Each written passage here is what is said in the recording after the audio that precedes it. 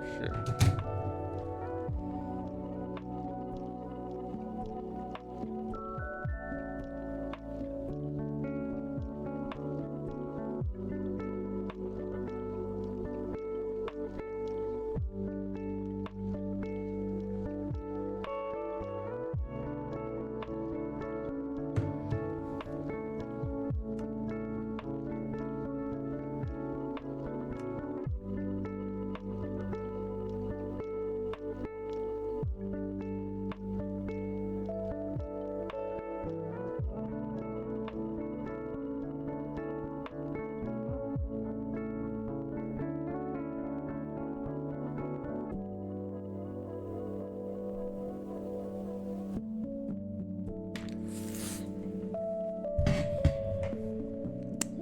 Why is this still in my mouth? I don't know where the fuck to put it. I guess I should probably clean it. God fucking damn it.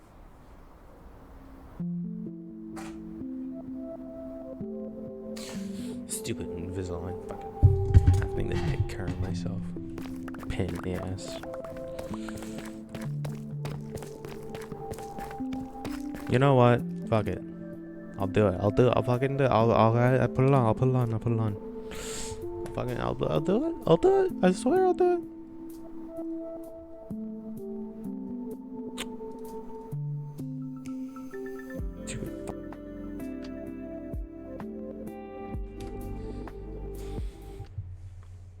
When did I stop this? Oh, who messaged me?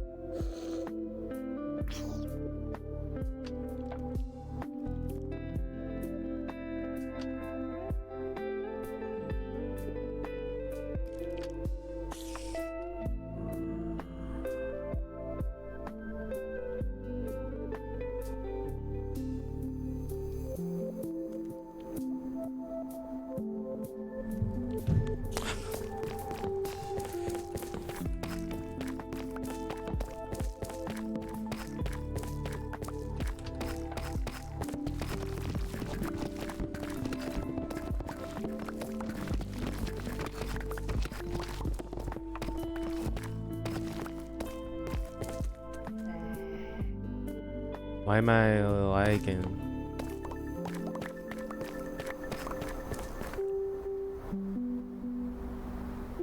Hold up.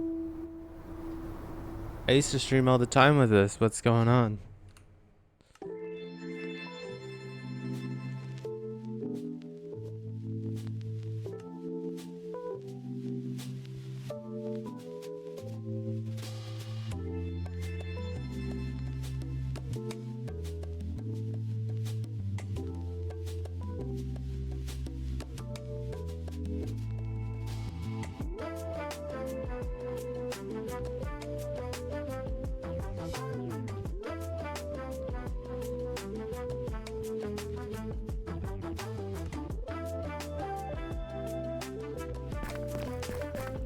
It feels normal for me. It does not look normal on the stream. Okay.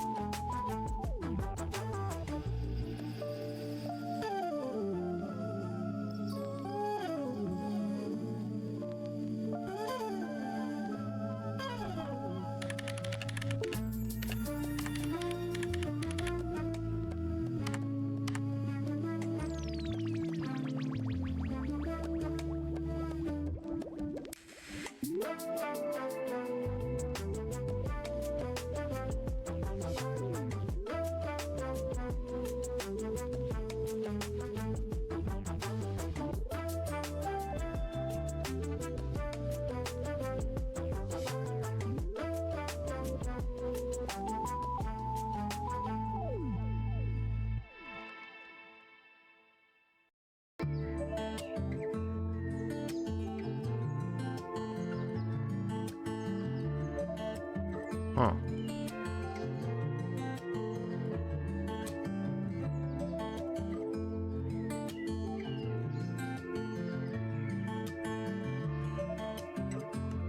Why is it so god-awfully unstable? This seems like a problem.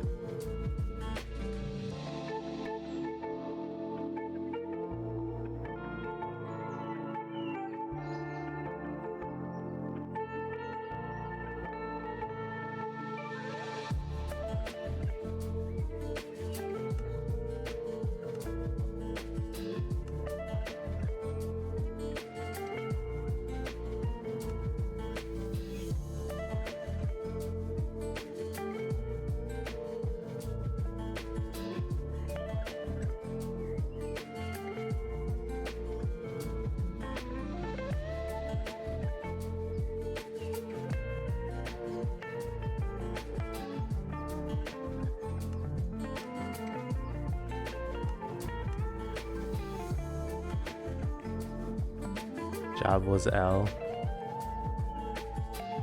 What a disappointing L.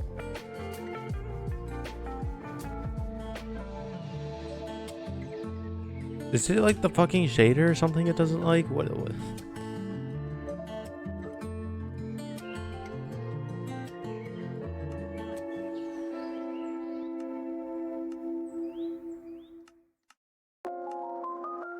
But I need it.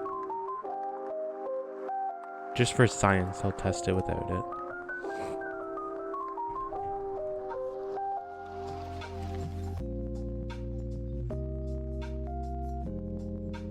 $65, 100, instantly lagging.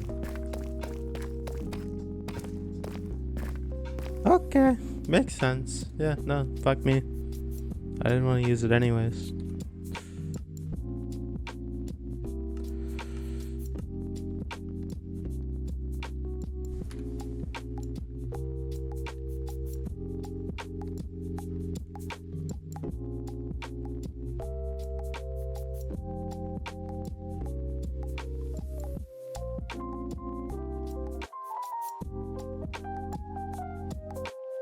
Oh wait, why are the chats so god-awfully unaligned?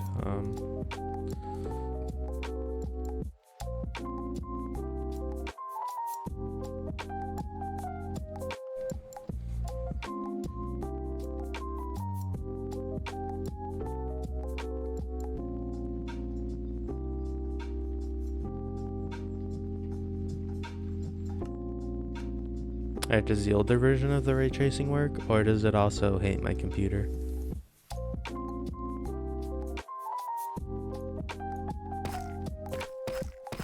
Okay, yeah, no, I give up.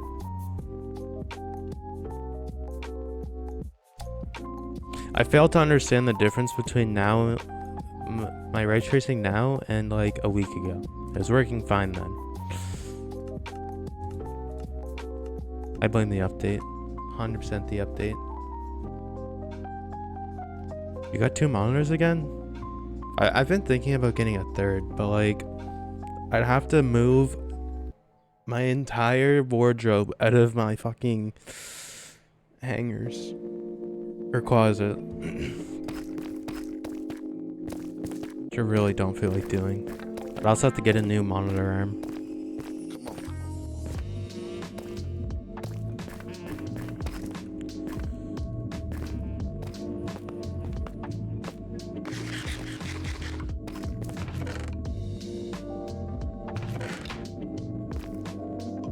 I'm gonna be very bored for the next week because my work said they were gonna give me 4 days, but they also had no fucking idea when I ended school because I had no idea. And I never kind of told them, so they just kind of said, meh, July sounds good. So now I still work my 2 days until July.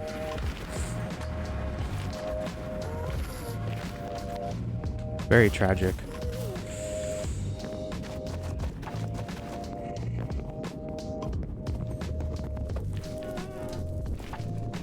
Have you applied to UNB yet?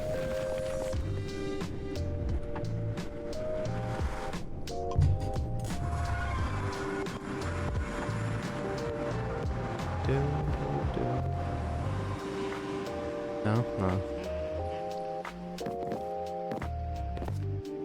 I'm scared that, like, I gave them the $100 already to accept the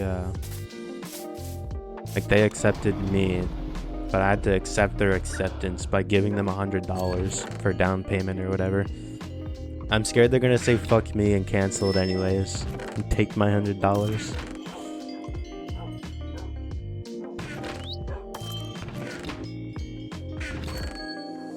Sounds very illegal, but you know.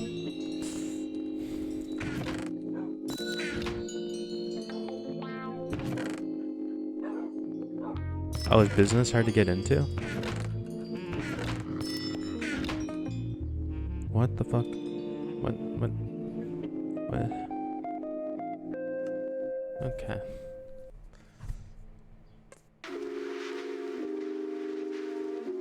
Now? Oh.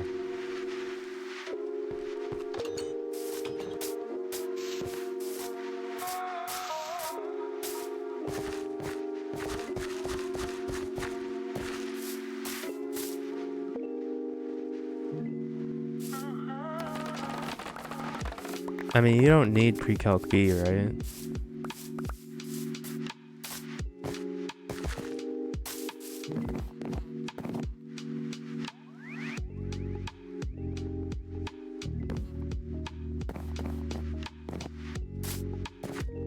You're a 75 average? I'm pretty sure I only needed like a 65. I thought you said business wasn't hard to get into. It sounds harder than fucking computer science.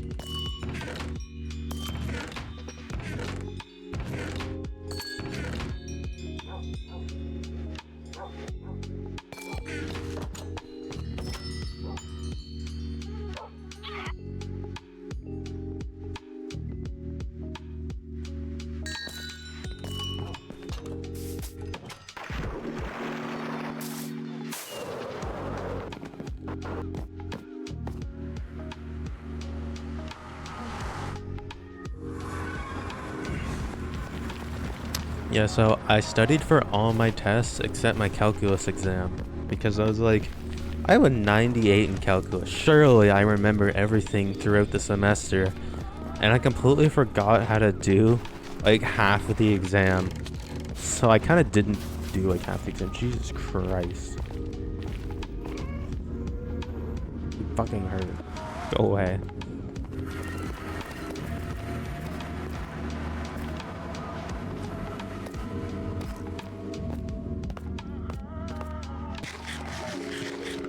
Oh, did you get a job?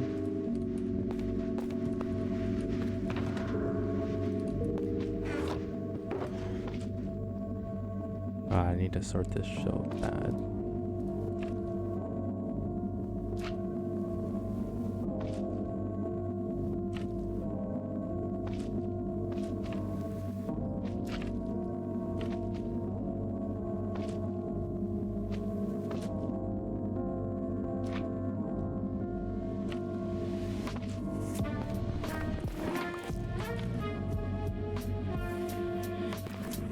Oh, that's what the shimmer does. That looks god awful. Okay.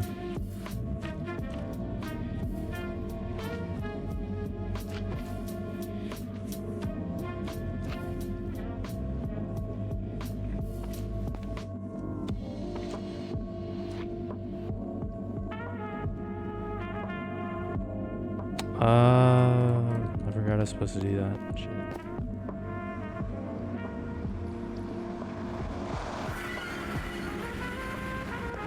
Yeah, I still owe my dentist like $700 for my Invisalign. So I don't think I'll have any money saved anytime soon.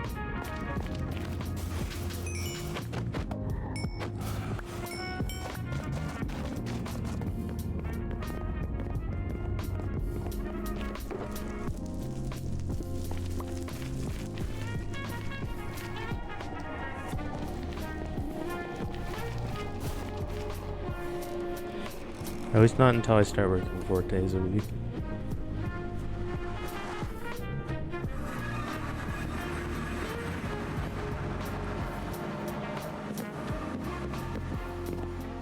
You're back. Welcome back. I was wondering if you got a job, considering you said you have 2K saved up.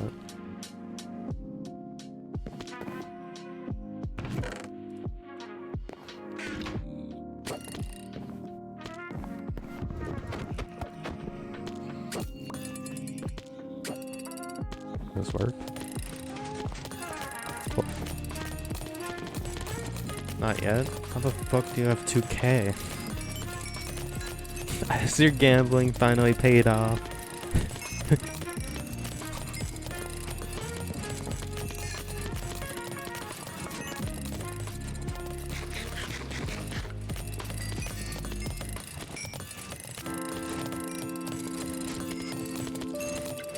Yes.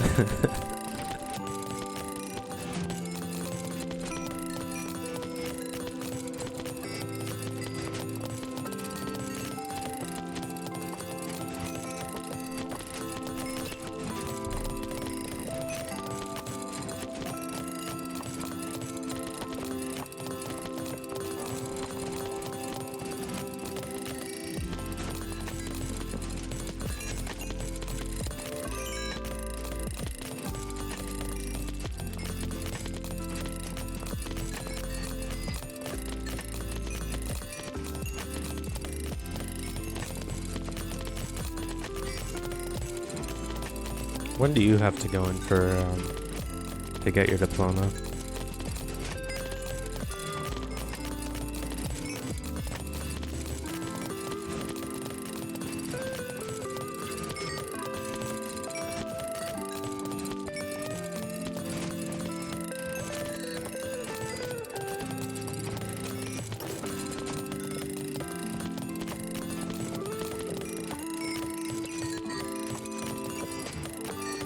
Thursday? Okay, it's the same as us. They want me to wake up at like 7 in the morning to go to school to get the photo. There's a front step graduation photo. But I don't actually get my diploma till like 2:30 in the afternoon. Kinda tempted to just not go to get the photo and then just show up for my diploma.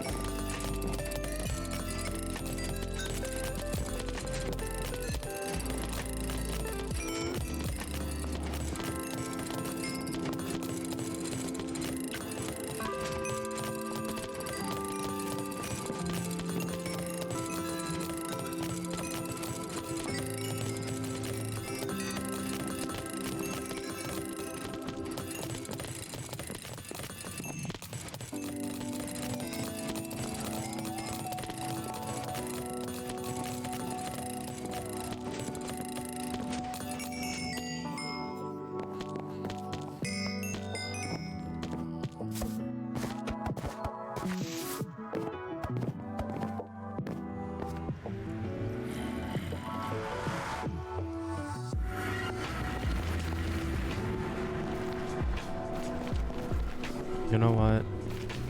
Shit.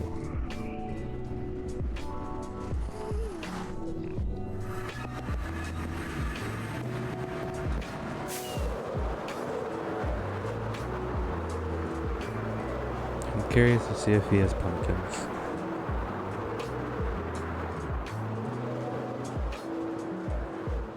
Oh yeah, fucking. Can I make a seed out of this? No.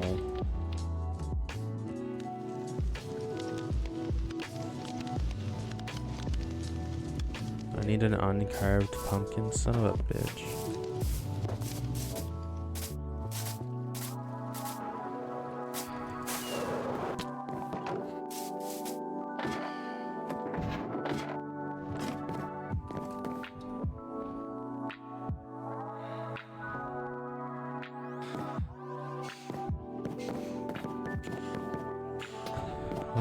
Where are the pumpkins? Ooh, just gonna borrow one of these.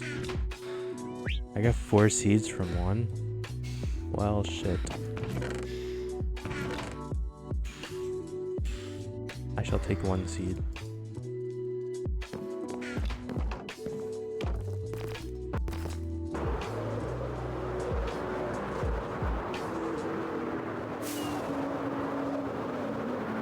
I got 32 gigabytes of RAM.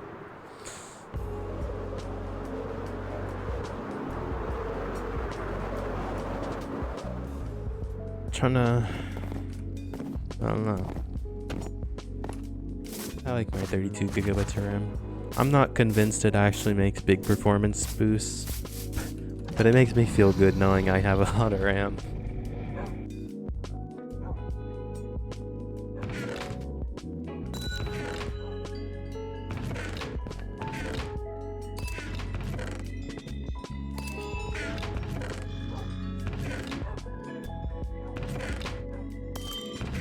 Okay, I'm pretty sure my bones are down here.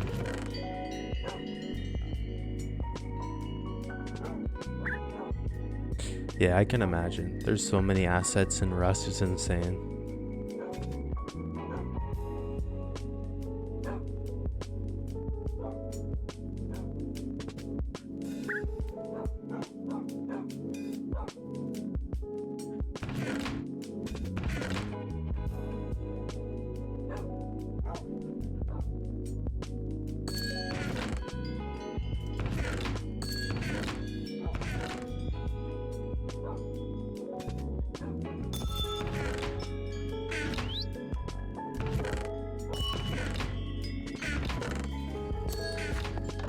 Oh, guess I'm going back.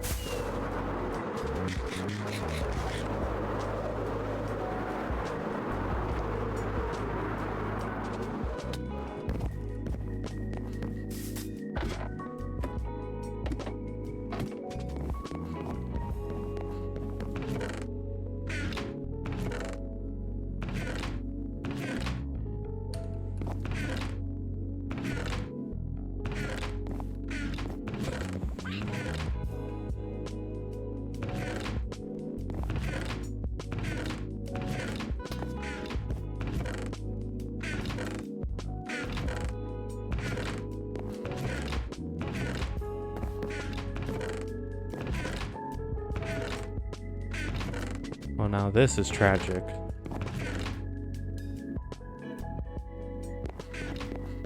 Okay. Thanks for the follow, Anna.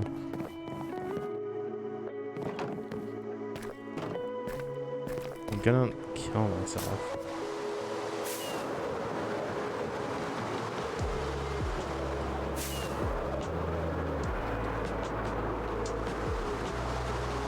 One sec, I have someone for this.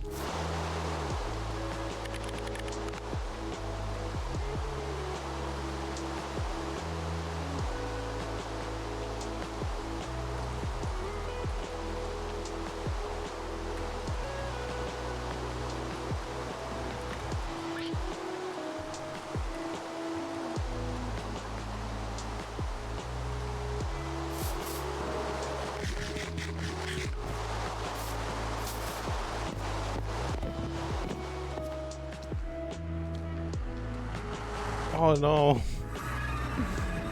My chat isn't set up for people with long names. Let me just... Ooh. Oh, okay.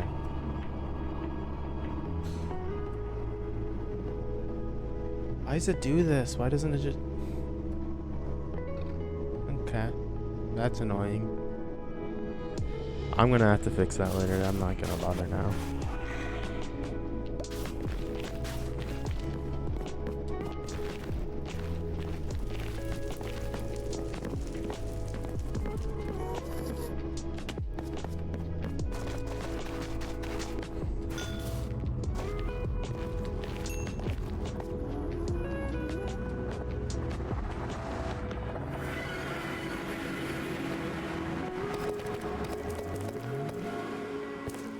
Assassination has been completed.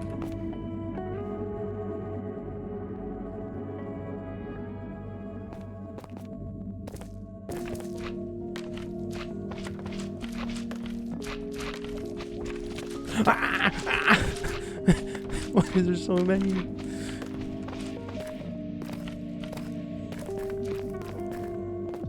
Do I get a raise? I got out of bed to do that. I'm proud of you. Unfortunately, our budget does not give raises. We can't afford to give raises out here. Our company's a little too poor for that.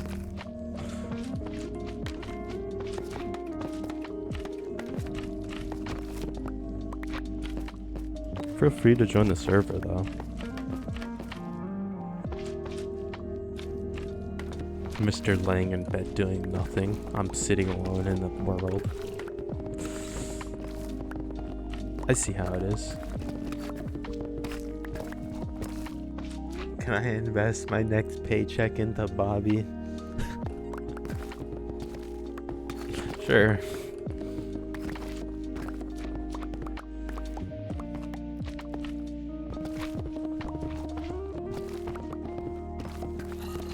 Sure, man, you can get 15% interest on that. 15% of 0 is still 0, but you know.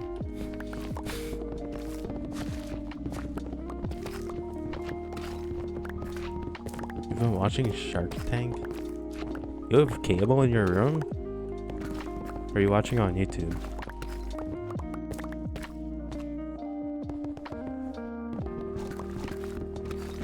YouTube, okay.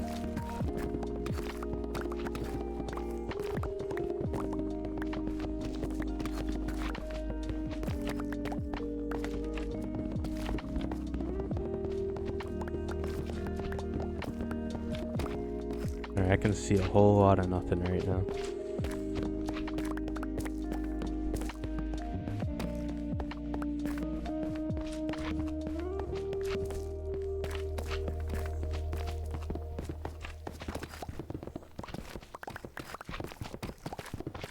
I see how it is. Shark Tank is more important than me. I thought you were fixing your stream. It's no longer laggy when you stream, right? Now you can stream BBCRAFT again.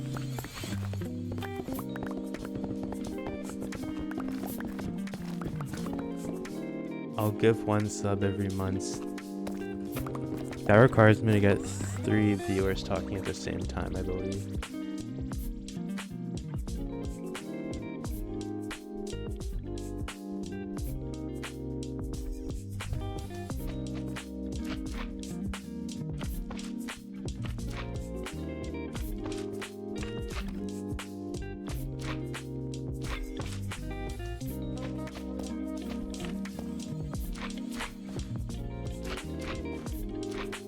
Kick OT. I don't know what that means. Oh, kick? I might actually. Not sure how beneficial that's gonna be to me though.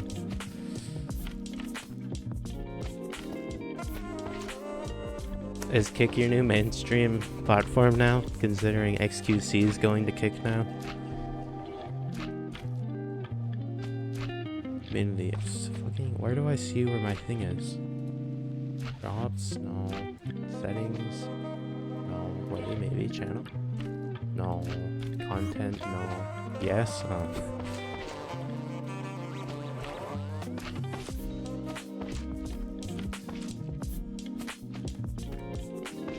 Achievements.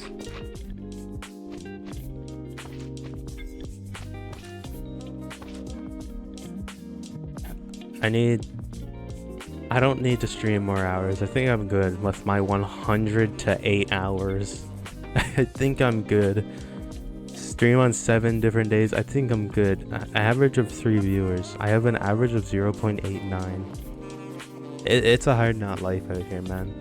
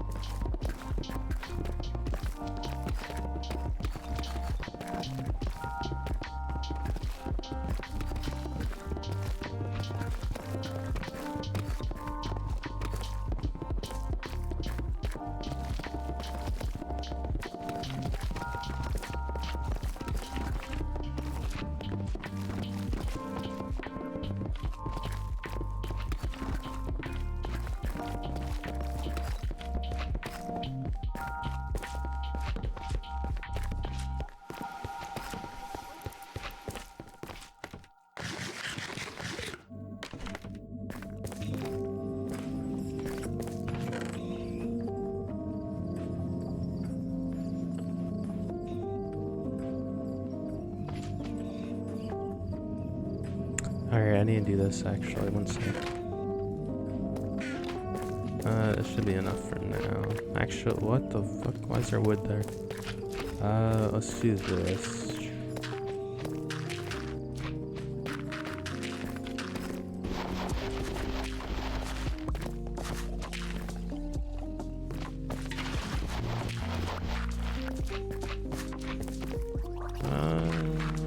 Sure.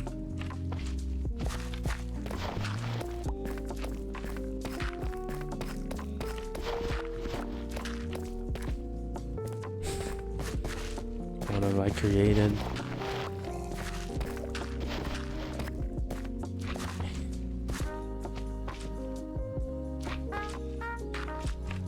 You know what? We'll see how well it works.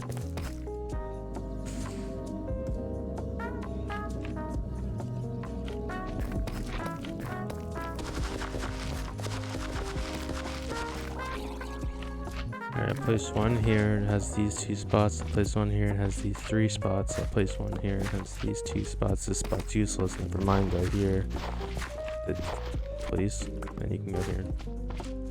That's 1, 2. 1, 2, 3. 1, 2, 3. 1, 2, 3. Why don't I just do this and make my life 10 times easier? My seed, no! This is useless, get out of here. You're not wanted.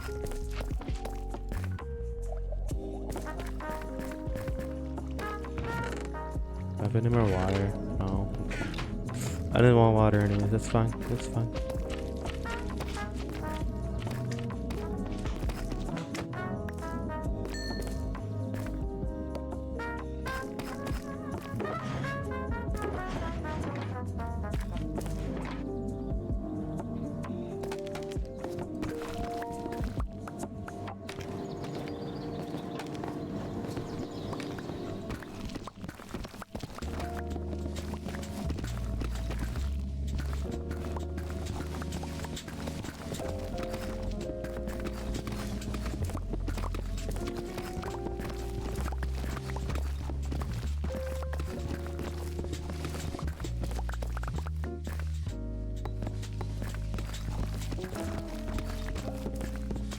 Oh boy, I love not being able to use my eyeballs. It just makes me ecstatic. Wooshy woo. Account created 2 minutes ago. Jesus Christ.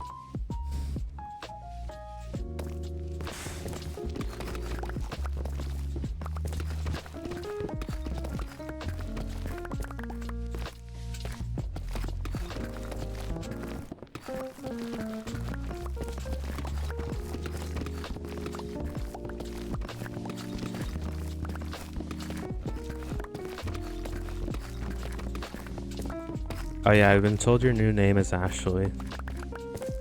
I have sources that have informed me you've had your name changed.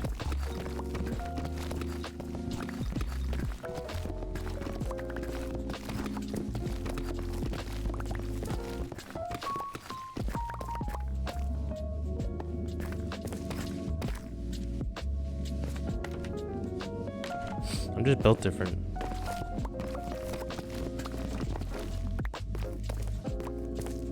Ashton's transgender? No, I don't think he is. He's just... Okay.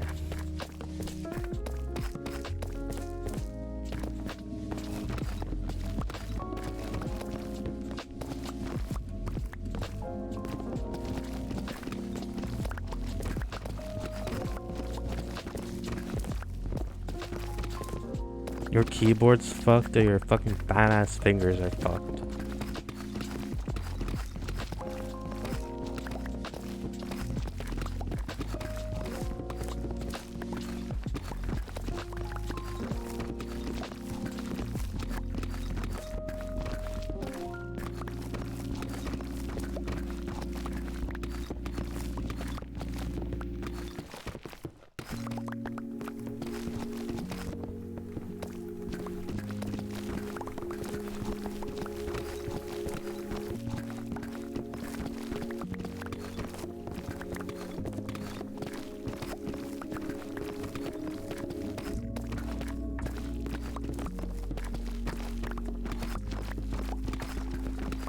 Grr.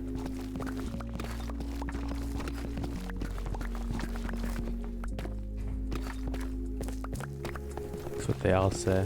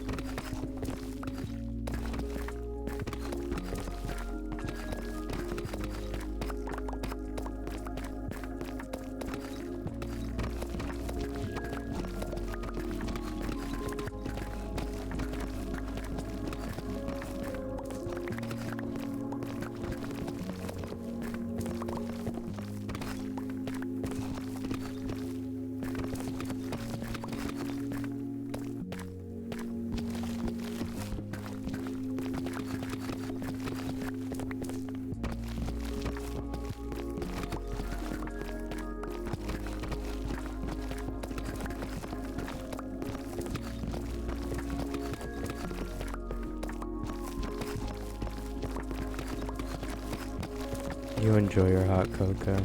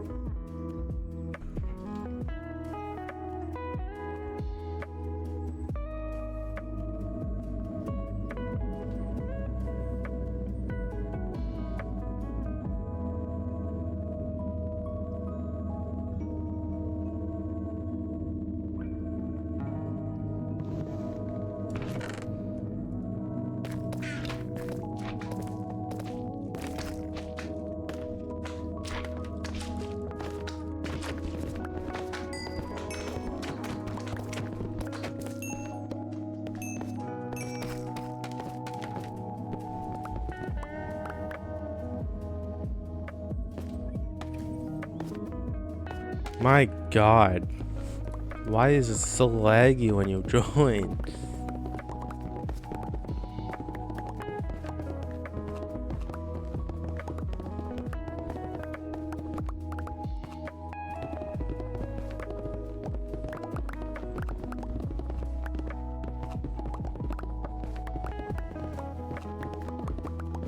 I like to assume it's because it's loading your chunks for me too or something. But I still didn't appreciate it.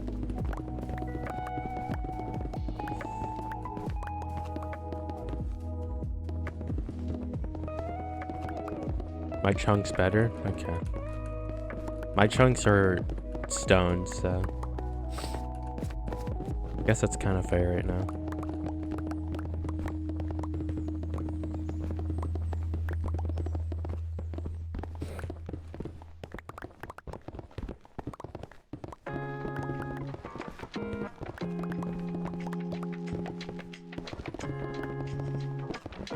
Did you see new trees? No, I flew over there and everything. I didn't fucking notice them. I'm sorry.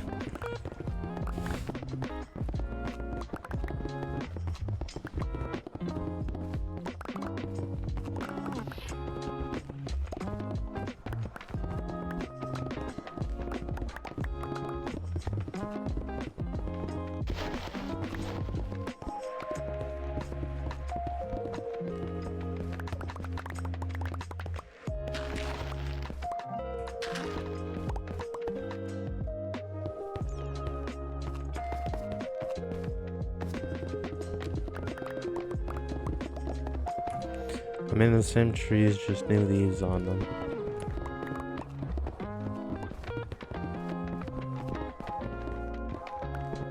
Do you like the new trees better than your old trees, or?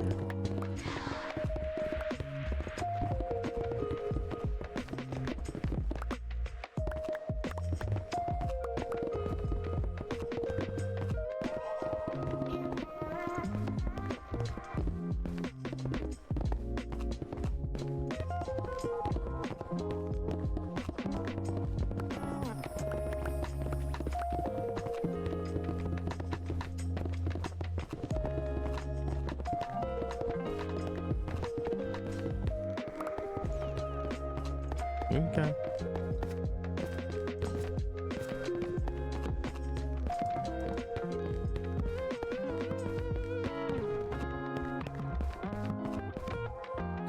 But I'm happy I have pink wool. I'm happy you're happy.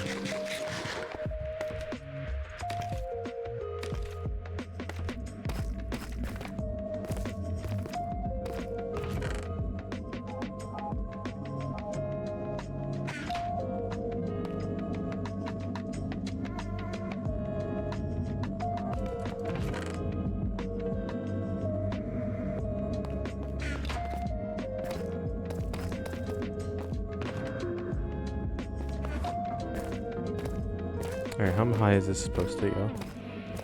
1. Ah, 2. Okay, not... Wrong one. Okay. 1, 2, 3, 4, 5. Okay, that's 5 high. 5 are in Ohio. I think this is also 5 high, right? 1, 2, 3, 4, 5. Cool. So these two are 5 already. And that's taking forever to grow. Also, I would like to point out, I noticed there was a burglar in my fucking house. Because I have no bones. Where'd all my bones go? I had 2 stacks of bones. I demand compensation someday.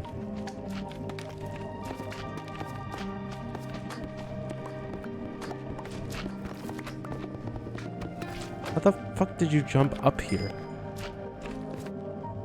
Fucking all-star slime.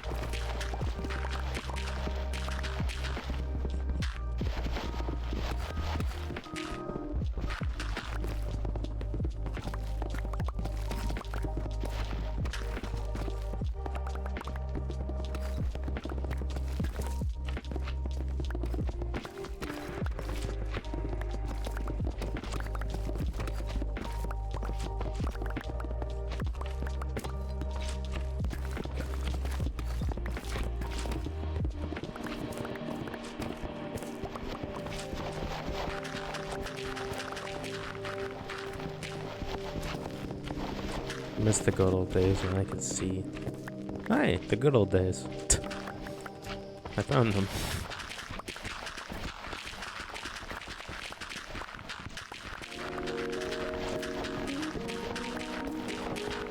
Stupid fucking gravel.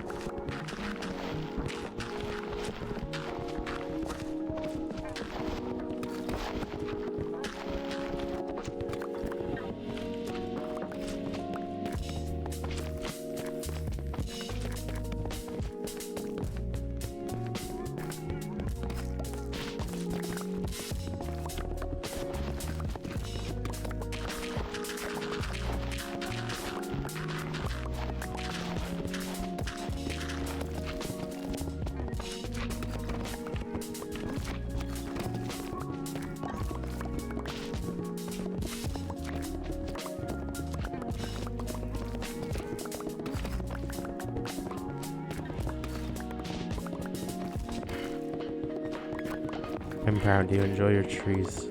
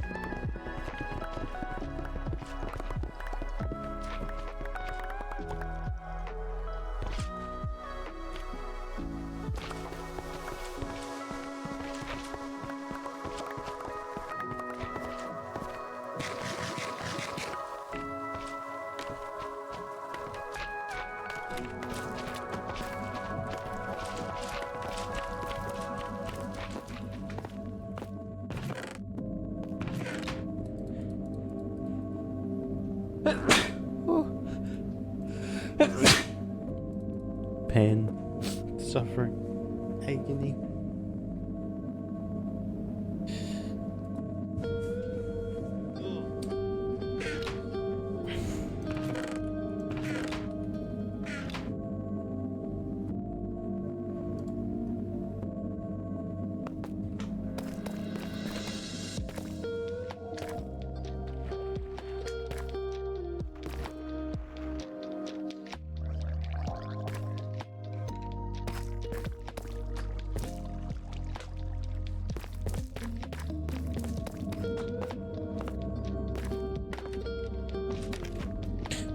Let's see. 1,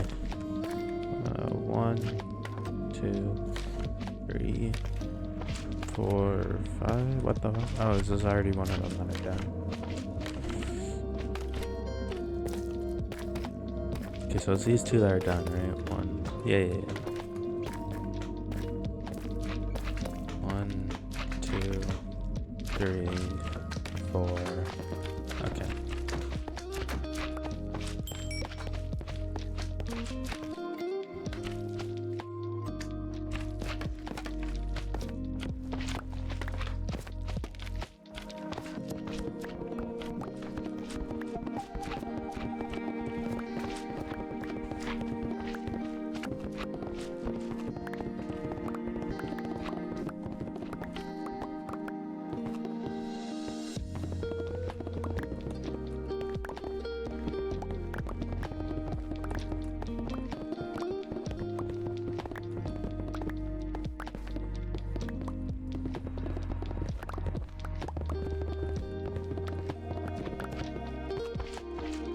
The slime farm? I don't know what farm you're referring to.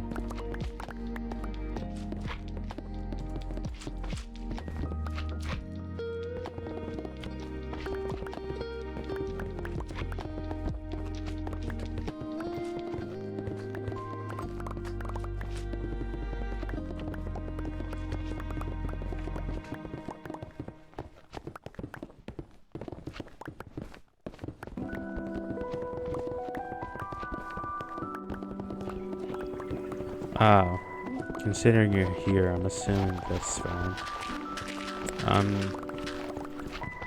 I can't quite remember, but I'm also not building the farm the way the farm's meant to be built.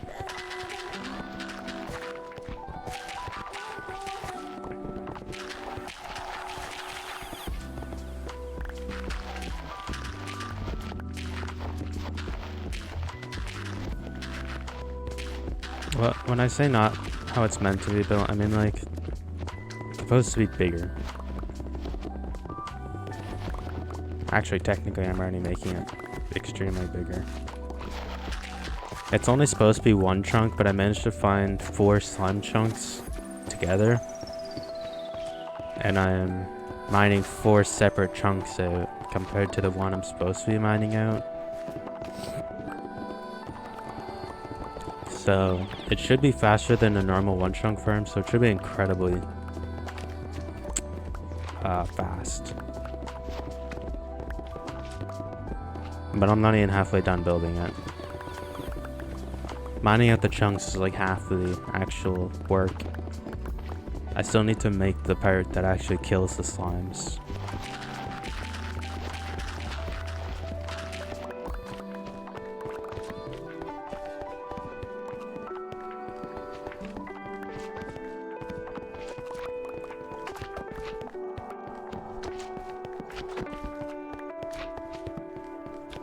I'm just kind of making the spawn areas for them for now.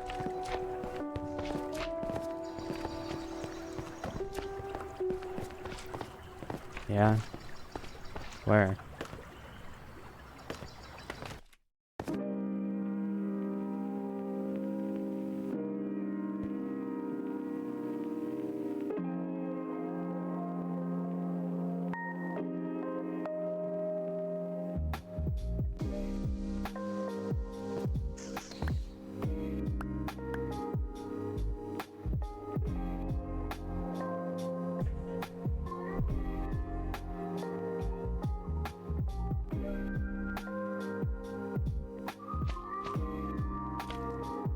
Was that supposed to be you having a cobblestone baby? I learned how to drop a stack. I just forgot.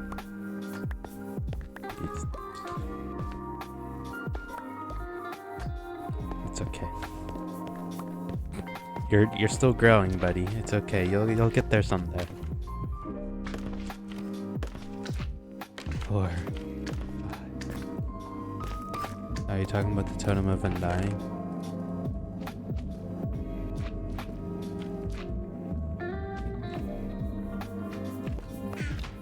Okay. Yeah, I have way too fucking many of those. They're a pain in my ass. They don't stack in my raid farm, so they're kind of just taking up all the room in my farm. I need to build like some type of sorter or something for it. 2, 3, 4,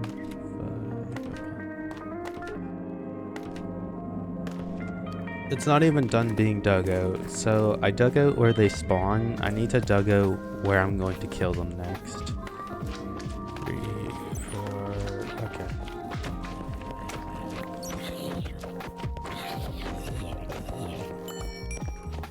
Which requires me to extend the walls out, I think 4 blocks. It's just gonna be a pain in the ass. And then the entire floor is supposed to be magma blocks. So I need a lot of magma blocks on top of it. Which I have none of, by the way. I need to go mine those separately. That's a separate project I need to go do later.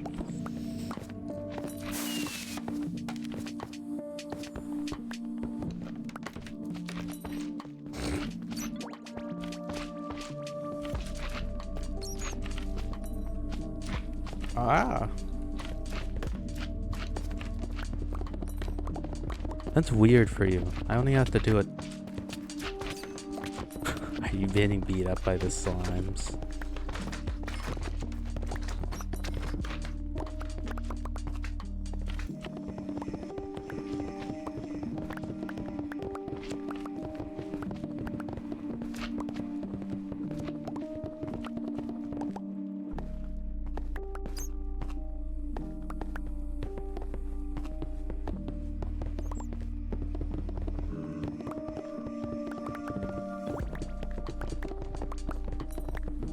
So why do you need slime balls exactly?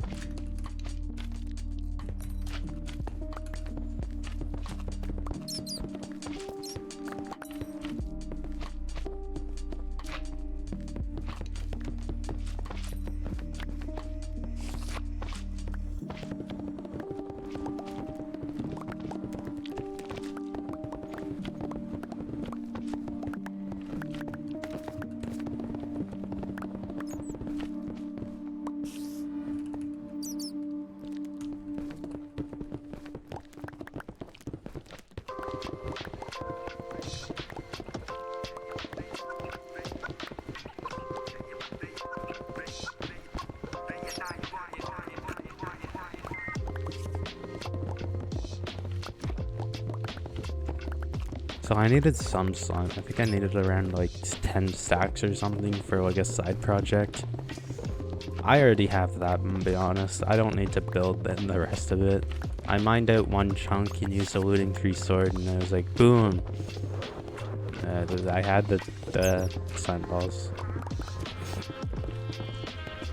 Now this is just kind of for fun in case I do any future projects using slime balls. I just don't have to go gather slime ever again in my life.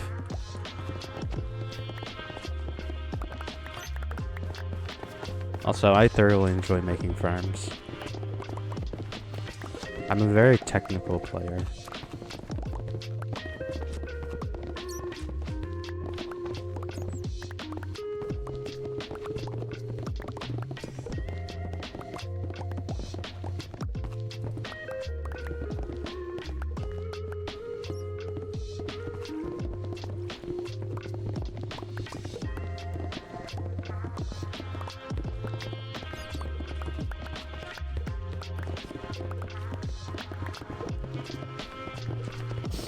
Why? I enjoy it. What do you want from me?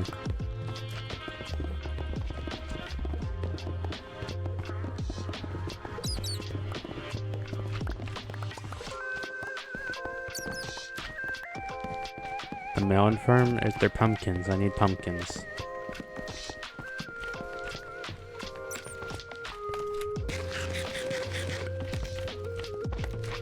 The pumpkins look like slime.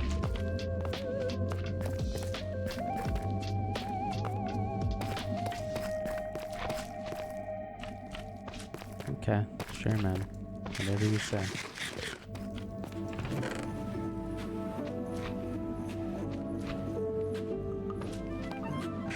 Watermelon? Sure. Yeah, no, of course, yeah. I did it. Sure.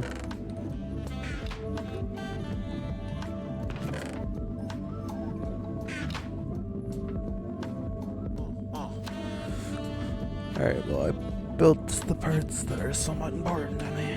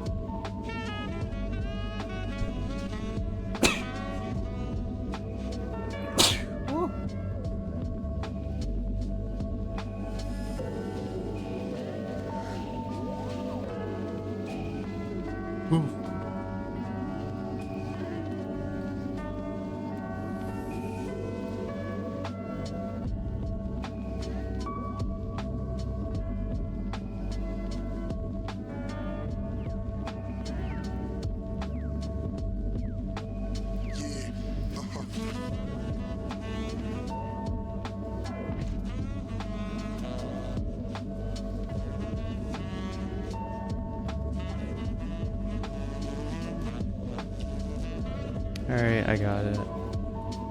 It's a chunk, and then a side, and then 3, I think.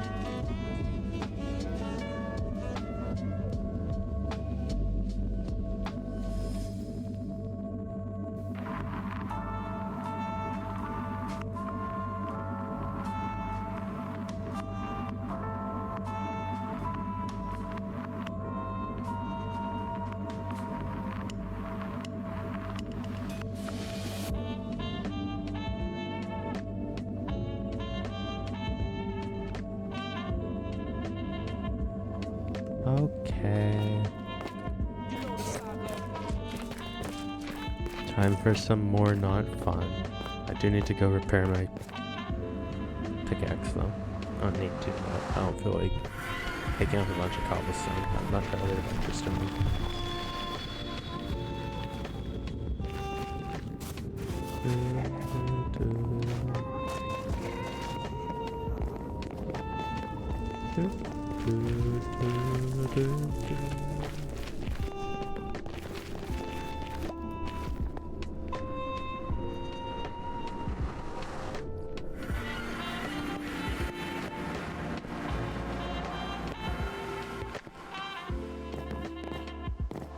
Is it thunder? Please tell me it's thunder.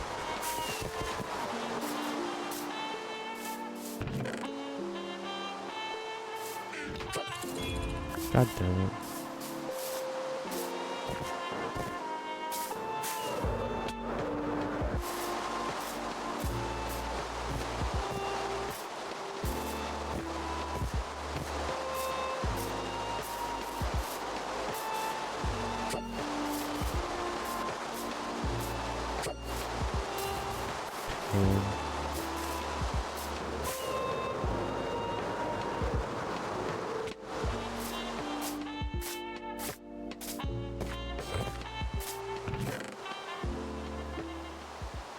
Why didn't you try it?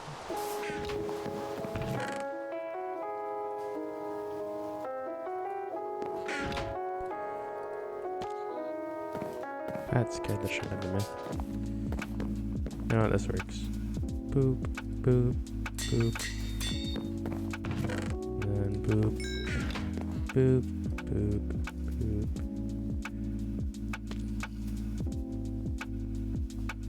I see it.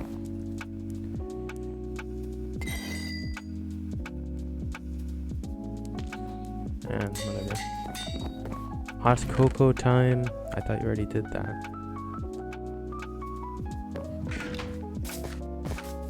Oh yes.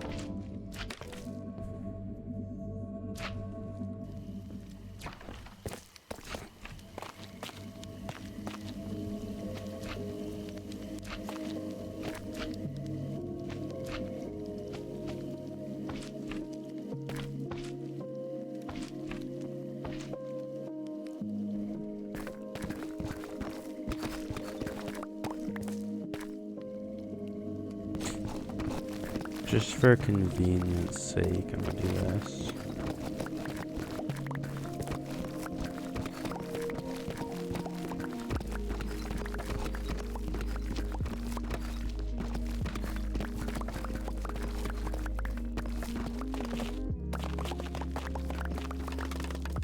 Welp. That wasn't part of the plan. Okay, well, might as well just...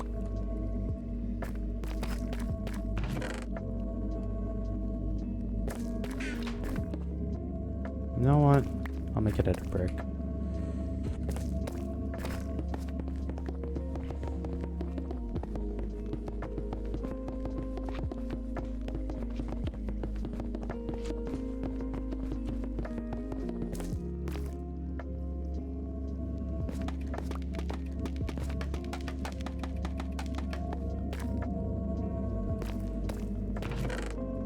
One, two, three. 1, 2, 3.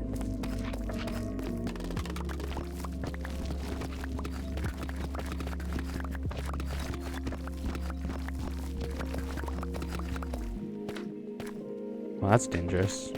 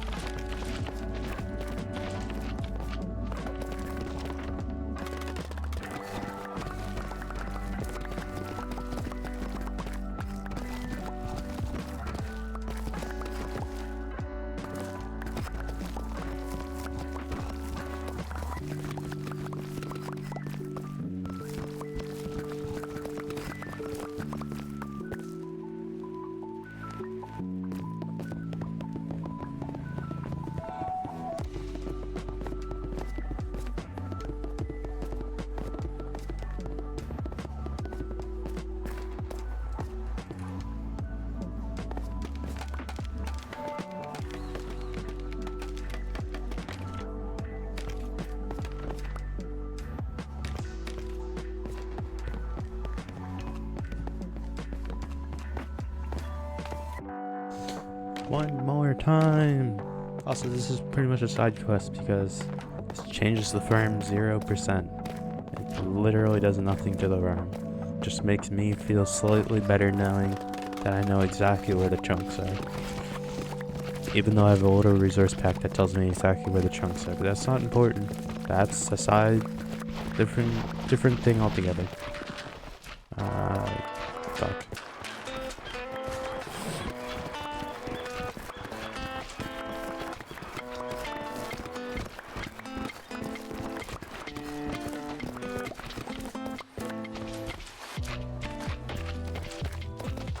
Ooh, he's gaining on me.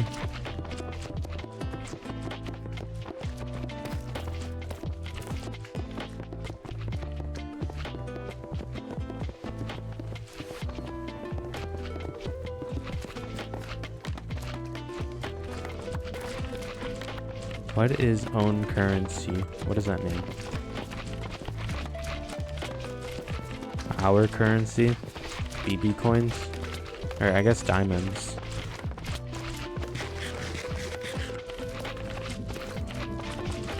Diamonds make sense.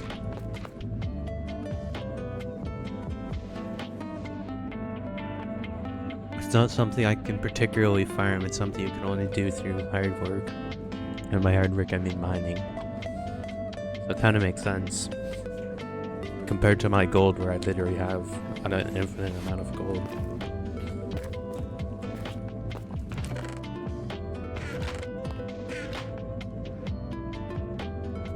Okay, I'm gonna go mining.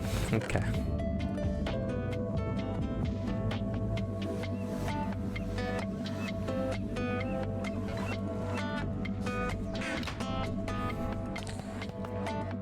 Alright, let me make out. Why? What is this?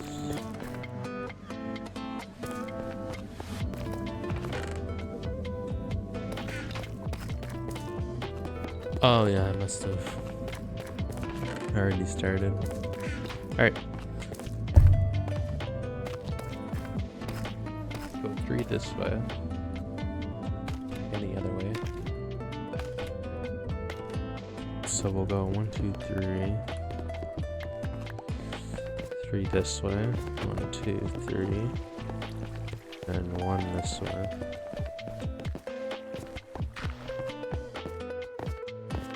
Alright, let's try and keep that going for all sides.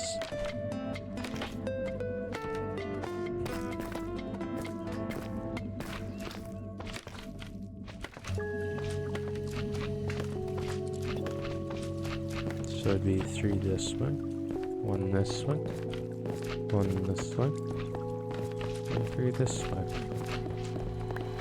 That's 4.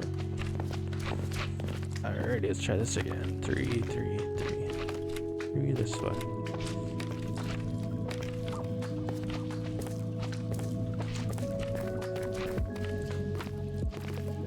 Three this way.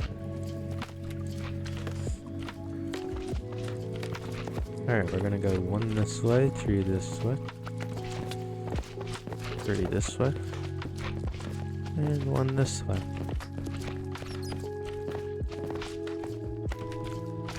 Good for you, buddy. I forgot which way was this way and that way. Ow.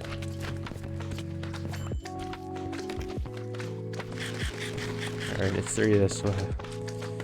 And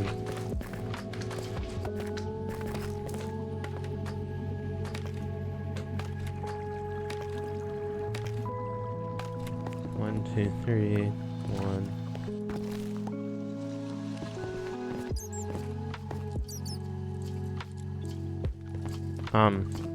That's the whole point of hot cocoa, my friend.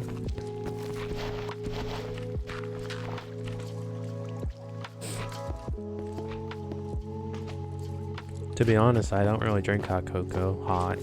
I usually let it sit there until it is just pure chocolate, and then I drink the chocolate.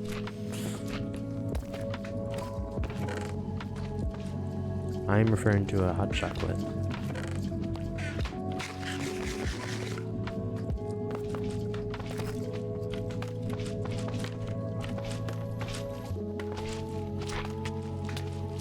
Oh, go away.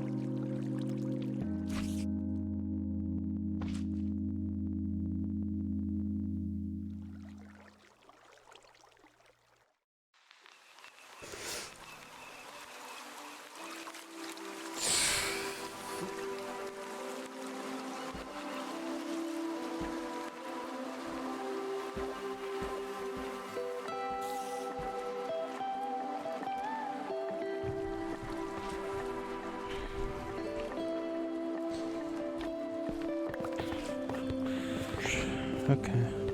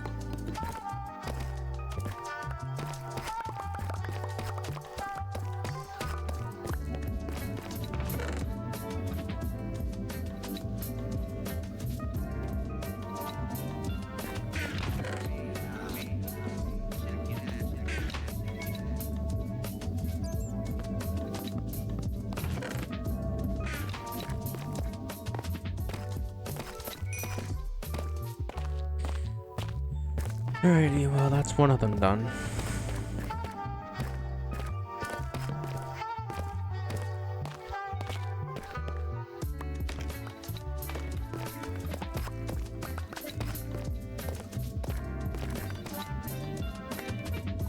I have to move this portal.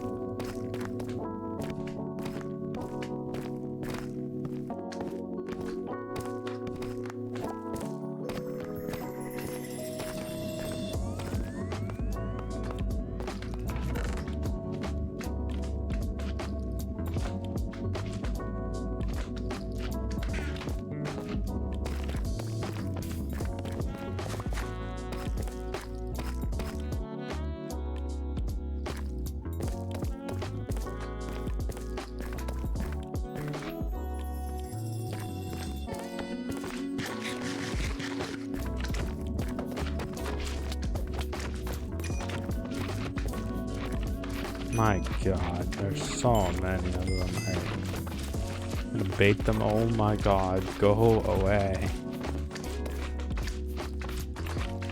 I have no blocks on me. I have 0 blocks on me. Fantastic.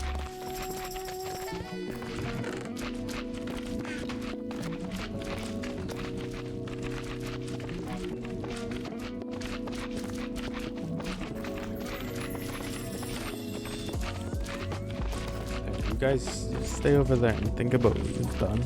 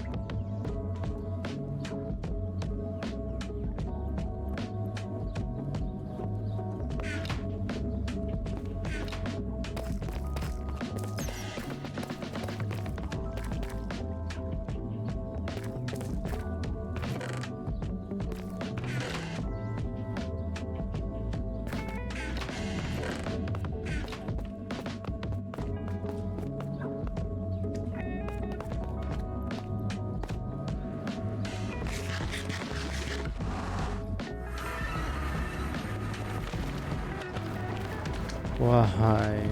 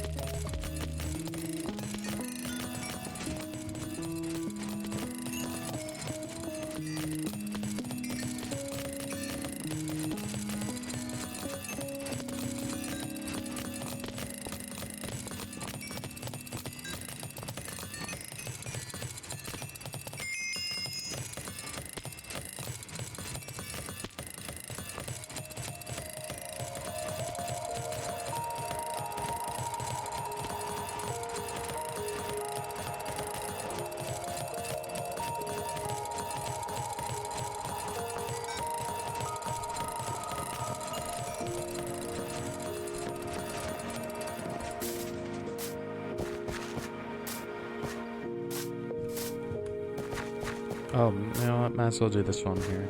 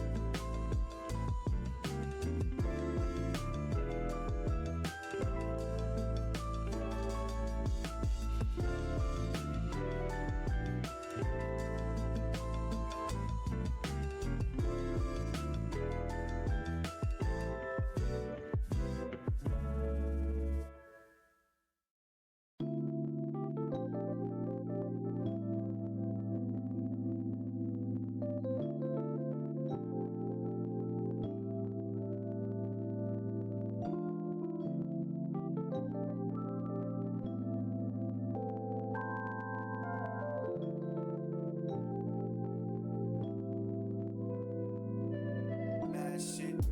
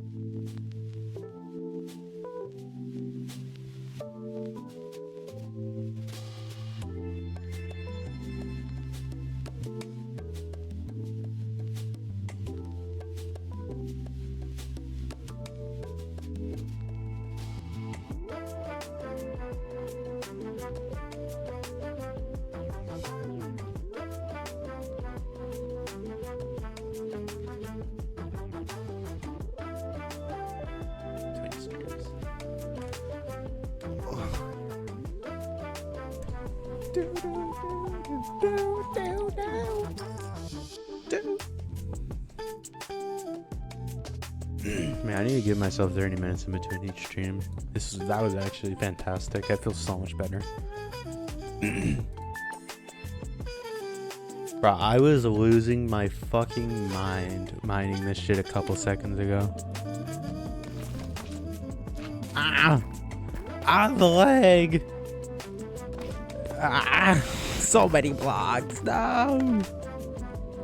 Let me down.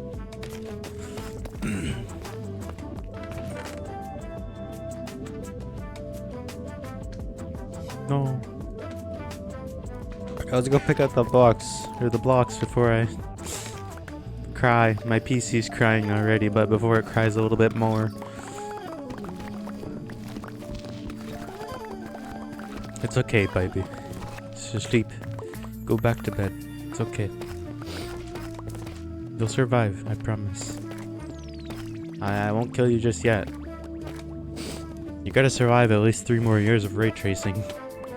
Even though it's not even on. Actually, technically, you're already not surviving. God damn it. You're a failure. Disgrace of the family.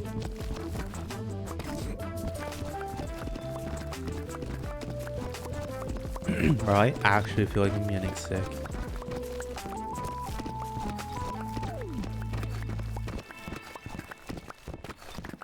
It'd be really convenient to get sick when I have 5 days off of work. And then, you know, not be sick when I go back to work, preferably.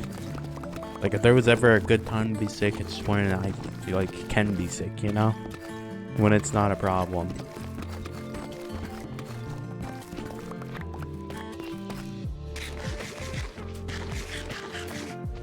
Oh my god. Thank you.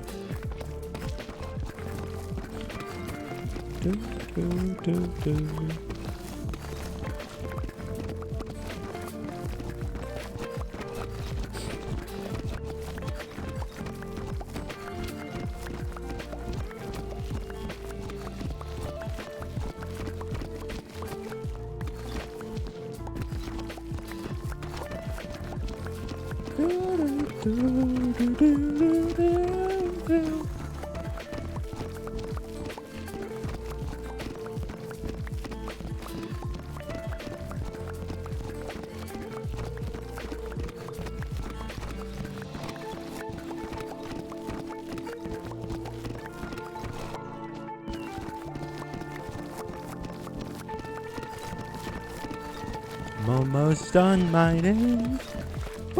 Oh fuck, I just realized how much. God. I still need like 20 stacks of magma. No. No. No. Give me back. I want my pumpkins. Don't leave me.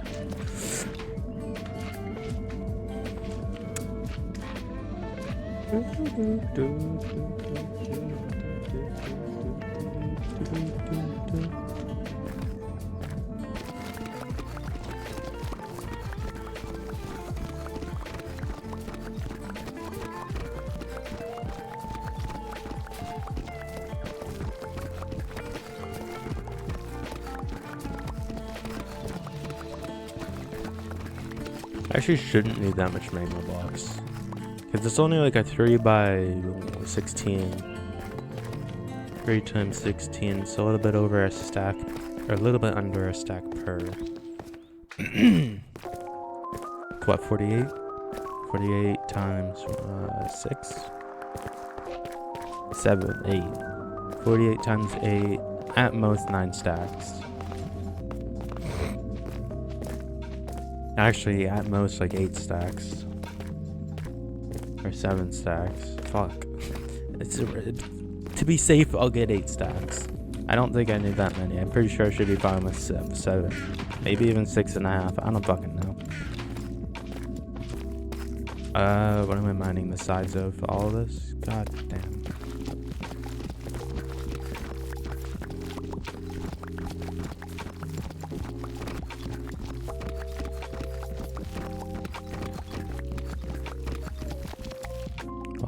It's a little dangerous. I don't think I need that. Yeah, no, that's fine. Just keep fucking making problems for me.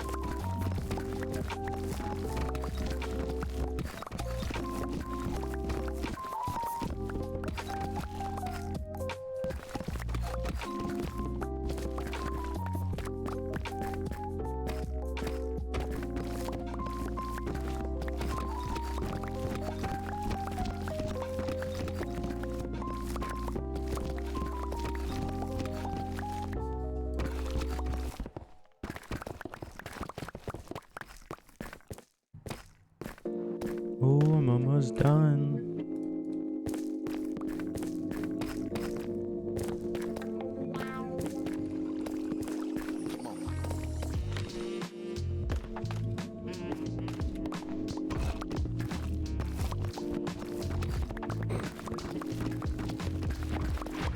No, please. Oh, wait. Wait, actually? I had an empty bucket. Where is it? Where'd my empty bucket go? Give me my bucket.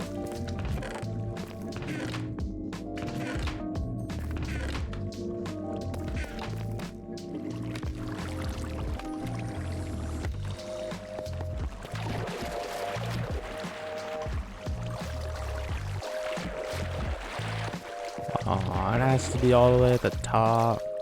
Come on. That's no fun.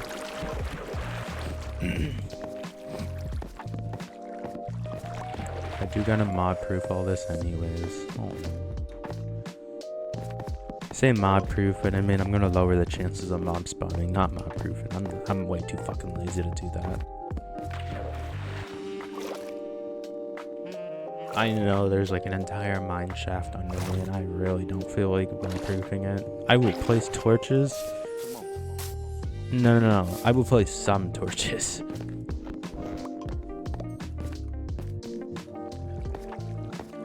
Oh wait, I was already up here. I see cobblestone. What is this? Oh. Why?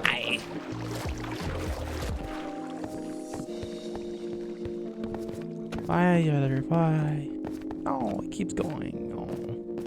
I'm over it. Too lazy. Hey, cool.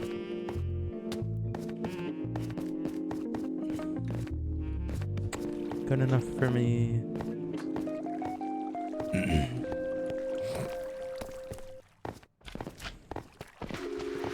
This is the top, right? Oh, I already mined out the top. Cool. Get down there.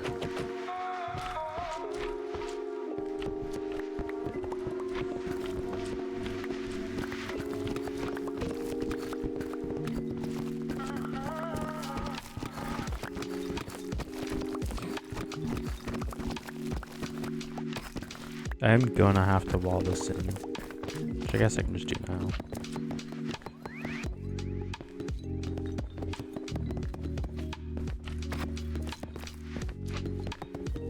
Cool. I'm not quite sure. I think to here is good. Oh yeah.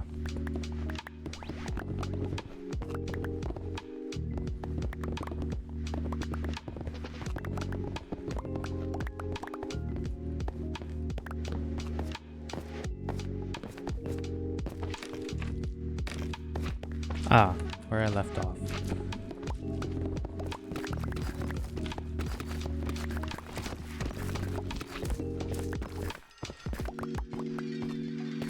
And then do this.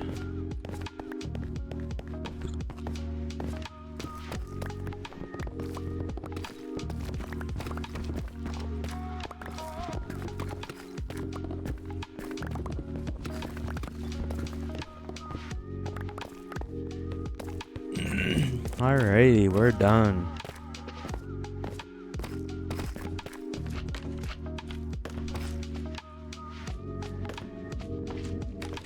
He's on him, he's on him. Why are you over here? I could kill him.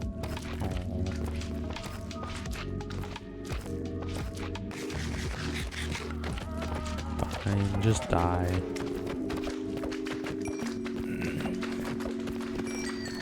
It's not you, it's me, I swear.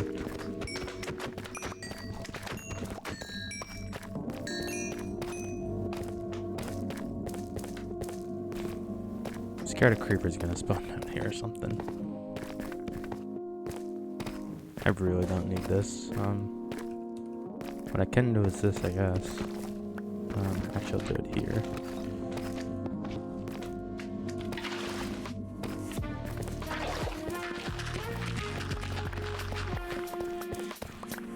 It says I learned halfway through building this. I actually didn't need this many pumpkins. I literally would have been fine with just one. It's an unfortunate fact that I wish I knew 20 minutes ago.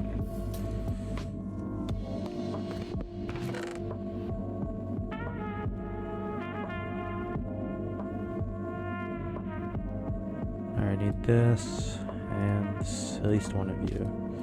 I really don't need anything else. I'm gonna fix the torches later. Alright, I gotta try and remember how to build this.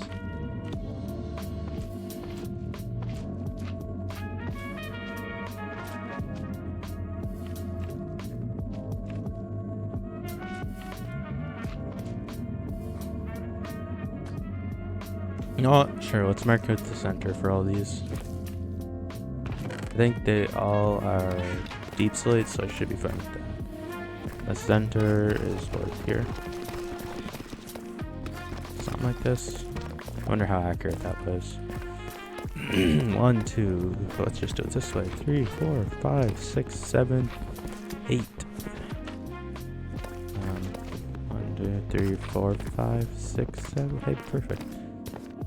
1, 2, 3, 4, 5, 6, 7. Yeah, perfect. I'm shush my hair.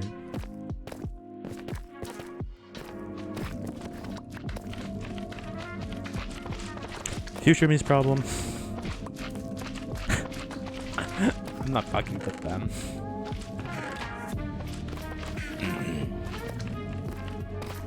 Alright, how do I place these torches though?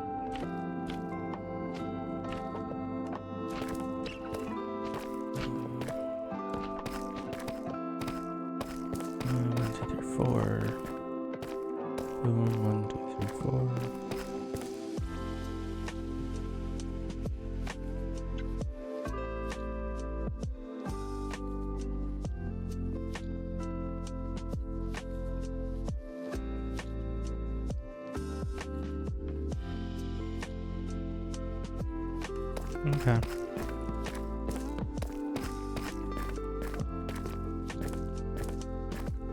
So it's really easy to mod proof. Should be.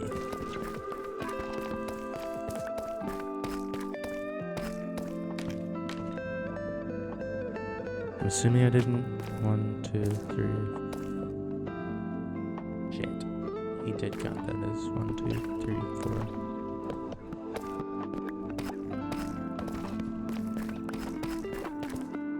And I did for all the other ones too. I was just retarded on that one. Cool.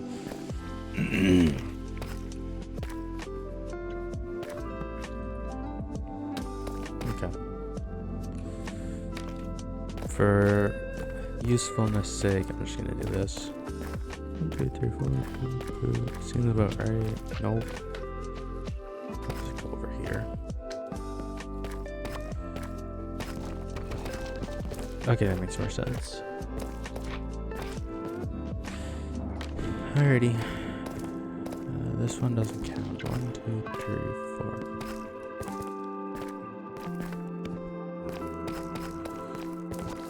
I gotta find the centers. These.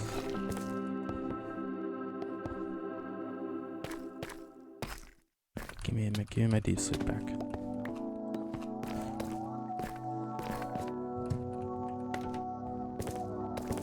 Stupid pain in the ass. Stupid fucking platform.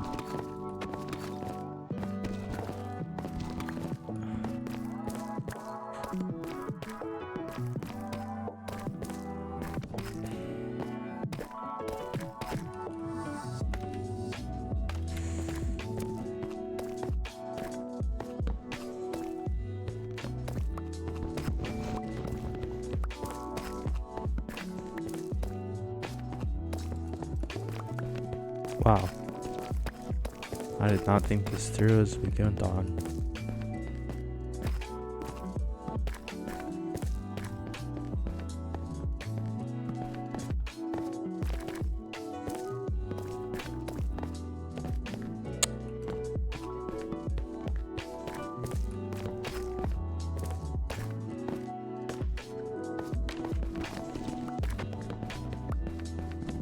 Change of plans, I'll fill it in afterwards because it just makes more sense that way.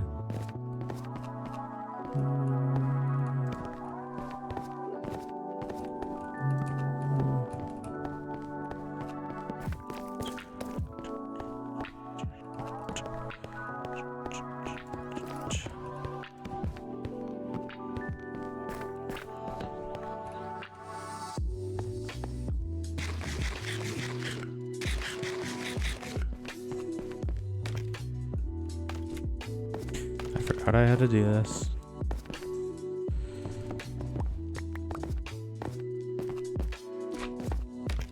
Probably should have made it out of brick or something.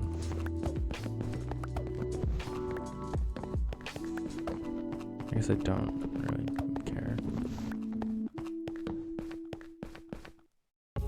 That's convenient.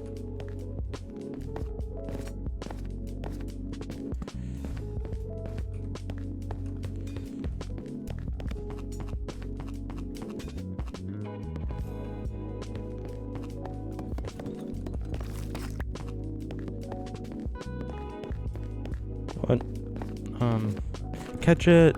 Oh, I can't believe that worked.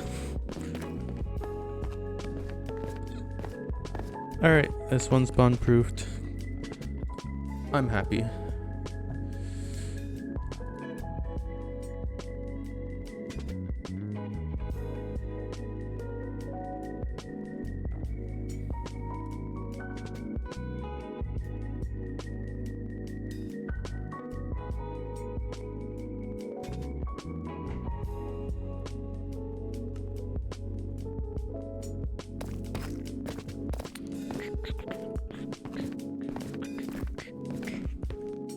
Oh, that don't look safe. I can't believe that worked. I'm so good. I'm actually just so good.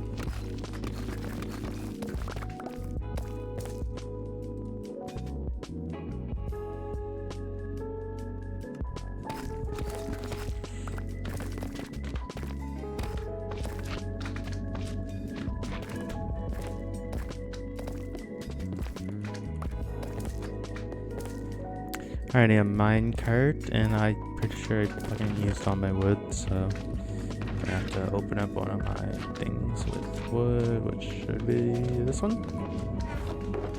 Yeah.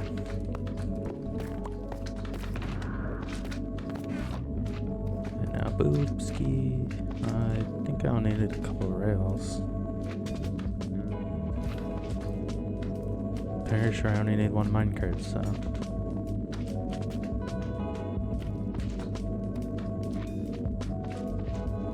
Rails, one minecart. Should be good.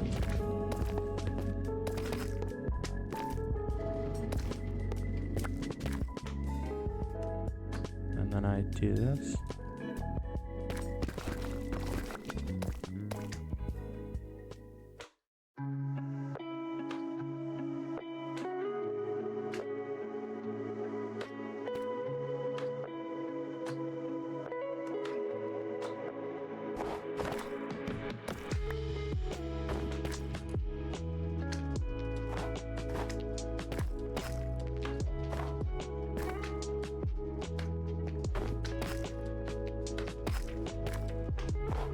He's centered.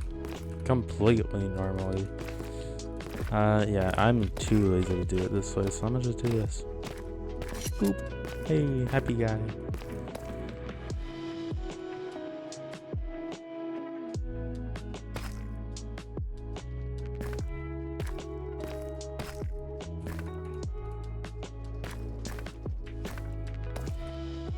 Good enough for me.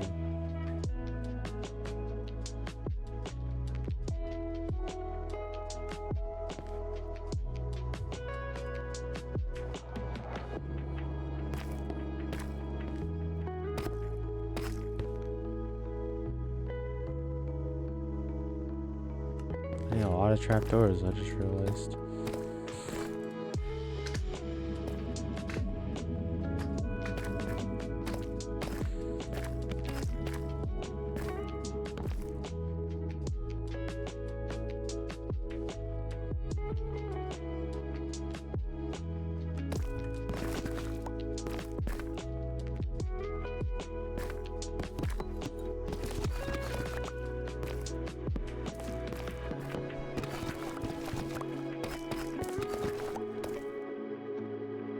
I have no more torches.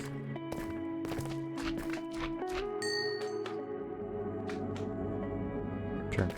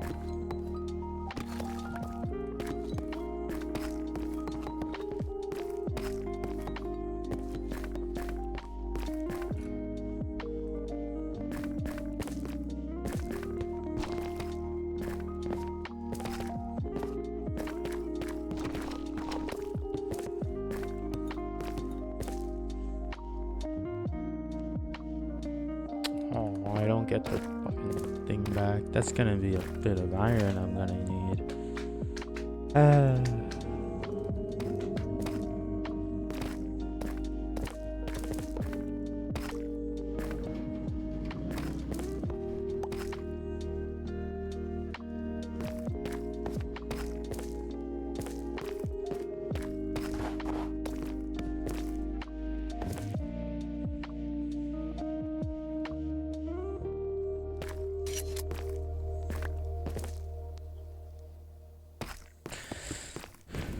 Hey, happy guy.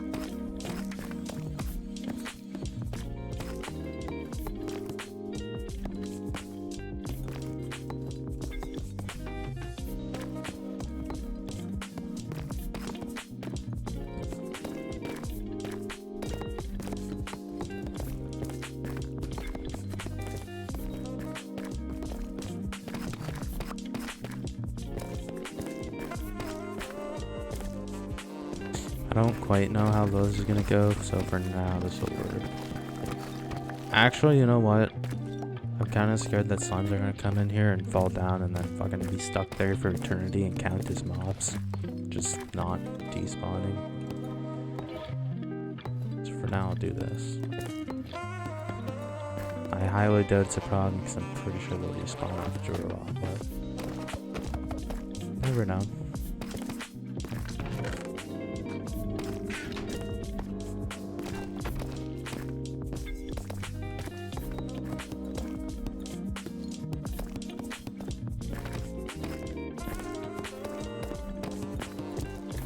And with that, I should be able to figure out how big this thing needs to be.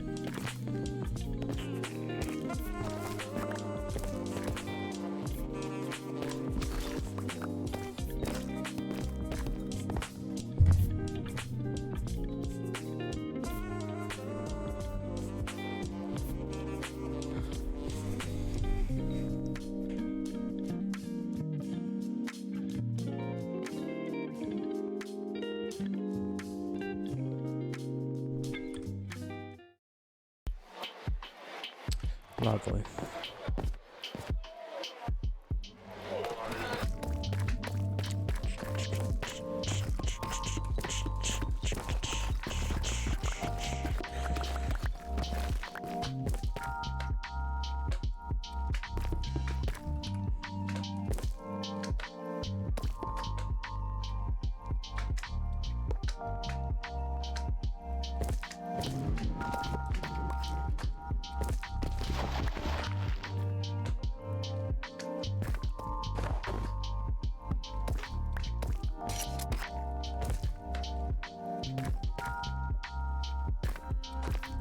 Is he facing the other way?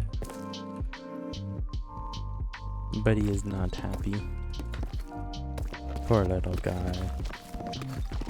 If only I cared.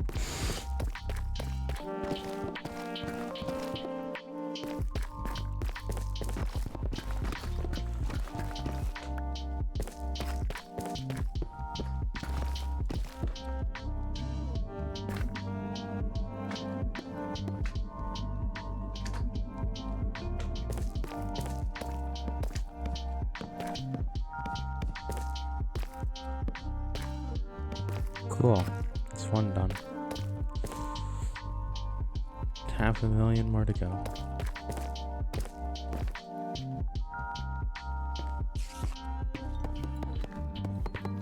So I come to the 3, dig 2, this should be where that is.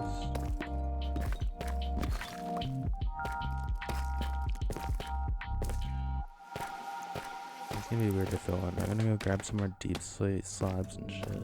So do this. Need a lot more minecarts. That should be fine for now. A lot more of these trapdoors. And finally, let me grab some more deep slate.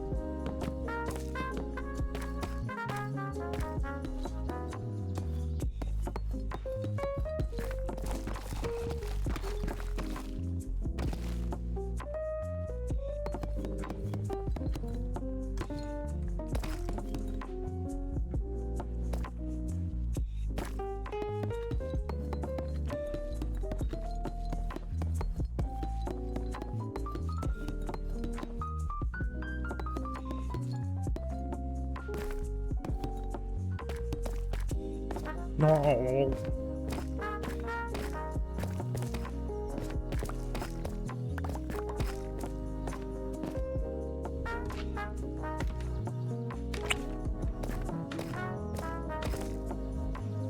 Hey little buddy, you want some torches?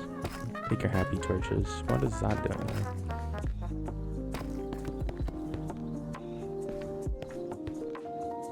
Oh, from the platform below, of course. Yes. That should be it. Yeah, I think he looks about as depressed as the other side. Which is just what I was going for.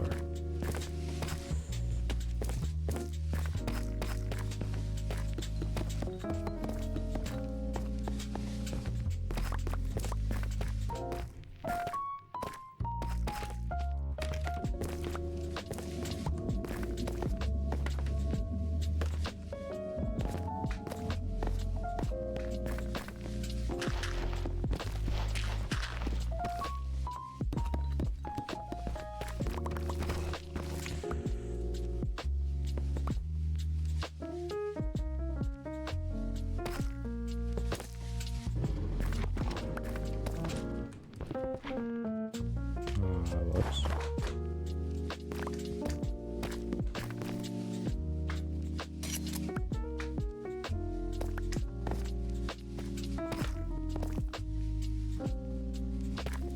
Go into the center, little guy.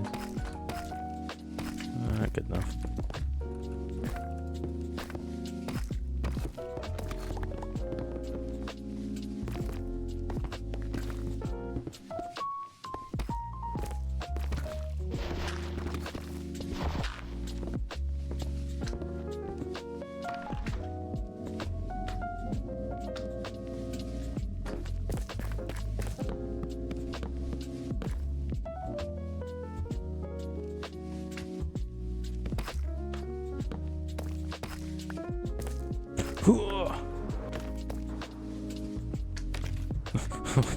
Why am I flying?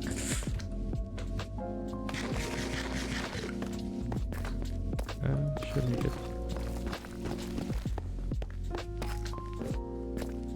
I would love to get like a little pillar to see how well it was working.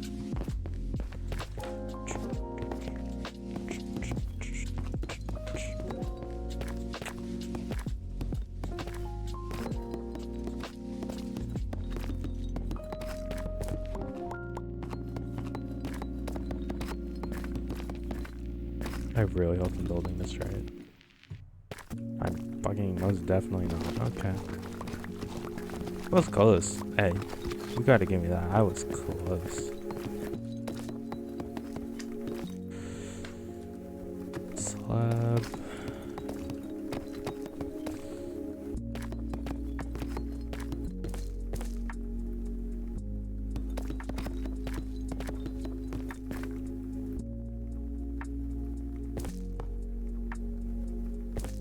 That was not what I was looking for. Okay, can you go? Thank you. I'll take it. Perfect. I am running out of deep slate, and by that, I mean I'm at a deep slate.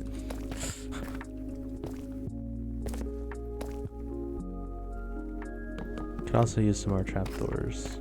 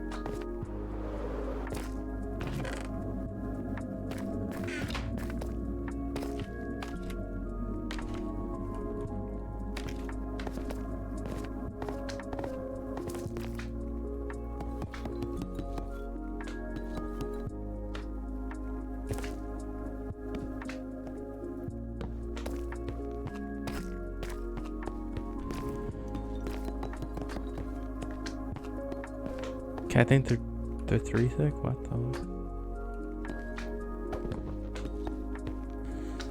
Okay, good news. This is the hardest one because this entire other side I need to build myself, whereas I can literally just dig holes in walls. Kind of like this. Like this side's incredibly simple. Except for when I dig too many holes in walls, and then it's kind of a pain in the ass.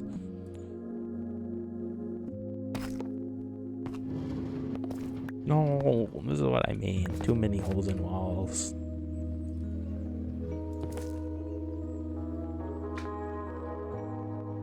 That's not snow. And that wasn't a pumpkin. Oh, he's sad too. I don't know why did some of these fucking snowmen just stare into the abyss that is the wall. They just are not happy to be here.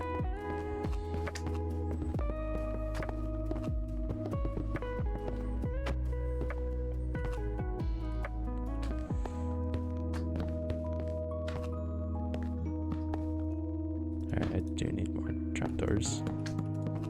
I need at least 2 more on this side, and I think that's it. Whee!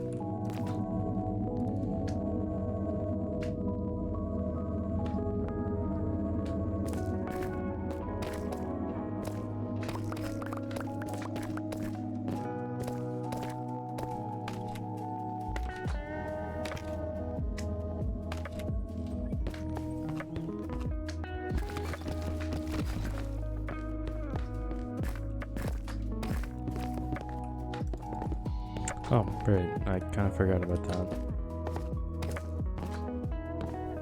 No!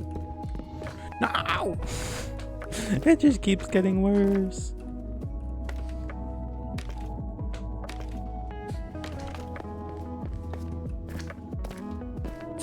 Hey, I'm actually conveniently almost done.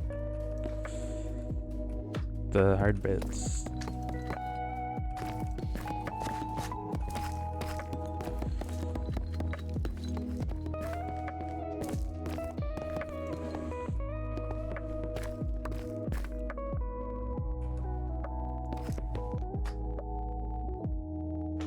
Okay, well. I think I need 3 more at most.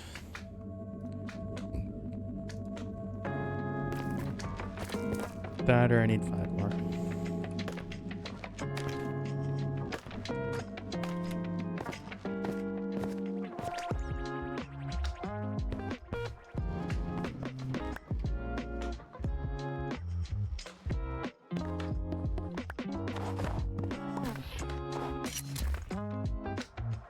Ready? You would fall all the way down. Go center.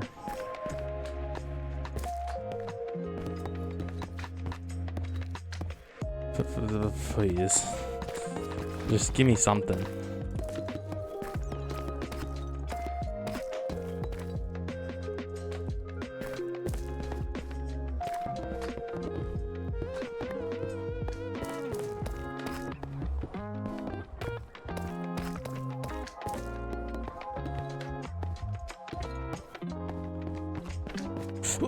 I can't believe that worked so well.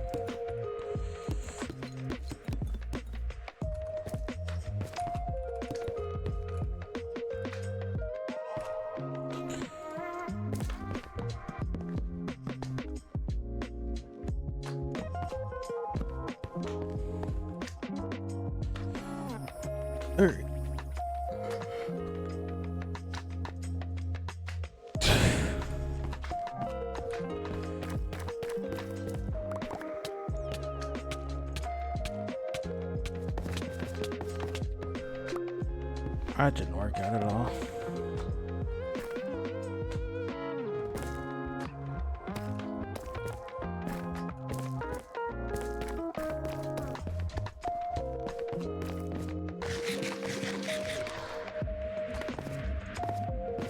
I like to imagine I only have 1 more level, thank God. And it's an easy level.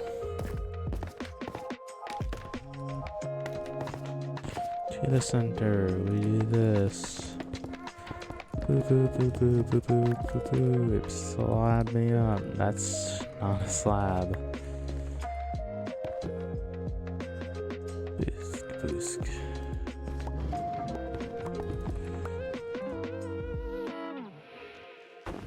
You know what? I do Thermorn. I'm now realizing I didn't bring up snow. God. I also need to go get magma, so I guess it's not that big of a pain in the ass.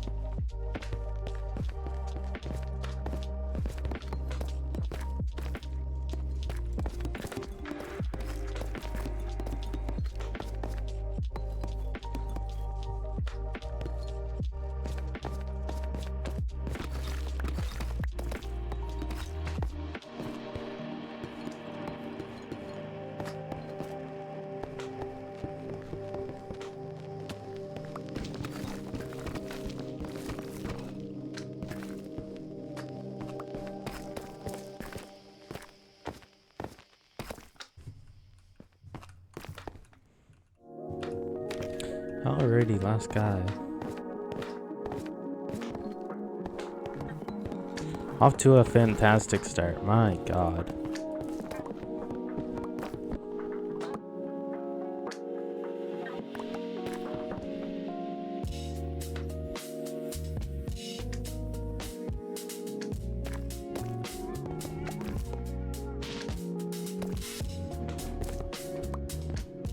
Go in, thank you.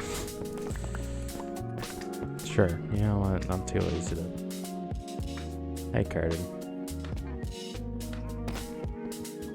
You know what? I take it back. I'm not convinced it's Carter. I don't think I've ever heard Carter say my name.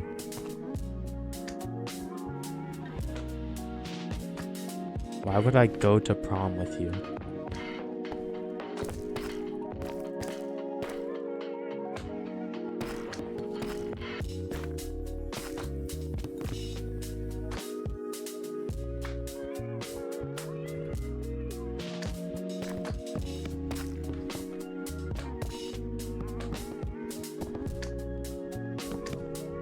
You little guy.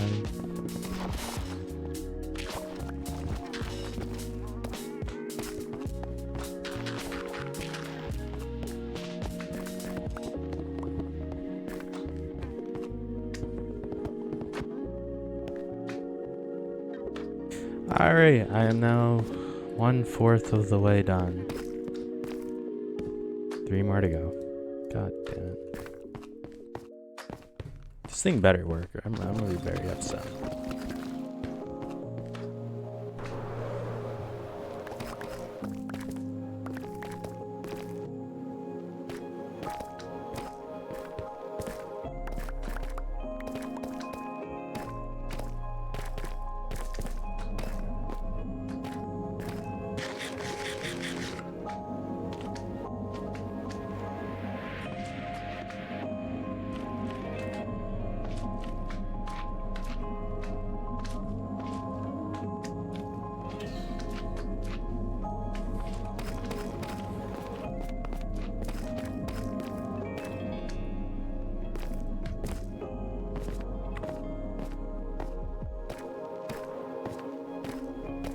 noticing a lack of working. Not sure how I feel about that.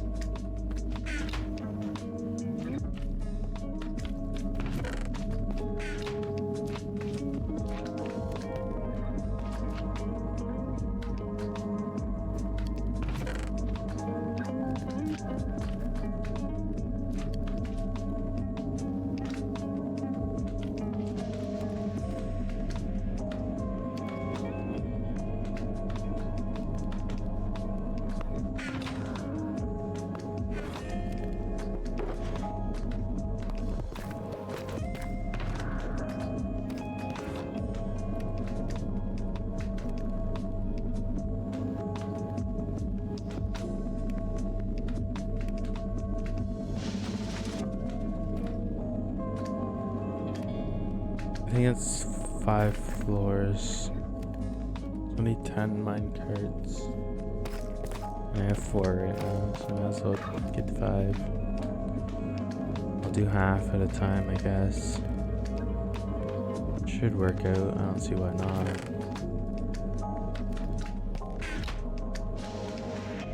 Unless I run into snow, in which case I cry. Okay, well this one should be done.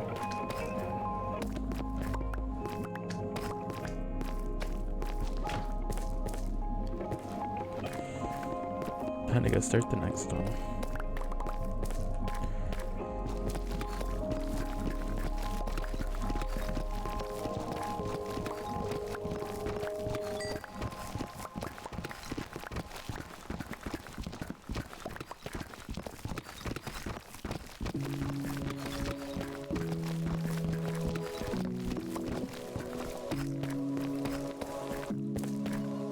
Okay, I just realized I have different problems here. 1, 2, 3, 4, 5, 6, 7. I think I did that right. 1, 2, 3, 4, 5, 6, 7. Okay, I didn't do it right. Lawful.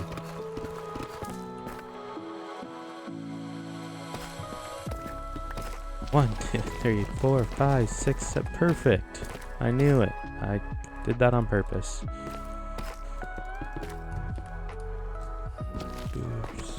Booski.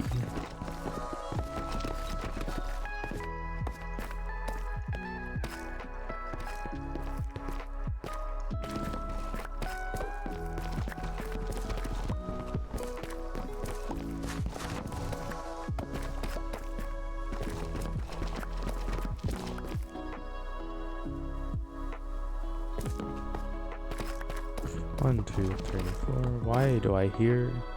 Oh, my golem's doing things. Yay! The golems are doing things. I don't like how the slimes are pissed off at me.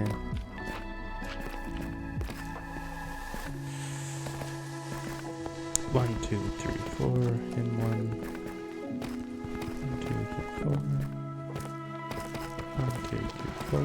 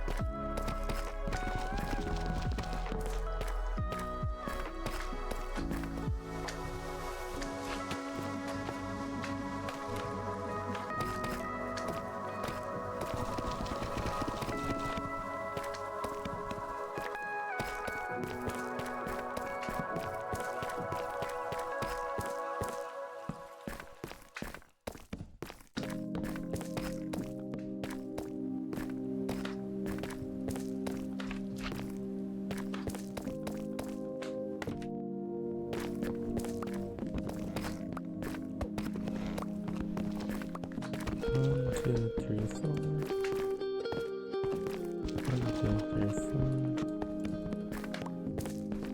This is my life now. I am the torch man. The king of torch.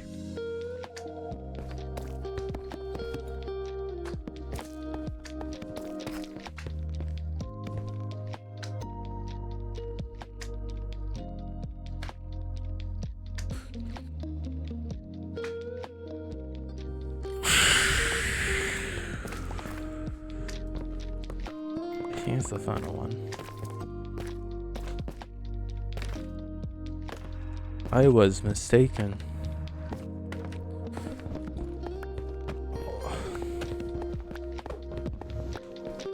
One, two, three, four. 1, 2, 3, 4.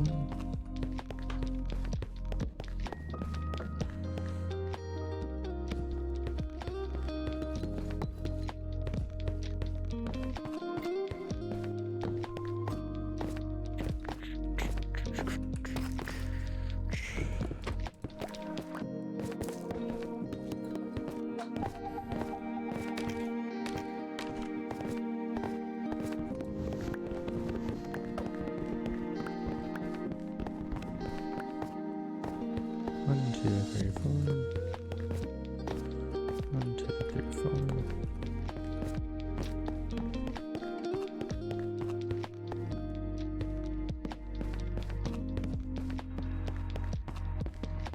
Alright.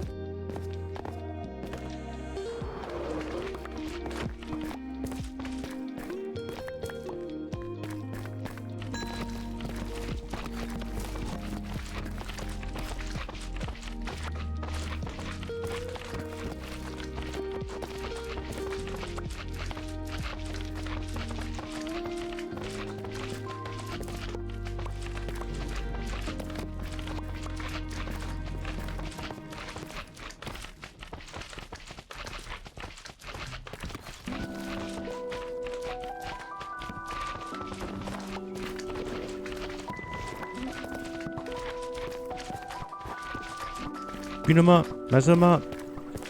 Get him.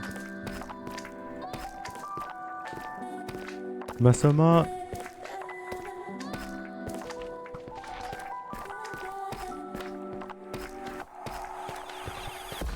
Oh. Ow. He hit me. He's getting him.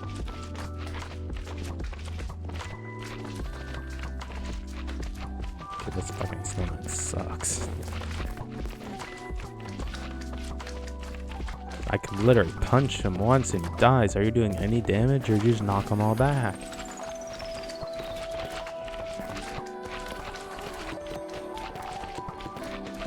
I forgot to collect okay. Give me that. You are now bald. This is your life now.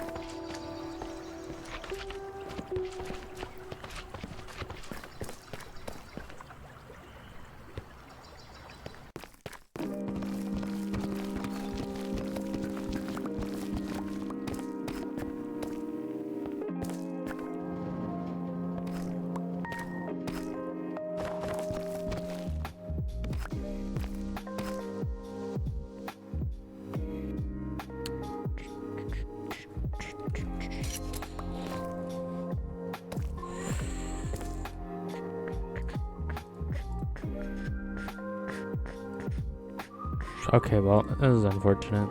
I actually do need blocks to build this. I break some things temporarily and I didn't realize until now.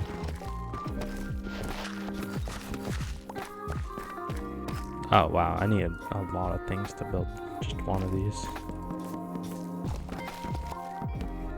A lot more than I thought.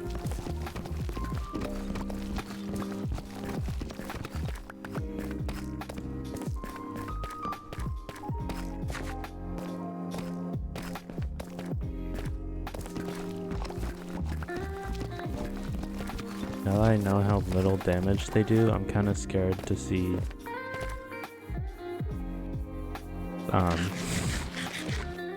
any type of slime get in there, I feel like that'd absolutely slaughter my snow golems.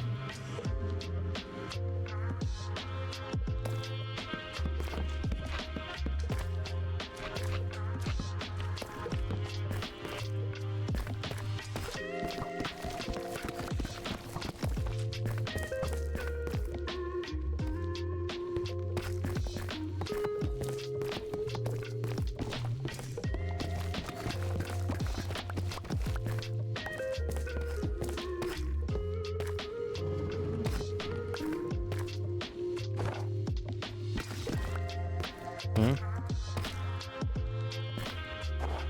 Okay.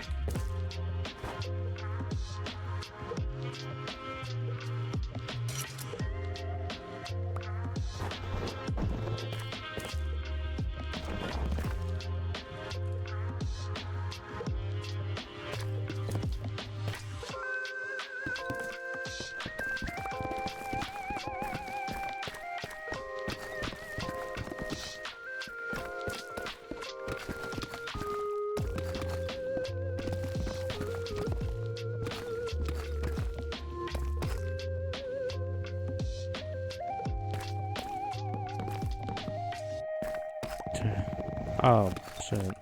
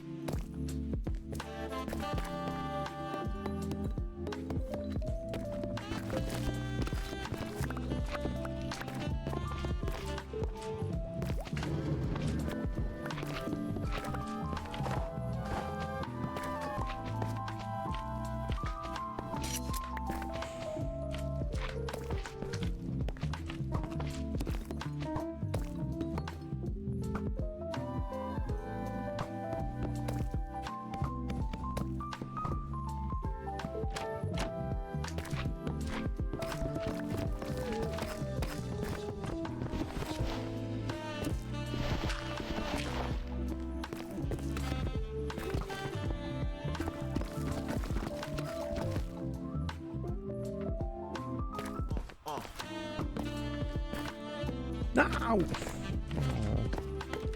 I literally just had one more torch to place. Come on. Alright. Oh, that stinks. Get away from me, please.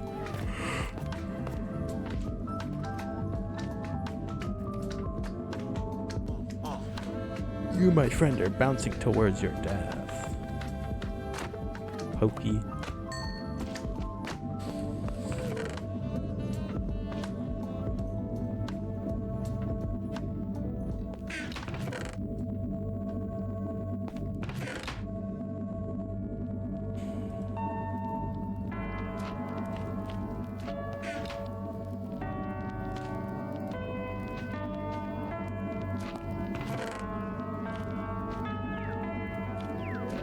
I guess I can use this as my marking block.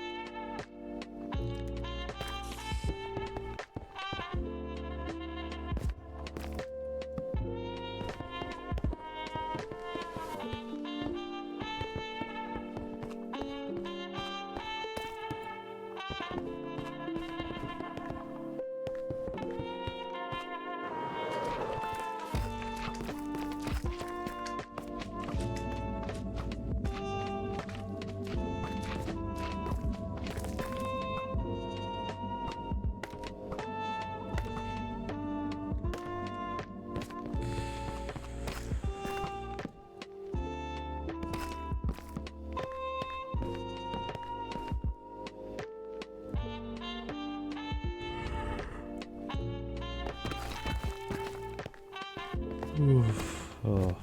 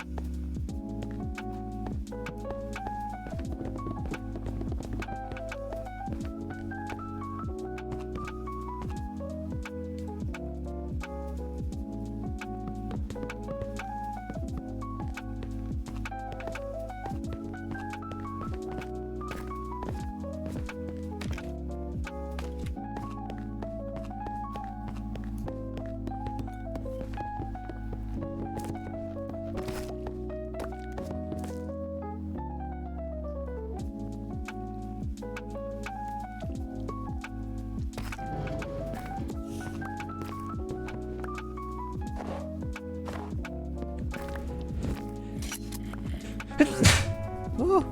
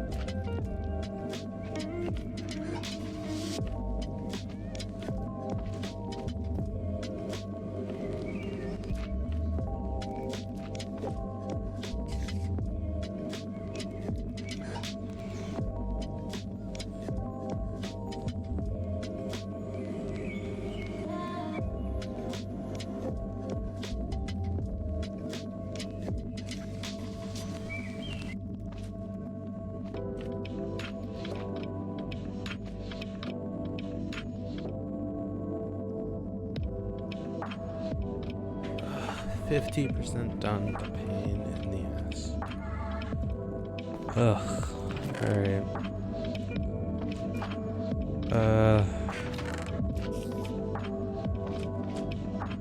Sure, I do need more stone slots, I think. I don't know.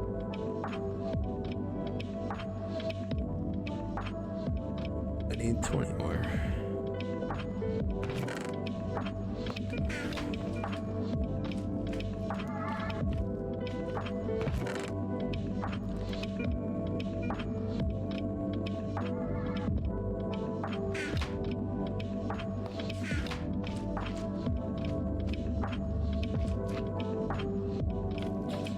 Grab some more wood and snow. Maybe repair my tools while I'm at it.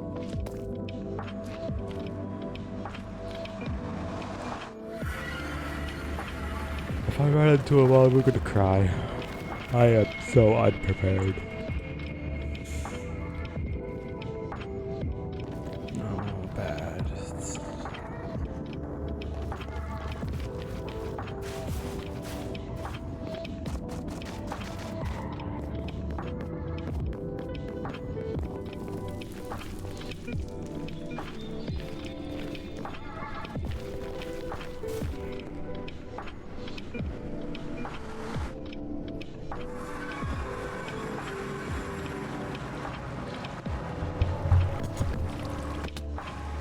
Why?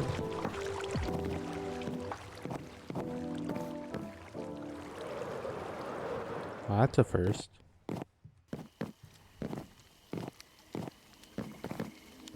Yeah, I got nothing.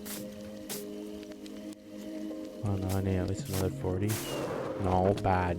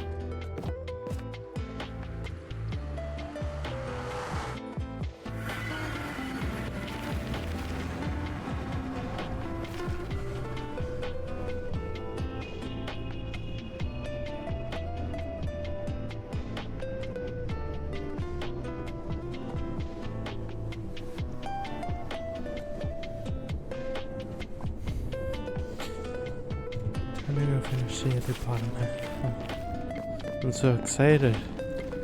Oh, can't wait. I wanna die.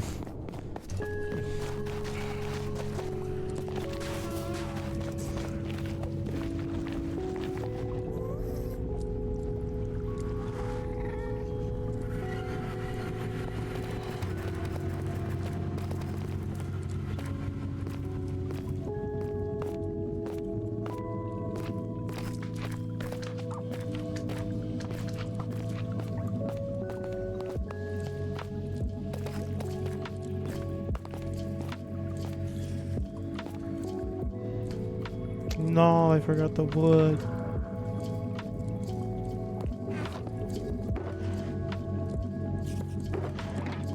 That's convenient.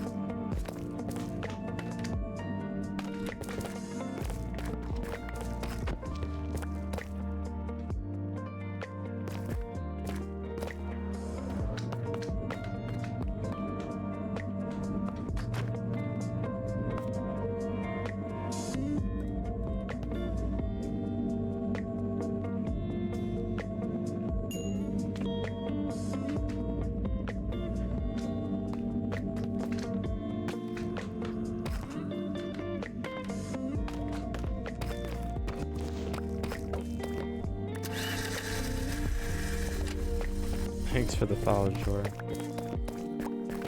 I'm doing great.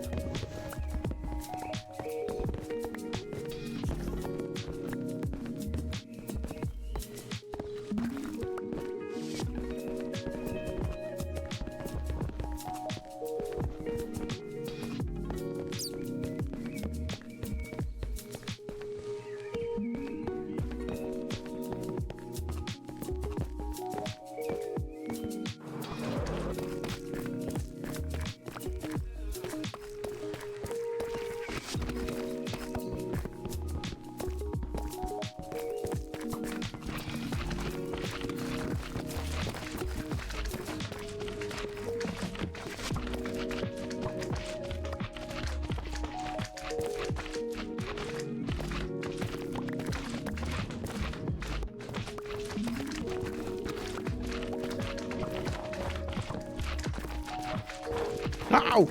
No! You brought this upon yourself.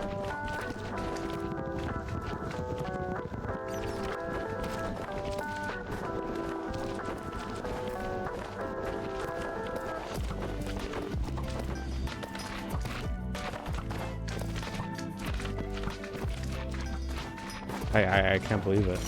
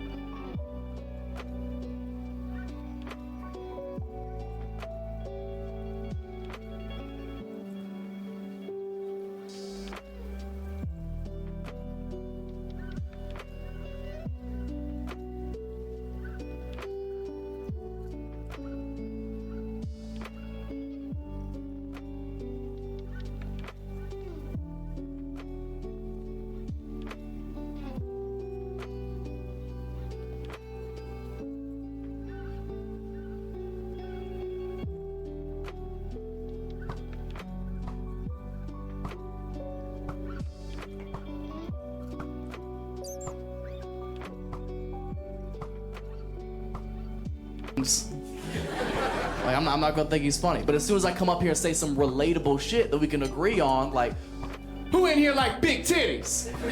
All those dudes are like, well, let's give him a chance. See what these titties are talking about. Because we're not that fucking different, man. Stop dividing people just because you're uneducated or inexperienced, okay? That's why you're uncomfortable. That's why you come across as so fucking corny. And that's why you're not invited to the cookout.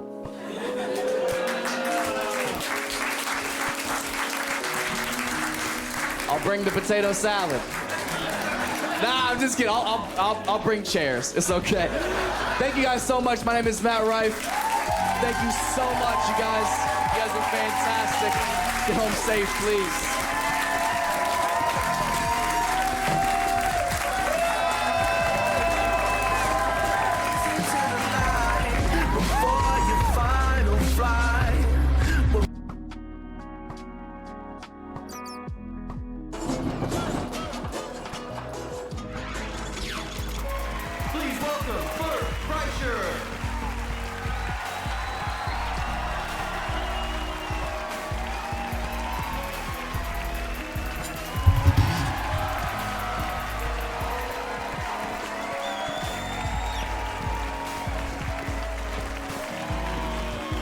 Sit down, please. Oh, yeah. All right, cut the music, cut the music. Yes, yes. The machine, yes. Don't worry, I didn't drive out here not to tell that story, okay, guys? You think they gave me all these cameras and I won't bring that up? Yeah, I am the machine. I'm also a father of two with high blood pressure. Possibly an inactive thyroid because my wife scheduled a fucking blood panel this week. She goes, I got you a blood panel. I thought we should know if something's wrong with you. I go, I'm shooting a special on Friday. Do you think maybe we could hold off? Well, don't you want to know? No, not this fucking week, no.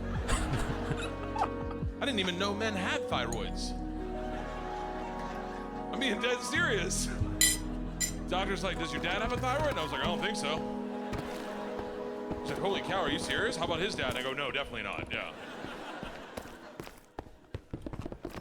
You should know something's wrong. You have children. Fuck that. I did not sign up for this responsibility to be a grown-up. I don't know if you guys feel the way I do, but just like, growing up sucks dick. Like, kids, I got two kids. I got Georgia is 11, blonde hair, blue eyes, real smart, and I got another one.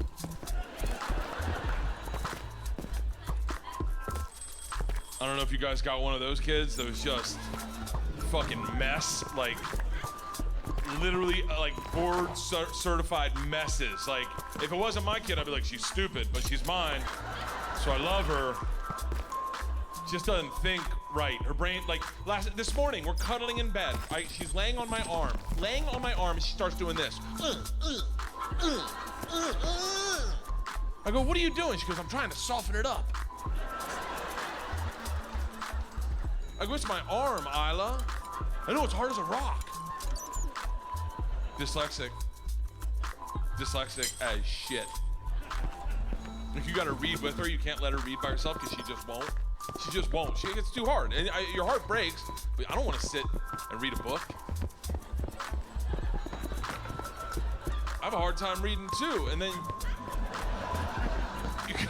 she just sits there and looks at the word and then like tries to guess it off your face, like. Pterodactyl?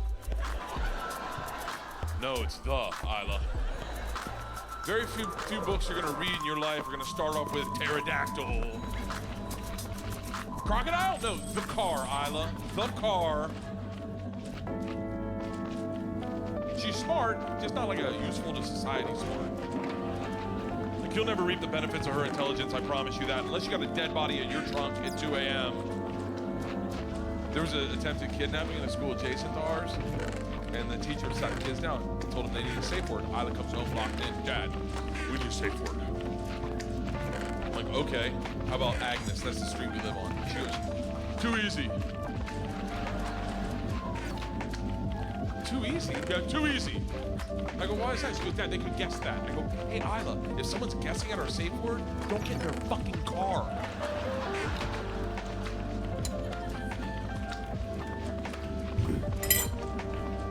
I go, how about Priscilla? That's our dog. She goes, are you even thinking?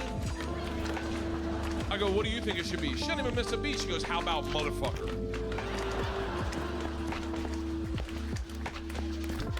Think about it, Dad. No one's gonna say motherfucker to a kid. Motherfucker it is, motherfucker. And that was our safe word. Yeah. Man, I had to change it. It was too good. I knew I was taking it on stage, so I had to change it, but not before Stephen Franken had to pick him up. He's like, I'll get the girls. I was like, heads up, our safe word's motherfucker. He's like, I can't say that to your kids. I was like, good luck getting Isla home. He pulls up. Georgia jumps in the car like she's trying to get molested. Isla's locked down. What's our safe word? She's known this guy 8 or 9 years. What's our safe word? He's like, Isla, I know the safe word is a bad word. I'm not saying it out loud. She goes, then I'm not getting in your car. He looks at her and he goes, the safe word is motherfucker. She looks at him in front of all the teachers and goes, I can't hear you. That's this child. You get these two morons together, holy shit. George is like the caveman that discovered fire. Isla's like the caveman who discovered stop, drop, and roll. They woke up one morning. One morning they wake up at 5 in the morning. They were younger. I don't know how old they were, but they were younger. Like, I don't trust dads who know exactly how old their kids are. If you're talking to a dad, he's like, 16 months today, he better be married to another dad.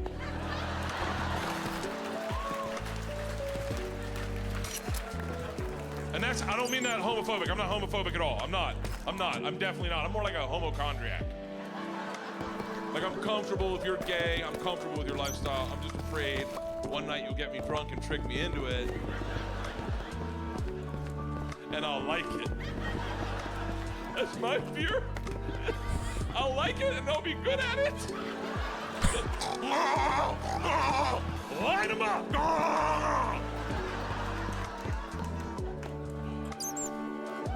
So I saw gay porn once for like 45 minutes. Let me tell you something.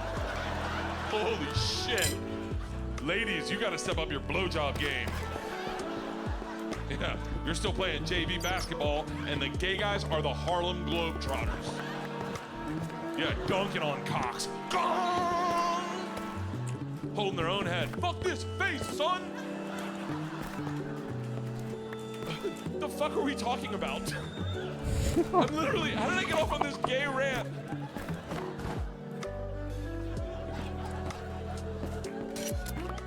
The fucking, oh, my daughters.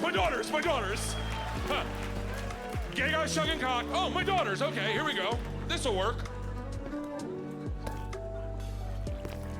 My daughters woke up at 5 in the morning. 5 in the morning, they were younger. They were like 3 and 5, 4 and 6. They weren't wearing watches. So they wake up at 5 in the morning. 5 in the morning. 5 in the fucking morning. They're training to be farmers or some shit. Either that or they're on a meth lab out of the closet.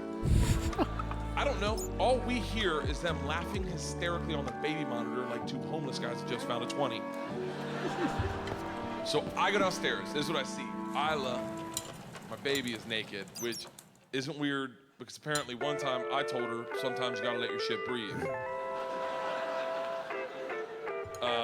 We only know that because that's what she told the preschool teacher. Yeah, on the swing set, in a dress, just airing her shit out, just for JJ. Teacher's like, oh, Isla, honey, where are your panties? She just hops off. Sometimes you gotta let your shit breathe.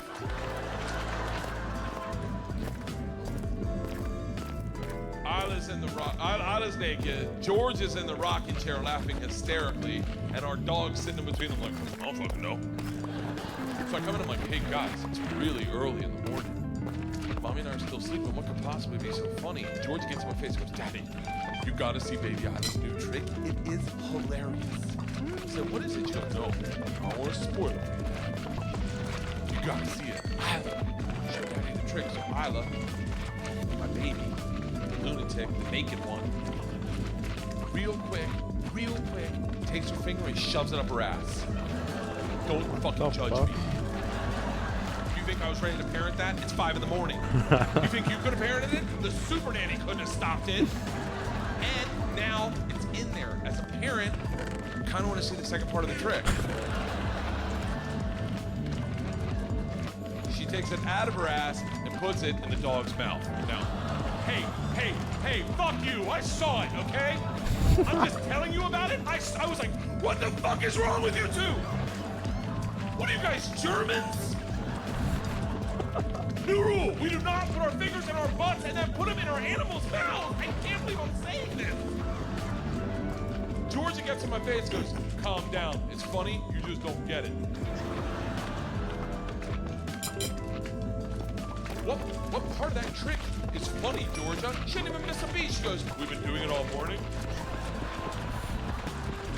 And the dog doesn't know it's poop, Dad. I'm like, fuck it, do it again. They do it again, the dog comes right back like, what's on the finger? What's on the finger? Holy shit! What's on that finger? What's on that finger? So an hour later when my wife woke up, I'm like, you gotta see baby Isla's new trick. She's like, what is it? And I was like, I don't want to spoil it for you. You gotta see it. Isla, show mommy the trick. And Isla just goes to town. Wham! Wham! My wife's like, what the fuck is wrong with you? I'm like, give it an hour, it gets funnier. The dog doesn't know shit.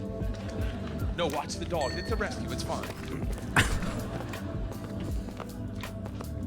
Kids. It's the fact that you think about them all the time. You nonstop. I jumped out of a plane with Rachel Ray. Is she here? Rachel Ray is a fucking gangster. Like, legit gang. She comes in, I do her show, she comes backstage like 8 in the morning. She's got a pint of Guinness, a bowl of chili with a fried egg on top. She comes back, she goes, I know you're a comic. I thought a beer might loosen you up before the show. I don't know if you like a chili with an egg. I'm like, as she hands it to me, she goes, what's one thing you never do on your show, Birth Conquer? I have a show, Birth Conquer, where I do extreme activities. She goes, thank you. Yeah, thank you. She goes, what's one thing you never do? I had an answer. It's skydiving. I go, I never go skydiving. She goes, really? I go, never. I don't want to go. She goes, awesome. I'll see you out on stage. I was like, oh, I wonder why she asked that. I get out on the stage, and the first thing she says to the crowd is, all right. Backstage, Bert said he'd never go skydiving. I'm like, bitch, that was a secret. She's like, who wants to see him do it? And now I have 500 women going, do it, fat boy! And I got the beer in me, the chili. I'm like, fuck it, let's go! 2 weeks later, I'm strapped to a dude. You know that's how you skydive? Just strapped to a dude in a prison rape harness.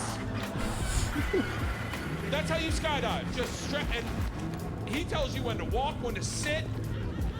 It is massively emasculating. Has anyone ever been skydiving in here? You've been. And so you get in the plane and you're sitting in a dude's lap. You're sitting, your Navy SEAL moment, and you're sitting in a dude's lap. And I start shaking because I'm nervous. I'm like freaking out. And he can feel me because I realize as we go to taxi, I realize I haven't flown sober in 20 years. Sober in a big plane in 20 years, and I haven't flown in a dude's lap in 42. And he feels me shaking, and he's like, what's the matter? What do you mean, what's the matter? I'm nervous. He goes, about what? What do you mean about what? He goes, what are you nervous? What are you afraid of? I go, I don't know. You'll get hard. You'll get hard, that'll trigger me. I'll get hard. We'll both get hard, then we'll jump out of the plane. Our chute won't open, and that's how 2 backpackers will find us. You fucking me into the earth. You fucking me into the planet. That'll be the how I go. This guy craved dick so bad. He had a man harness him up and fuck him out of his shoes until his head exploded in the woods. I go, I'm nervous, our chute won't open. He goes, you couldn't kill us if you tried. I'm like, I'm a smart guy, I can fucking figure it out. I lean over to Rachel and I grab her leg. It's the most uncomfortable. Grab her leg and I start squeezing. She goes, what's the matter? I go, I don't want to do this. She goes, I think you're doing it. She's like, you're at the front of the tube of toothpaste. Everyone's out behind. You're going. You're definitely going. I go, no, I don't want to. And she goes, look, and now the engines kick in, and she starts yelling at me. She goes, look, you'll be fine. Whatever you do not watch me go out the door. You will freak the fuck out. I'm like, who taught you how to talk someone off a ledge? We get up to our cruising altitude. Her and her dude get up perfectly, like Danny and Sandy, just wop, bam, boom, wop, bam, boom. She posts up at the door, looks me in the eyes, doesn't read one take the camera. I'm Rachel Ray, I'm at 13,000 feet with North Carolina. We're about to jump on the airplane. Who's ready? Who's Yummo or whatever? And then fucking let's go. And then looks at me and goes, Bert. I'm like, yeah. She goes, don't watch this. And they get sucked out of the fucking plane. And I have panic shoot out of my asshole. I grab onto the cameraman who's not wearing a parachute.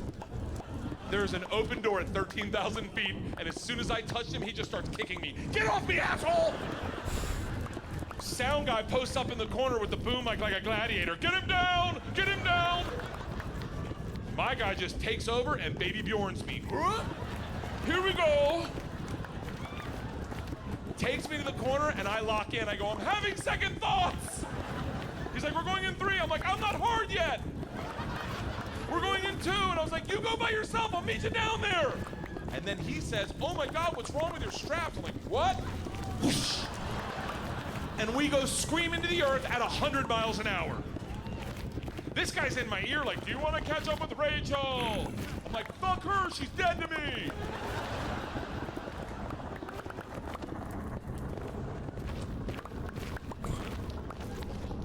It is an epiphanous moment, dare I say. And my therapist says I have a low threshold for epiphanous moments, but... And I always say, like, did you want to go skydiving? Okay, the people that don't want to go skydiving are who should go skydiving. It's those that don't want to go that appreciate it the most. You go, and you're just Viking all the way. Ah! People who don't want to go, there's a moment where you realize the dice have been rolled. There's nothing you can do to change this. You're either gonna live or die in 5 minutes, and you can't take a pill or start working out to stop it. It is out of your control, and you are forced with a decision. How do you meet your maker? Do you go out like a Viking? Ah! Or do you start crying like a baby? Ah! Oh, I picked the Viking. At that moment, I said, I've had a beautiful life. Let's do it. Ah! Until the chute opened, then I started crying aggressively. Like bad, like in a dude's lap. Have you ever cried in a man's lap? Have you ever had a man take you out to the middle of a field and sit in your lap and just sob silently? That's technically what I'm doing to this poor guy. Because the first thing I thought of was, my kids, I'm gonna get to see my kids again. And pizza, like I get pizza. And I just started sobbing under this canopy, and the poor guy's like, dude, it's gonna be okay. Like, we did it. It was so bad when we went to land, he's like, clean yourself up. They're gonna think I did something to you. And the lasting thought that stuck with me was my children. That's it. I go, my children, they have a dad. Like, what? That is not what I signed up for when I picked my wife out of a bowling alley. Like, that makes no sense. We met in a bowling alley. But when I met her, like, I didn't sign up for the vulnerability. That's the part about having kids that Oh shit, I need gold. is the vulnerability. You have children? You do. How many you got? You got 1? No, you're barely in it. Wait till you got 2 and you go, oh shit, if we lose 1, it's gonna be awkward. Children, the thing that'll, and I don't know if you've been there, how old's your kid? 2. Oh, you're brand new to the game, man. Wait till they meet disaster in their life, or they meet letdown. Oh, we took the girls to school this year. Leanne takes Georgia, I take Isla. Walk up, the first day of school, here's the thing with girls. First day of school, you hope they have friends in their class, or it's a shit show. So Leanne's got Georgia, I take Isla, we go up to the, like on the fence, I put all the names on the fence. I go up to the fence, Isla can't read, she's like,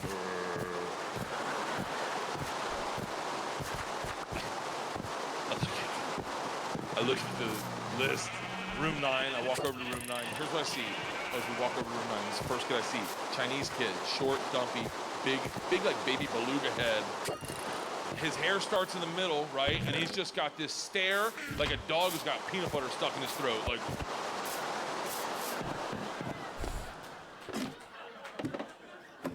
kid behind him, hand licker, just like he's trying to get to the center of it, like kid behind him, tippy toe walker, you know that kid? Handful of Pokemon cards. Huh? Anyone want to trade? Anyone want to trade? Isla sees this and is like, can I talk to you for a second? We go over to the handball courts. I sit down. This is what's happening. Isla's got her head back like this. I don't know what she's doing. She's got her head back like this. What she's doing is she's holding the tears in her eyes. Don't get me fucking started. She brings her head down to me, and her tear falls out. She looks at me dead in the eyes, and she goes, Daddy, am I in this stupid class? I didn't fucking sign up for this, okay? I was a goddamn stallion when my wife found me. A untethered, beautiful animal just running at my own speed. I was gorgeous. No one controlled me. I decided what I wanted to do. If it rained, I'd run in the rain. Just mist coming off my mane and tail and just rearing up outside the village for all the villagers to see. And my wife was this diseased settler with rickets, like, I need me a stallion.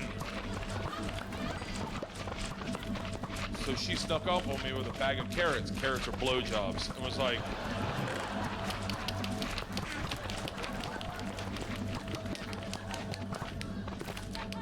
come here, boy. Come here, boy. Here you go, boy. Try it. You like it. No, you'll like it. I bet you like it. I bet you like it. And you like it. You try the carrot. You like it. But what you don't realize is that when they're handing you the carrot, with the other hand, they start petting you. That's them taming you. Oh, you have a beautiful mane. Oh. You should start wearing khakis. Oh, it's okay, boy. It's okay. You should get rid of your Jeep. And then, one day, out of nowhere, the petting makes sense. You feel them pet you, and you're like, oh, yeah. Oh. Maybe I should go to the dentist more than once every 10 years. And then, you don't even realize it, but one morning you go to run, just like you used to run, just like everyone loved to watch you run. And as you take off, you feel someone pull back on the reins, like, whoa, we don't do shots at a child's party.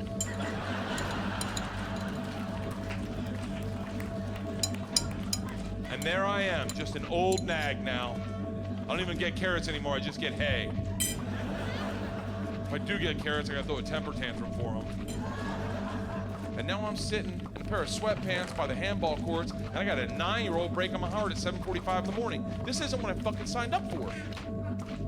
And I'm looking at her, and I'm like thinking, how do I deal with it? Like, hey, it's okay. Stupid classes are fun. Like, lowered expectation, it's higher rewards, you know? A lot of my friends, the guys that I smoke pot, they all stupid is stupid does. Like, and Leanne comes over and she's like, hey, what's going on here? Now we're both tearing up, we're both crying. And she goes, what's going on? And Isla's like, I'm like, we think she's in the stupid class. She brought it up, I definitely agree. And Leanne's like, hold on. And I go, no, you hold on. You gotta look at that class. It looked like a cast of Goonies. Like, and Leanne's like, hold on. Everyone stop crying. There's no such thing as the stupid class. I'm like, I beg to disagree. She's like, no, Isla, honey. If there was a stupid class, they would have had to call me 2 months ago and say, hey, we're putting Isla in the stupid class. And I would have taken you out of the school in a second. I would have never let them do that to you. But if they did call me 2 months ago, Isla, and I knew today was your day to go into the stupid class, I knew that. Do you think I would let you roll in with Dad? And that makes sense to Isla. She's like, yeah, he's not the heavy lifting parent. And I'm like, yeah, Isla, you're with me. There's nothing wrong. She goes, come on, let's go look at your class. So they go walk over to the class, and all Isla's friends, Lily, Dakota, Kylie, they're all in the class. And Leanne's like, hey, your friends are in there. Are your friends stupid? And Isla's like, no. She's like, you get in line, you have a fantastic year. She comes walking over to me. I'm still by the fucking handball courts. She comes walking over to me, and I am blown away. She comes up, she's like, hey, I go, I did not parent that well. She's like, no shit. I go, I thought she was in the fucking stupid class. And it's like, she is. You were gonna tell her? I go, I was gonna tell her. She's like, you belong in the fucking stupid class. Isla hates school. She's getting, in all fairness, she's getting her ass handed to her daily. Like, it's bad. When you're dyslexic, it's tough. I dropped her off like probably 2 weeks ago.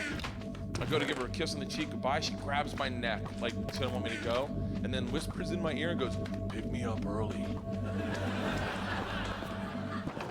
I'm like, well, let me run that by mom. She goes, hey, hold on. Do you have to run it by mom?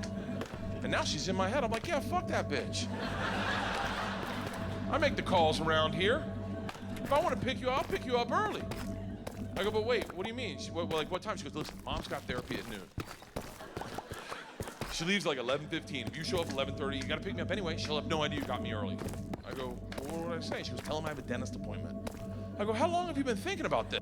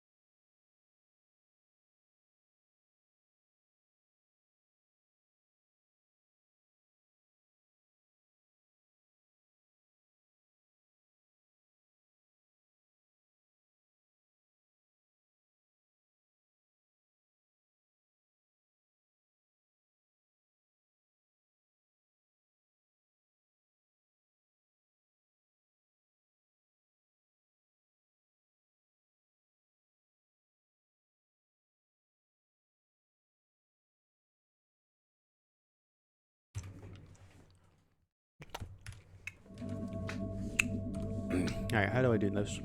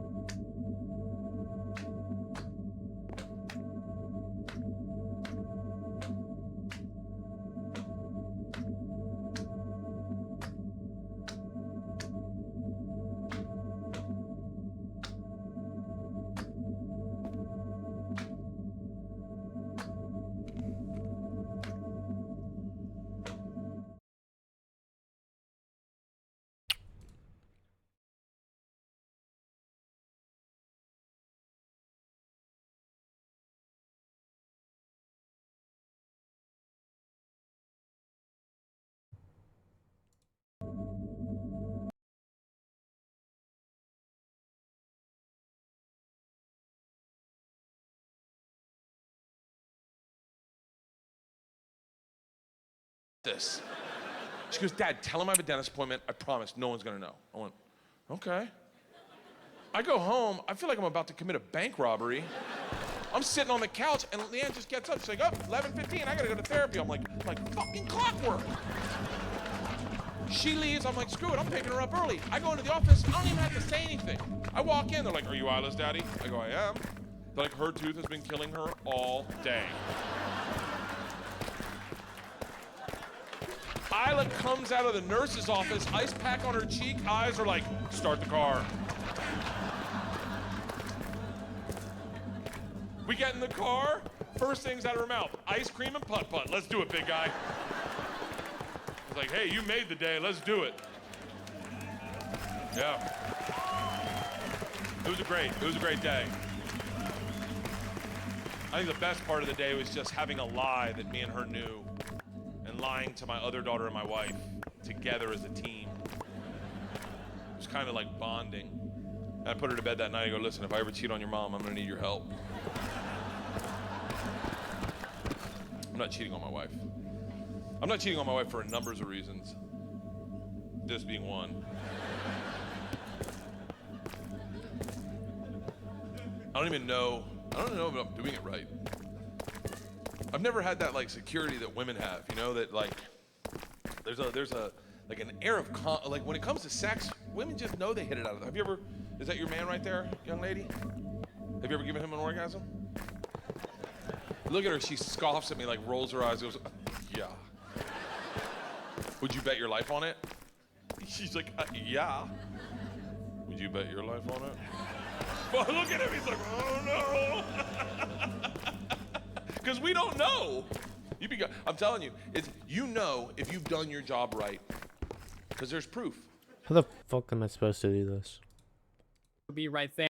So, we're gonna cover up the left side of this trench and put in ourselves 3 pieces of powered rail right there, bring some normal rail all the way across the farm, end off with 2 powered rail into this corner, 2 more powered rail all the way back across the farm, and then 2 going into the corner, regular rail there going around the corner, 2 more powered, and then regular going all the way back across and to this end like so. We're going to cover up these 3 sections and put levers on top of all of those to power the rail on the other side, and then do the same thing on this side as well. And now we need to decide where we want our item collection to be. You can either have it on the left side, or you can have it be on the right side over here. So essentially, off of this rail line, you want 2 regular pieces of rail right there, and then install yourself a double chest. This can go into whatever kind of storage system you like. The double chest is just temporary storage.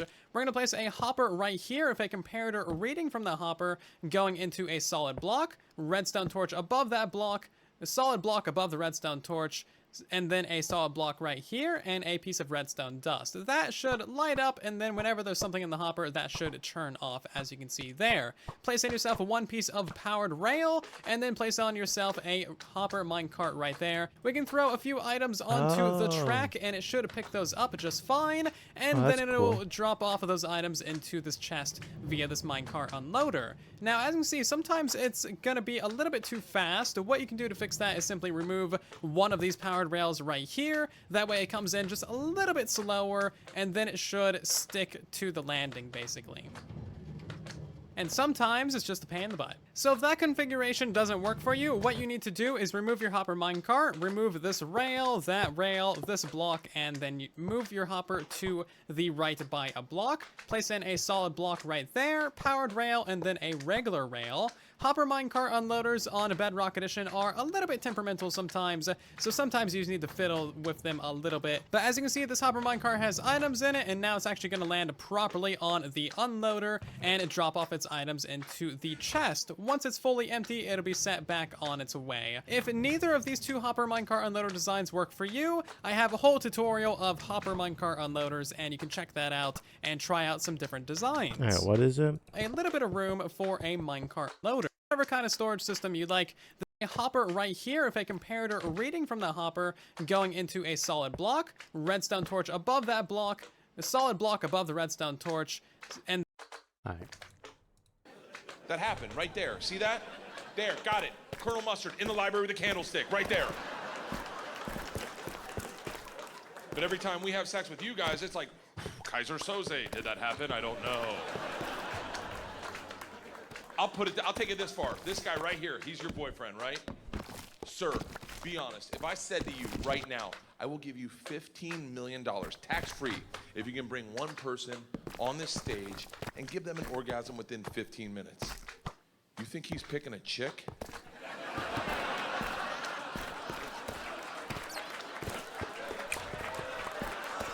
Fuck no.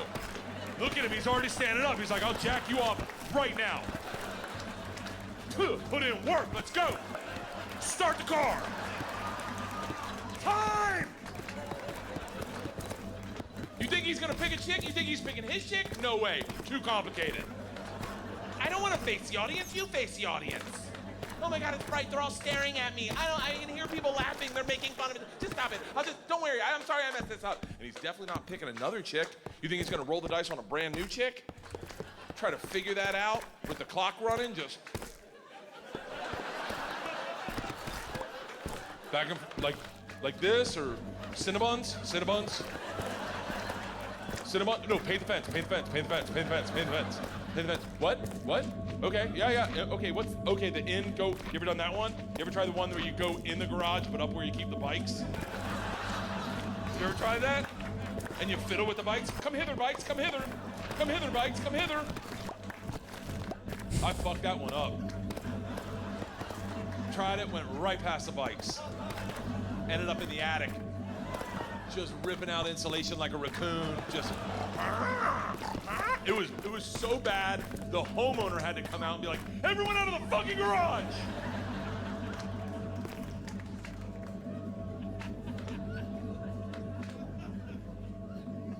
Women are complicated. Just like the way they think. The first time I had sex with my wife, we've been dating a while. It's that beautiful moment, I don't know. We've all felt it where you're making out on a couch and then you undo the shirt and your heart skips a beat. You're like, oh God, this is happening. This is really happening to me. And I was head over heels for her.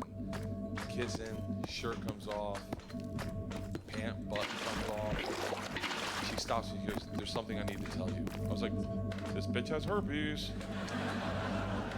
And I started thinking about it in my head, like, does it matter? I mean, I'm 28, I made it this far.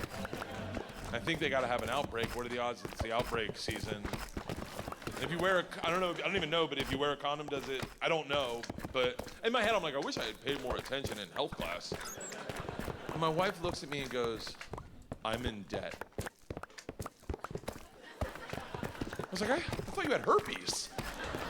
She goes, no, why would I have herpes? I go, why would you stop someone before they're about to have sex to tell them you're in debt? She goes, because I thought we were getting serious. I go, I'm trying to fuck you, not your bank account.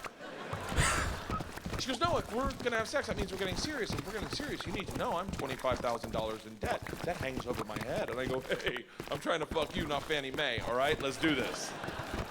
And we had sex that night, and we fell in love. And we got married, and we had kids. And did you know when you get married, you accrue someone's debt?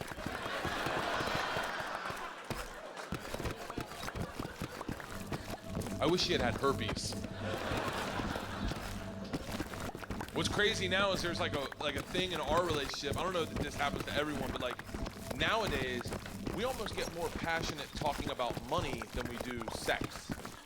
Like it's easier for us, like we talk about adding onto our house, we're like, ooh, oh, you wanna go open a bottle of wine, maybe, huh? Talk about a brand new bathroom, huh? What the fuck? And then you have sex and it's just like, I mean, it's almost, I don't mean to like suck the bromance out of it, but like I don't hit on her. I'm not gonna fucking hit on my wife. Get shot down by your wife. Do you know how humiliating that is? To be like, hey, what do you think? And get the fuck off me. Okay, awesome. Now I feel like a human piece of garbage. Cool. I can't fuck anyone in the world, especially not you, and that's how, oh, this is great. You ever try to pull out a brand new move in the bedroom?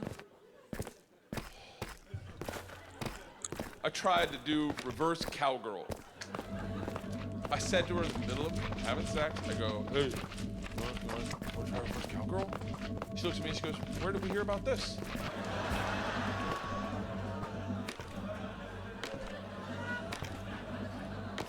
Some of the fellas down by the basketball courts were talking about it.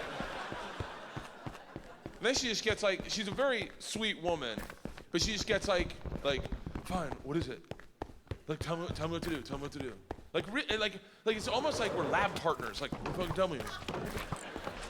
Tell me what to do, I'll do it if that's what you're into. I'm like, that's not what I'm into. I'm just saying, let's try it. Maybe we'll like it. I don't know. She said, no, just tell me what to do. I'm like, oh, okay. I've never seen this part of the porn where the guy walks her through it. Like, I go, you face the other direction. She's like, I face the wall? I was like, well, or the camera. I guess that is, they'd face the camera at that point. I don't know why they do that. I don't know. I've never done this, okay? She's like, no, tell me what to do. I'll do it. I go, well, you turn around. She's like, and just look at the wall? I go, yeah. Look at the fuck, they're your eyes. Look at whatever you want to fucking look at. She's like, fine, if this is what you're into. Like, that's how you want to start a brand new sex move. If this is what you're into.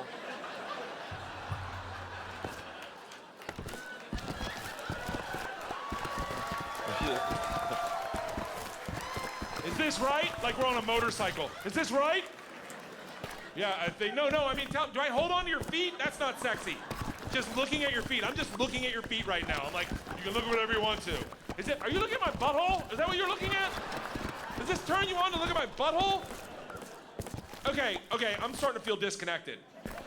I'm feeling very disconnected. I'm feeling very disconnected. I'm like, can you just not be the person I own a home with and be a whore for 5 minutes?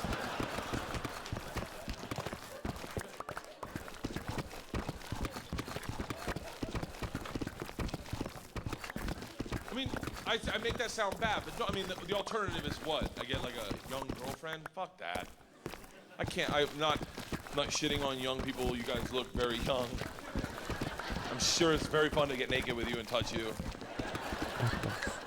That part's not bad. It's the talking to you afterwards that would be somewhat problematic. Like, I don't know, what would I say to like a 22-year-old girl after sex? Like, hey, do you want to play on your iPad? Oh, Snapchat's got some new apps. Cool. I need a ride or die bitch. I need a woman with some flaws. A woman with literally the kind of girl that'll blow you and book you a cardiologist appointment. Kind of woman that'll blow you despite a runny nose. Just that's a woman for you right there. Just taking one for the team. Yeah.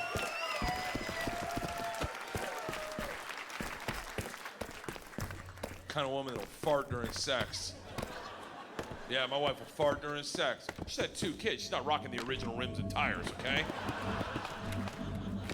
2 kids, she's riding dirty on 22s. Just boom, boom, boom. Boom, boom, boom. Limited action, limited bud, everlasting, outlast everlasting. There goes an orgasm. It's true. Ladies, I hate to say this, but after 40, vaginas start aging exponentially. Like dog years, just. It's not just you. It's all of us. I mean, men, once we get 40, our dick starts doing this Benjamin Buttons thing where it looks younger and younger. Like, I think our bodies get bigger and our dick stays the same size. It looks like a squatter in the middle of a bustling city, like, hell no, we won't go. I get naked now, and that's love. When your wife sees you naked, when your dick's the smallest it's ever been, like right after you get out of the gym and she just sees it and goes, oh, little guy. Look at that little, can I flick him? Just changes. I'm cool with it changing. I'm just saying, like, I mean, a little bit of upkeep, ladies. Like, it's like, I mean, I remember when I met my wife's vagina. I remember it it was beautiful. It was like, there was curb appeal. You know, like it was waxed and shined and buffed and fluffed with those lace thong panties that you could take off with a pinky just. And when you did, it was like you unleashed a princess just.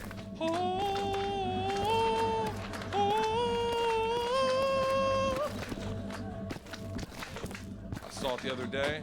Ooh.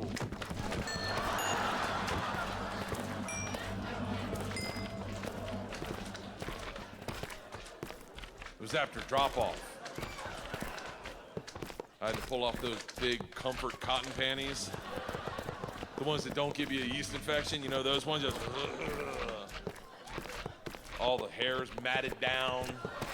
Looks like the crazy cat lady's house. And it's just staring at you like, hey, my man. Young blood. Young blood, can I get a cigarette?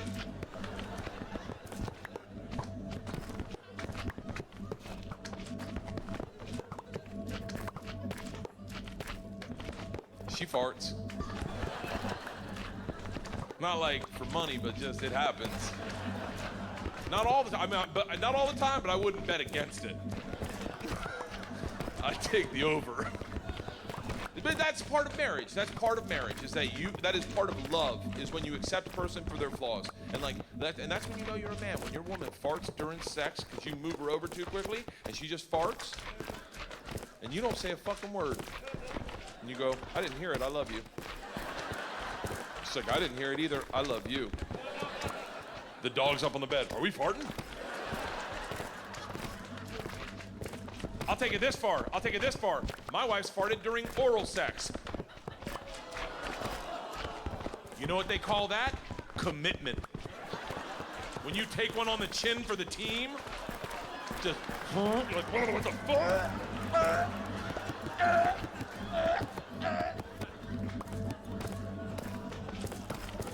You didn't know you had one in the chamber? No, you gotta warn me. I'm still down here. No, you could have shit in my mouth. No, I have a beard. It's still in here. And then she starts crying. I go, what the fuck are you crying about? I'm the one in the hurt locker. She's like, you're gonna talk about this on stage. Oh, you're fucking right, I am.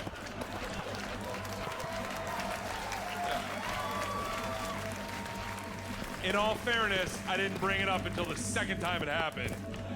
I was like, fuck it, if it happened to me twice, it's had to have happened to somebody else. I can't be the only one out here going, really? No one else has catches one on the button? That's marriage. My wife's a fantastic woman. She really is. She's the kind of person like I couldn't raise these kids. She like researches good schools. She researched a school one time. She goes, it's a great school. There are a lot of Koreans. I went, okay. We show up, it's 98% Korean. No, listen, I'm just a regular person. I have no hate in my heart for anyone whatsoever. I'm a real motherfucker. I walk in a room with 400 Korean families and 5 white families and a black family hiding in the corner. I just walked in and I was like, what the fuck is this? And my wife's like, what? I go, what do you mean, what? Like, she goes, what? I go, the fucking Taekwondo tournament going on in here. You don't see this? Am I the only one that sees this? She's like, babe, I said there was gonna be a lot of Koreans. I'm like, bitch, a lot of Koreans is 7. This is boatload. You should have said, do you want to go to North Korea? Because that's where we are right now. She go, maybe if you get to know some of the parents, you won't have a problem with it. So I go over to the white and black people hiding in the corner like, I'm here, what are we gonna do? Thank God there was a black woman there to keep shit real. First words out of her mouth, you see all these motherfucking Koreans? I just met my best friend. It is a beautiful moment when a black woman and a white man can commit a hate crime together. Sandy is her name, and we start talking. Then a white woman comes over and screws it up, just comes over and goes, what do you guys have? Sandy leans into me and she goes, we're about to have the bird flu if we don't leave this bitch. The lady goes, what? And Sandy just looks at me and goes, they're your people, you handle this. I go, I have girls. She goes, oh, that's so great. What are their names? I said, Georgia and Isla. She goes, oh, I have a boy. I was like, cool. She's like, don't you want to know his name? I'm like, not at all. She goes, his name's John Henry. And I start laughing hysterically because that's what I call my dick. I've just never met a John Henry before. I'm like, are you serious? She's like, do you know a John Henry? I'm like, hell yeah! Really good. He's like my best friend. And I start talking to these women for the whole orientation surreptitiously about my junk. About my buddy, John Henry, who lives down south and is bald. Until my wife gets done her Paigal tournament and comes over to us.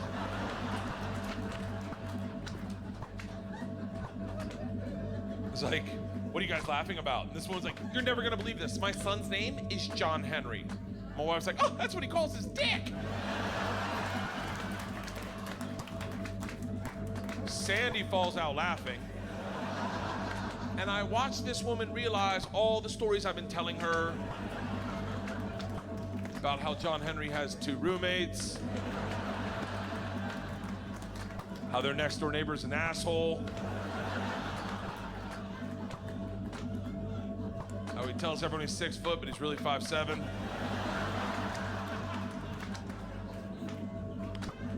I thought it was funny.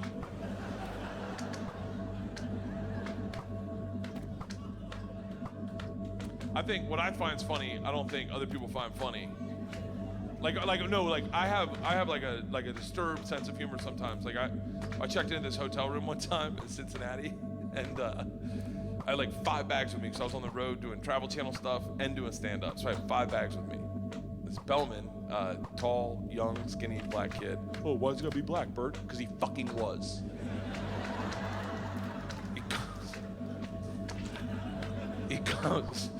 He comes over, he grabs all my bags, puts them on a cart, checks me in, takes me into the elevator. And in the elevator, he goes, man, you got a lot of bags. What do you do for a living? I go, I'm a comedian. He goes, you put all your gags in these bags? Immediately, I'm horrified because I think he thinks I'm a prop comic.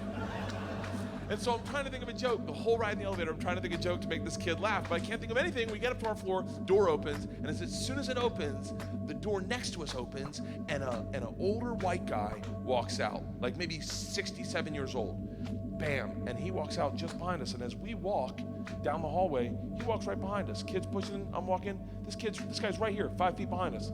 As we walk, bam, we take a left, he takes a left. We take a right, he takes a right. He's keeping pace with us. You want to be like, hey, asshole, you just fake tie your shoe for a little bit or jog past us, but you're creeping us out, George Zimmerman. So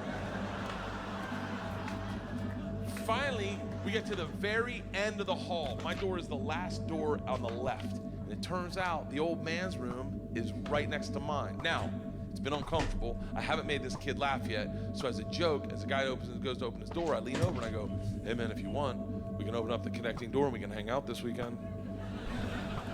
He was not ready for that. And now he can't get his key to work. He's like, no thank you.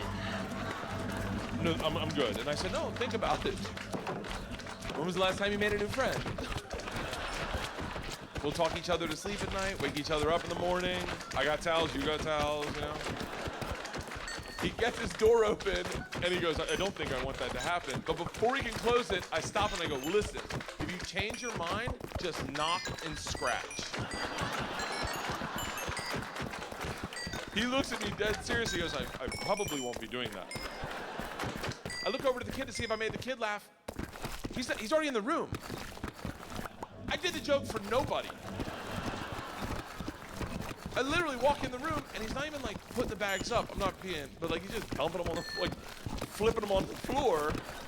And now I'm like, I gotta tip him, but I don't know how much to tip him. I normally tip $5 for a bag, but it's 5 bags, it's $25. You just put them on a cart. But here's the problem: I'm doing the math in my head.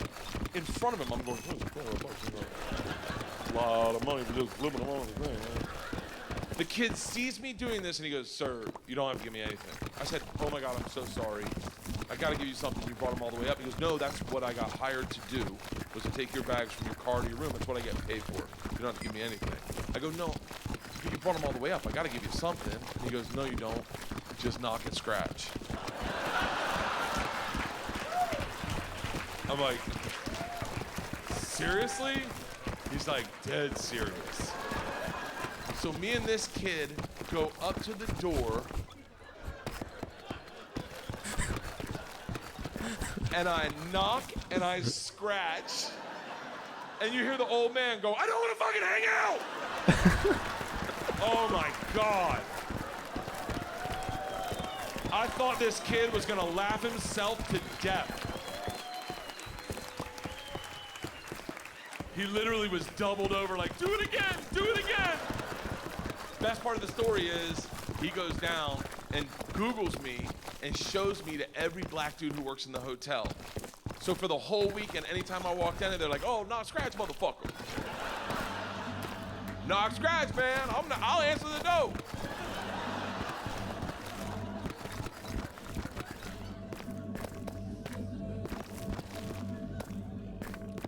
I fought a bear one time. Yeah. I used to have a show on FX called Hurt Burt where I took dangerous men's jobs. It was a TV show. It was back in 2002, I think. I was a dominatrix gimp. I was an MMA fighter. I was a rodeo clown. I was a football player. I was a stunt pilot. I swam with great white sharks out of the cage. And one day they called me up and they're like, "Hey, you want to fight a bear?" I was like, "Who does that for a living?" And they're like, "You do on Thursday." I show up. It is a 9-foot grizzly bear just sitting on a park bench, as dumb as you think a bear would look. Just.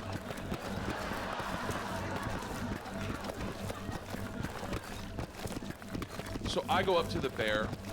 I'm like 28 years old, probably. I go up to the bear and I stick my hand out in front of his snout so he can get my scent. The trainer sees this and he goes, "What are you doing?" I go, "I'm letting him get my scent." And he goes, "Hey, buddy, this is a grizzly bear, not a labradoodle, okay?" He goes, "We have protocol." I go, "What's that?" He pulls me over the side and he hands me 5 marshmallows. He goes, "When the bear's not looking, take a marshmallow, put it in your mouth. Then, nonchalantly, walk in front of the bear like, huh, show him the marshmallow like, huh, and allow him the opportunity to engage you and take the marshmallow out of your mouth with his mouth. This way he'll learn to trust you." And I was like, fuck that. Who thought of this, the bear? Is this the bear's idea? And the guy just looks me down and he goes, "Hey, this is how we do it." My whole crew's behind him like, "This is how we do it. This is how we do it." So I don't know any better. I'm 28 years old. I go behind the bear, I take a marshmallow, I put it in my mouth, I walk in front of him like a street hooker, like, "Huh? Huh? Huh? Huh? Huh?" The bear sees the marshmallow and lights up just like, I'm going, he rushes me with the grace of a frat boy at 5 a.m. and tongues it out of my mouth. Bears never brush their teeth. I'm making out with a homeless person 5 times in a row. Just. I get done, the trainer goes, "Fantastic, we're ready." I go, "Hold on, I haven't learned anything." He goes, "What, are you kidding me? You learned the most important lesson." I go, "What's that?" And he goes, "The bear likes marshmallows." I go, "What good does that do me?" And he goes, "Listen, if you get in trouble, just stand your ground, look the bear in the face, and just go, 'Marshmallow.' And he'll know you're gonna do your marshmallow trick, so he'll give you some space. But more importantly, we'll hear you say that, and we'll know you're in trouble, so we'll get you out of there. We'll take the bear, we'll split it up." I go, "Yeah, but he thinks they're inside me." What if he's like, "Don't worry, I'll get him," and just rips me open? He goes, "You'll be fine. Let's go!" And I swear to God, the bear is smiling. Just, "Oh, I know how to get marshmallows around here, bitch. I gotta tap you out." Rushes me, grabs me by both ears, lifts me off the ground, and starts ragdolling me and growling. I'm going, "Marshmallow, marshmallow!" But no one can hear me because there's a 9-foot grizzly bear going. All of a sudden, he drops me, grabs me by the hip, spins me doggy style, locks in a bear hug, and starts grinding on my ass. Now we're both facing the crew and the trainer. I'm going, "Fucking marshmallow! Marshmallow! Get me the fuck out of here, marshmallow!" Everyone's laughing except for the trainer, who has a look of panic. He jumps in our eye line and goes, "Go limp!" I'm like, Please be talking to me right now. And not is there a bear caught climbing up my jeans? About the split center seam, just marshmallow. So I go limp. Now it looks like I'm getting day raped by a bear, just I slide out of his grip, and that's the last thing I remember, because apparently his instincts took over and he sat on my face. And the best way to get bear balls out of your mouth isn't by saying marshmallow. My wife, who I had known maybe 3 months, I had invited her to the set to impress her. My wife's a redneck, like a legit redneck, like hardcore, like her parents met on ancestrymingle.com. Like, when she talks, you smell biscuits. Like, my point is, she's not afraid of big animals. She just goes over, grabs a marshmallow out of the bag, puts it in her mouth, stands by my feet and goes, "Oh!"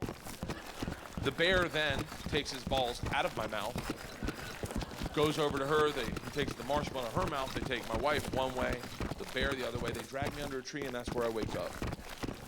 Under a tree in the lap of my producer, Tim Scott, who's from like the upper top of Minnesota. Real dry, still had a flat top, cherubic face. I open my eyes, I see him, and I go, "What happened?" He's like, well, you got raped and teabagged by a bear.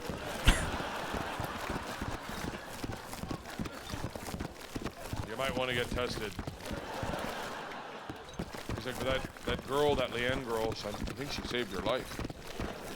And my wife comes over at that moment, like it's in a movie. Like, my wife just comes walking over. Her body's blocking the sun. All I see is like an orb around her. And she leans in, and as she does, you can see the sun running through her hair light. She just looks me in the eyes. She goes, "Are you okay?" And I looked up at her at that moment, and we all know that moment when you know without a doubt that's the moment. And I know you're like, "Really? That's what you knew?" No, fuck it, this is my narrative, okay? I looked up at her from the ground and saw her with a halo from the Lord himself and knew without a doubt I would never do that for her. Still wouldn't. When I was 22, I got involved with the Russian mafia. Here's how it happened. I went to school at Florida State. I was not a very good student. I was there like 7 years. I was there in most of the 90s. I was in college longer than grunge music was around.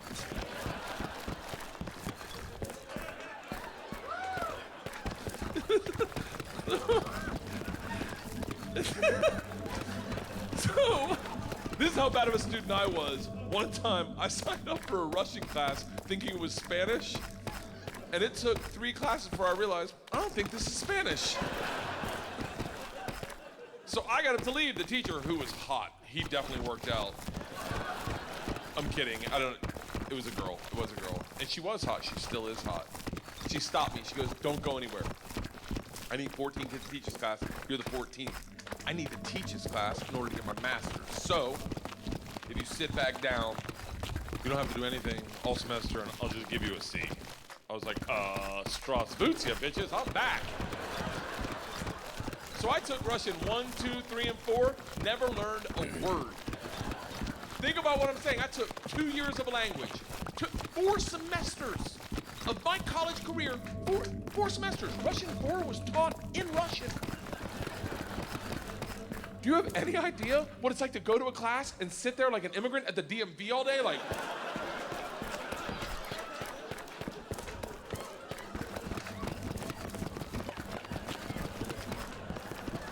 the end of Russian 4, same teacher pulls me aside. She's like, "We're taking a trip to Russia. If you go, you'll get a minor." I was like, "Okay, hold on.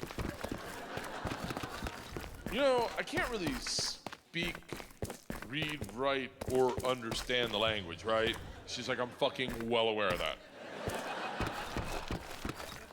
You gotta remember, I was taking tests in a language with which I was unfamiliar with their alphabet. Do you have any idea what it's like to take a test and make up hieroglyphics? And the answer is star, circle, hashtag shoe.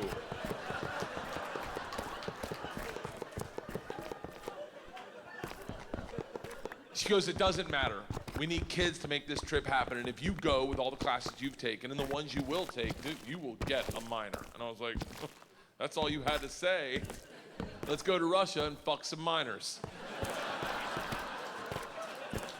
It was different minor, obviously. Learned that the hard way. So we went to Russia in 1995.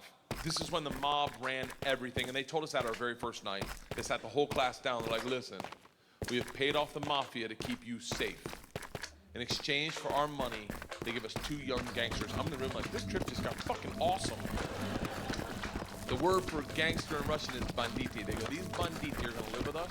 They're gonna walk you to class. They're gonna walk you back to class. They're gonna take you on field trips, walk you back from field trips. Do not speak to them. They're in the mafia. Do not look at them. Do not engage them. Do not interact with them. I was like, they're gonna be my best fucking friends. So the first night I grabbed a bottle of vodka and a 6-pack of Baltica, which is our local beer, and I planned a sentence. I was gonna say, Здравствуйте, меня зовут Bert, очень приятно. Я работаю кошка. Does anyone speak Russian in here? I love that someone says no. No. I did a head count earlier. It doesn't look like it. I'll tell you what the sentence says. It's a badass sentence. I worked all day on it. Hello, my name's Bert. It's very nice to meet you. I work pussy. Kind of. It really means I work with cats. I didn't know the fucking language. What do you expect? It doesn't matter, because the second the door opens and I'm face to face with a real Russian gangster with the white beater and the tattoos with the track pants and the cigarette, and he just stares me up and down. A frat boy from Florida State. I was wearing a fanny pack. He just looks at me and goes, "Что?" I fucking panicked, and everything I planned on saying flooded out of my head, and all I said to him in Russian in his doorway was, "I am the machine." And he started laughing. He goes, "What did you say?" I was like, "I'm the machine." He grabs me and he goes, "Come in and tell my friends." Brings me in a room full of 9 Russian gangsters drinking and smoking and just goes, "Stop! Tell them what you said." Now I'm like, fuck it. I'm the machine! They looked at each other, looked at me, and they're like, fuck it! He's the machine! And I became the machine, and these guys loved me. Yes. You gotta realize though, the reason they loved me is I went shot for shot with them that night, all night long, until like 4 in the morning. But all I knew how to say in their language was, I'm the machine! And I fuck cats.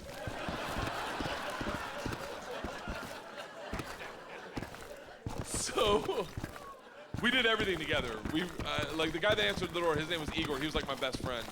We did everything together. We ran a pool hall scam. We stole a boat. It was literally the best summer of my life. And then one day, the whole class is taking a trip to Moscow. It's an overnight train trip. And I say to Igor, I go, this is gonna be a blast. We gotta be in the same cabin. And he goes, I can't go. I said, why not? And he goes, different mafia runs train, different mafia runs Moscow. I said, well, hold on. What's that mean for me? And he goes, don't worry. I set up banditi. I tell them about you. They'll take care of you. Sure enough, we get to the train station, and he introduces me to my 2 new gangsters, Igor and Igor. And he says to me, he goes, guys, this is the machine. If you give the machine vodka, you'll have a great time. The big ear of the 2 Igors looks like a kid on Christmas. He's like, oh, I can't wait to play with a machine. He grabs me and he goes, the machine doesn't sit in coach. The machine sits in first class with us. I'm like, that's what I'm fucking talking about. We go to first class and it is pimped out with booze, food, and here's the real gangster part. Second the train takes off out of the station, everyone that works on the train comes in to pay their respects. The conductor walked in, rips off the stars and stripes to his shirt, places them on my lap, and goes, this is a present for the machine. It would be an honor to do a shot of vodka with the machine. I'm 22 years old thinking, huh, these machine stories might have gotten out of control. We drink all the booze in an hour, and Big Igor stands up and he goes, machine, we go to the bar cart to get more vodka. I'm like, fuck it, I'm in the mob, I'll do whatever the fuck I want. We roll into the bar cart like a big dick in a locker room. Just, not that I've ever been that guy, but I've seen it. Just smack. You know the look where everyone looks like, oh shit, okay. Oh, someone's here, okay, all right. Igor looks at me, and in Russian he says, machine, go behind the car and grab bread. In Russian. And I understood him. For a second, I'm like, I'm fucking learning. I'm learning the language my way, not through flashcards and textbooks, but by joining the mafia. I get behind the bar, I'm like, Igor, I know what you said. He's like, go for your machine. Can the machine find cheese? And I was like, Sir, cheese, I got it. Give me another one. And he's like, grab vodka. I was like, I already know that one. Give me another one. He's like, grab the money. I'm like, huh? He goes, grab the fucking money. And I realized at that instant, we're robbing the bar cart. And I'm the one doing it, hooked on phonics style. I grab the money, walk out. Two of my classmates see me and they're like, you're in so much trouble. Go back to our first class cabin and within 5 minutes, the head chaperone of this train trip, not the whole trip, just this train trip. She was an English teacher who did not speak Russian, who hated me before I robbed the train. She comes over to our first class cabin and swings the door open with that like liberal arts confidence, just. This shit is over. You're done. You're done. Stand up right now. You stand up. How, you're done. Stand up. And Big Igor looks at me confused, then smiles, takes a big sip of vodka, spits it in her eyes and goes, no one talks to the machine like that. Shuts the door in her face and goes, fuck that bitch, this is Russia.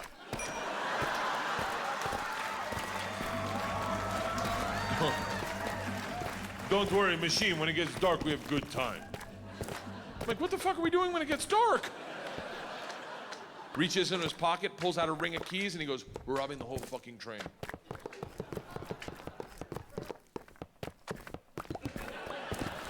I'm a good person. I don't cheat, this is why, let me tell you, I don't cheat on my wife. I don't cheat on my wife because one morning, our whole family was in bed, the dogs, the cats, the girls, my wife, and we were just giggling, and it was pure, it was perfect. And I thought to myself, I don't ever want to screw this up. This is the most important thing. This is what life's about. And they got up to make chocolate chip pancakes, and I laid in bed and I said, I will never cheat on my wife. I had a conversation with myself. I said, if I ever get into a situation where a hot girl's flirting with me, or I think she's flirting with me, and it seems like it could go further, I'm just gonna cock block myself. I'm just gonna look her in the face in front of everyone and go, I don't cheat on my wife! Now, I may be wrong. She may not be hitting on me. She may throw a drink in my face, slap me, or I may be right. None of that matters to me. What matters to me is that I don't cheat on my wife because I've already had that conversation. Here's the problem. I never had that conversation about robbing trains. So when presented the opportunity, I thought I'd be like, not me, I'm gonna go back and work on my verbs. But apparently, when presented the opportunity, I'm the guy that's like, fuck it, let's start with my class. So we robbed them first, while they slept, if that makes it better, and then we robbed the whole train. And if there's any consolation, we robbed me too. My bag was with them. And then we drank all night long. Like literally until 6 in the morning. Top 5 drunkest I've ever been without throwing up in my entire life. We pull into Moscow at 6 a.m. I'm pissed drunk. You ever been so drunk you're like, I know I gotta piss, but I can't find my dick. Train stops, sun's up, I'm hammered, door opens, same teacher, not mad. Curious, right? She looks me in the eyes, smiling, and goes, I want to be the one to tell you they've alerted the police. And I look out, and on the platform, my whole class is standing there with a cop, talking. They're upset. They've been robbed. I get it. Apparently, they'd never heard snitches get stitches. Big Igor sees this and is completely unfazed. He's like, oh, don't worry. I talked to police for both of us. I was like, oh, thank God. He cracks a bottle of vodka. I'm like, I wouldn't bring that out to an officer, maybe. Lights a cigarette, walks out to the cop, who's taking a statement. The cop is taking a statement. Igor walks up behind him, grabs him by the arm, spins him around and goes, fuck you! We fuck you in the mouth! We fuck you in the ass. We. I'm like, stop with the fucking we shit. Now the cop is just staring at me and I hear him bark out, "Pardon, sit down, get down," which I don't even know what that means, but it doesn't sound like, "You're okay, stay there." It is a come to Jesus moment where you know you fucked up. All I thought as I walked to the cop, who's standing in front of the class I just robbed. Next to the gangster I robbed them with, my only thought was, this isn't how I plan on spending my second junior year. In the gulag taking hot dicks to the throat. I get 5 steps from the cop, who looks impatient as shit. He takes 2 big ass steps, grabs me by the arm, spins me away from my class, away from Igor, pulls me right into his face, and he goes, "So, I understand you're the machine."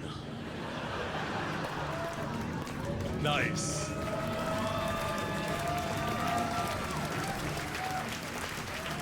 Tonight you party with us. Good enough for me. I was like, "What?" He's like, "Tonight you party with us, yes?" And I looked at him and I was like, "Wait, I'm not in trouble?" And he gets so close to me I can smell his morning cigarette and he goes, "No. Fuck that bitch. This is Russia." Thank you. Thank you, thank you, thank you so much. Thank you. Thank you.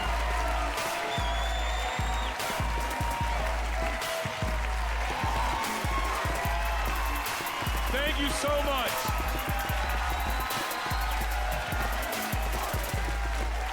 Thank you so much, everyone, for coming out tonight. From the bottom of my heart, this means the world to me. Thank you so much.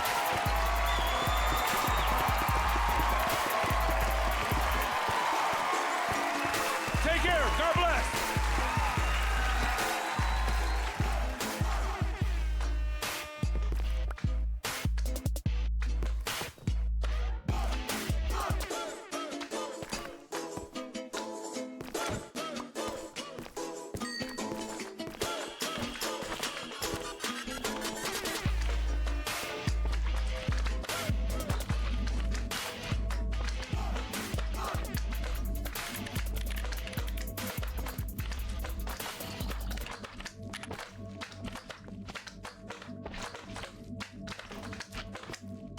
So obviously.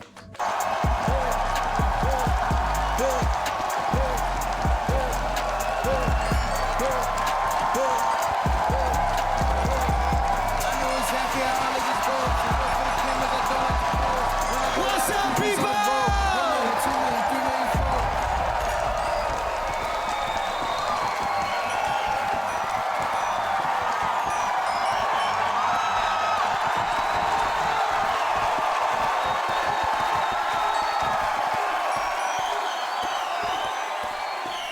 That's how you start a fucking show right there, boy. All right, let's see what we're working with. What's up, y'all? Is that yours right there, bro? Latina? Okay. You gotta be careful with her. You on birth control? Maybe, maybe not. Nah, you need certified yes from them, okay? Don't fuck with that pull-out method with Latinas. You come on a Latin girl's stomach, her belly button just opens up and takes that shit in, dog. Like fucking hungry hippos in there, dog. You gotta come on her back. That's why they call them wetbacks. Now, guys, everybody, we're just getting started, guys. We're just getting started, okay? What's up, white boys? How was storming the Capitol? Good? You know they were there early too, huh? Day early, just tailgating and shit.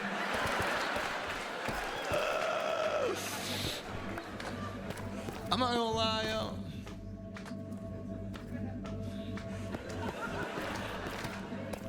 I miss Trump, man. Not like that. Calm down, QAnon. Fucking.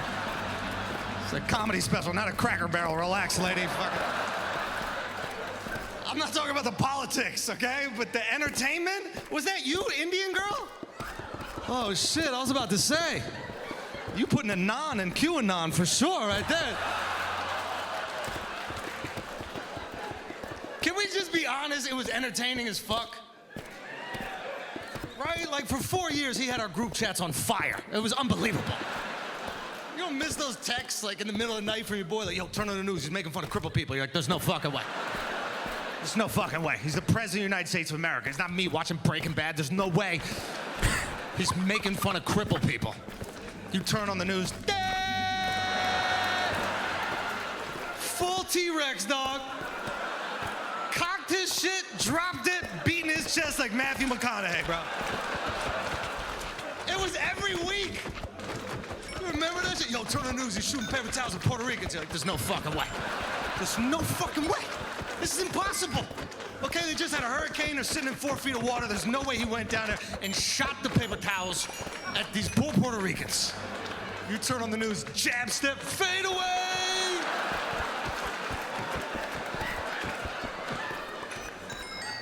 I don't care what your politics is, but it was an unbelievable time. Can we agree on that? It was an unbelievable time. And now we got Biden, and what a fucking snooze fest this guy is, dude. Just, he's boring. I'm sure he's a nice guy, but he's fucking boring, okay? Be honest. Is there anybody here who loves Joe Biden? We have any Taliban in here? Is there anybody? You're a Taliban? Go home, bro. You're free. You got your country back. You're not really Taliban. You're just Afghani. You're from Pakistan. That's not even the same shit, you racist motherfucker.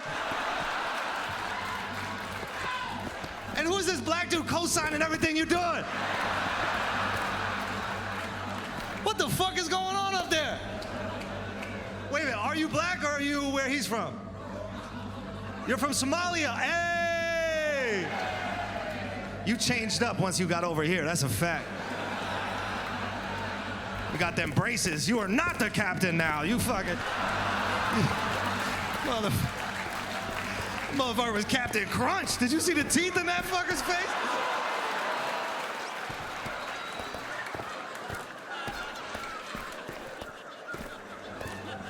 I'm just saying he's fucking boring. Like, be honest with me right now. Do any of you love Joe Biden? No. Right? Biden ain't got no merch. Like, that's how I judge presidents now, bro. Can you move merch or can you not? Because Trump had merch, bro. That MAGA hat was iconic. Bro, that was white people's teardrop tattoo. That's what that was. You saw a white dude with that hat, you were like, yeah! He don't give a fuck! In public, dog. In public, the hat is the last thing you put on your body before you leave the house. It's so easy not to wear it. But some people look at that hat like, how difficult do I want my day to be? Fuck it, I choose violence today. I used to love seeing that hat in the wild, bro. Because I'm from New York. Nobody ever has a hat. You never see a MAGA hat in New York. So when I'm on the road, I'm just waiting for it. Because the energy around the hat was amazing. Right? Because the people that wear the MAGA hat, I don't know if you notice this, but they're always in the best mood, smiling ear to ear, just cheesed up. Because the hat does all the shit talk. Right? They're just walking around like, hey, Hector, how you doing? But the hat's like, we're building a fucking wall, Hector. We build that fucking wall, bro. MAGA, make amigos go away, Hector. You know what this is.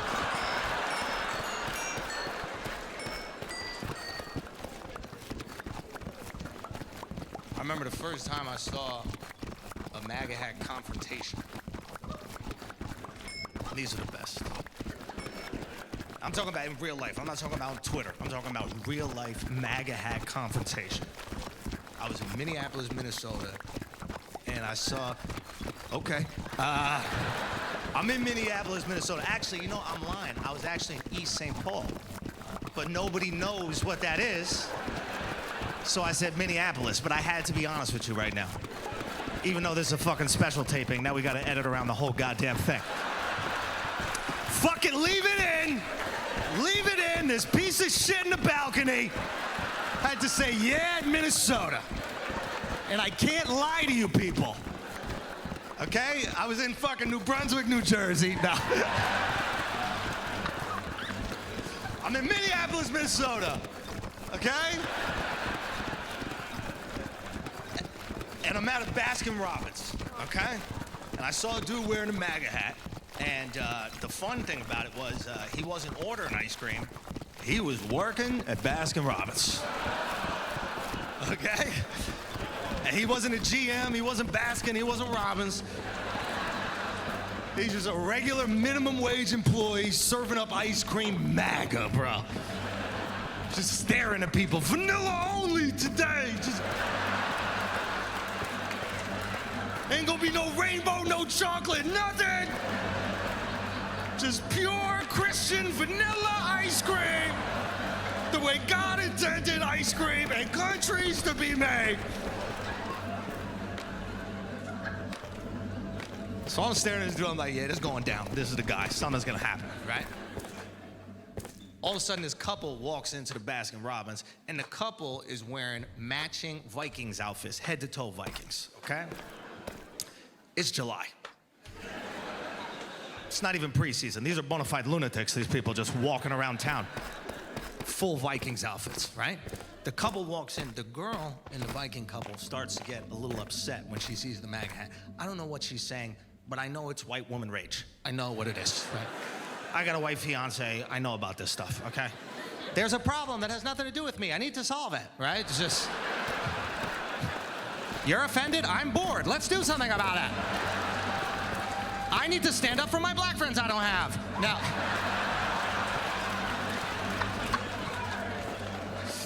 So,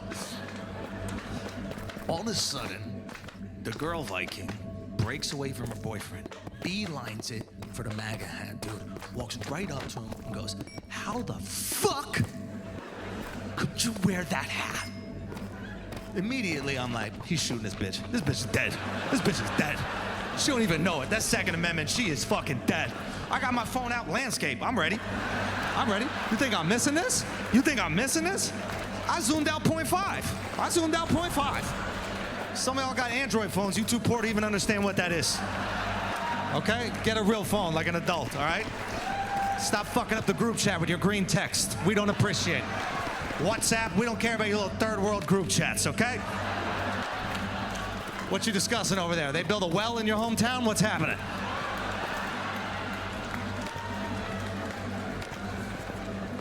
I'm fucking ready to go. I'm so wide, I'm gonna get the bullet leaving the gun and entering her forehead. I'm posting it, I'm viral. It's over. It's a wrap. This chick keeps on laying in on this dude. Just fucking screaming. You know what those hats stand for? For the disrespect of women. You know what those hats stand for? For the mistreatment of women. You know what those hats stand for? For the abuse of women. And I'm just looking at this chick like, you're wearing a Viking outfit.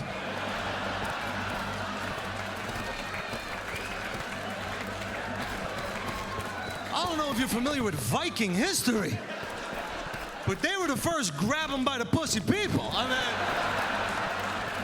mean, literally all they did for thousands of years is just sail around the world grabbing pussies. And we're so crazy, we named a football team after them. We would never have a team called the Colorado Cosbys. You know, that's...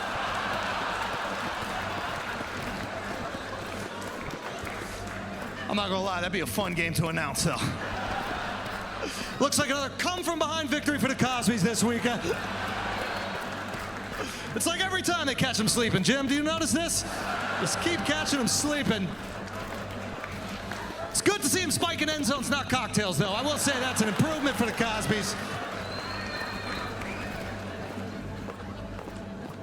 So I'm looking at this Viking twat, and I'm just like, I should be hating her, okay?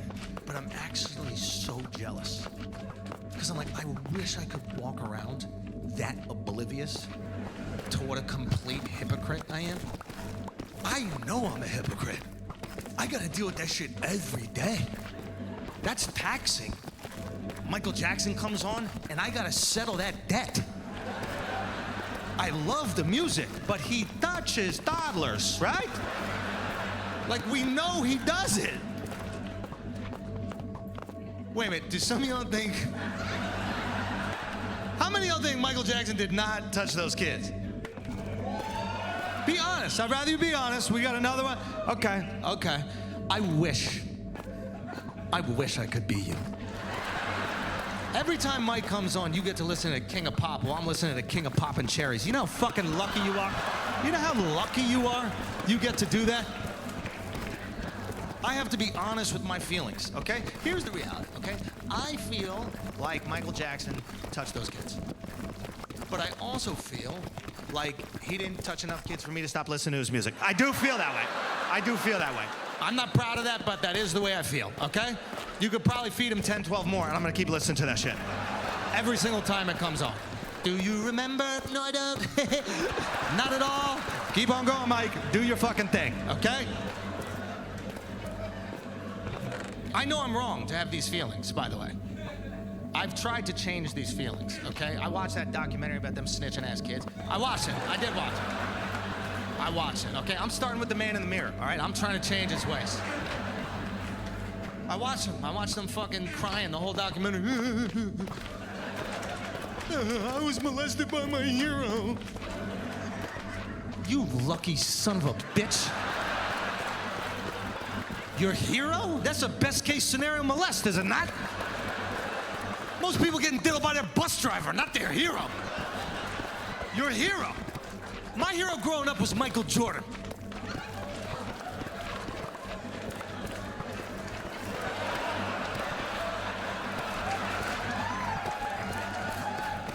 If Michael Jordan molested me, I could walk it off. Probably in the freshest Jordans you ever seen in your life. Hey, bro, where you get them shits, man? You too old for these, dog. Don't even worry about it. They only got these in youth sizes, homie.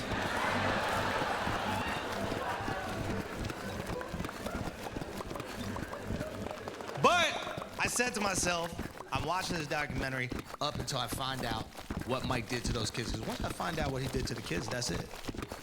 I can't like him anymore. I can't even listen to music anymore. Once I find out what he did to the kids, and then I will move on. I'm done with Mike. I got to the point, and basically they said, did Michael Jackson lick their asshole?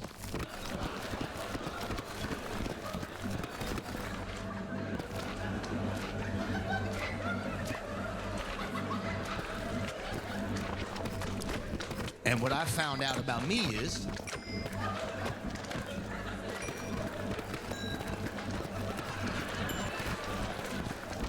that's not enough. A licked asshole? That's cleaning. Can we be honest here? That right there, you got your ass cleaned by Michael Jackson. That's a Billie Jean Bidet, you ungrateful bastard. You got your asshole licked by the greatest asshole licker in history. Michael Jackson literally shaved down his nose so he could get deeper in those boys' asses. Do you remember MJ by the time he died? He looked like Voldemort, okay? Just flat face with 3 holes in it like a bowling ball, just headbanging boy booties. I'm just saying, we have to put things in perspective. A licked asshole from your hero.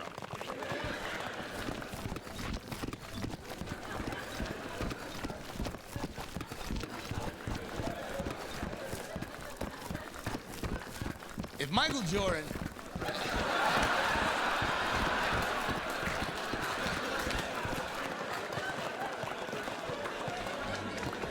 if Michael Jeffrey Jordan took that glorious tongue of his, you know the tongue.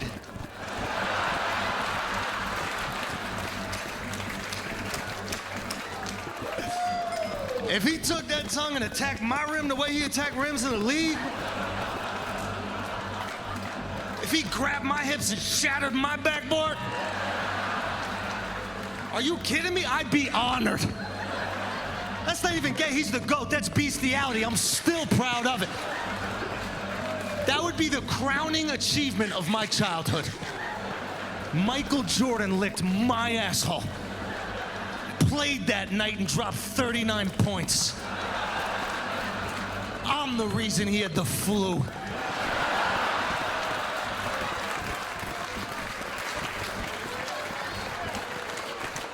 Oh, you had some bad pizza, Mike? Yeah, pizza this ass. Why don't you be honest with the people, okay? We filmed it and everything. We're calling it Face Jam. Tell the truth about what happened that night.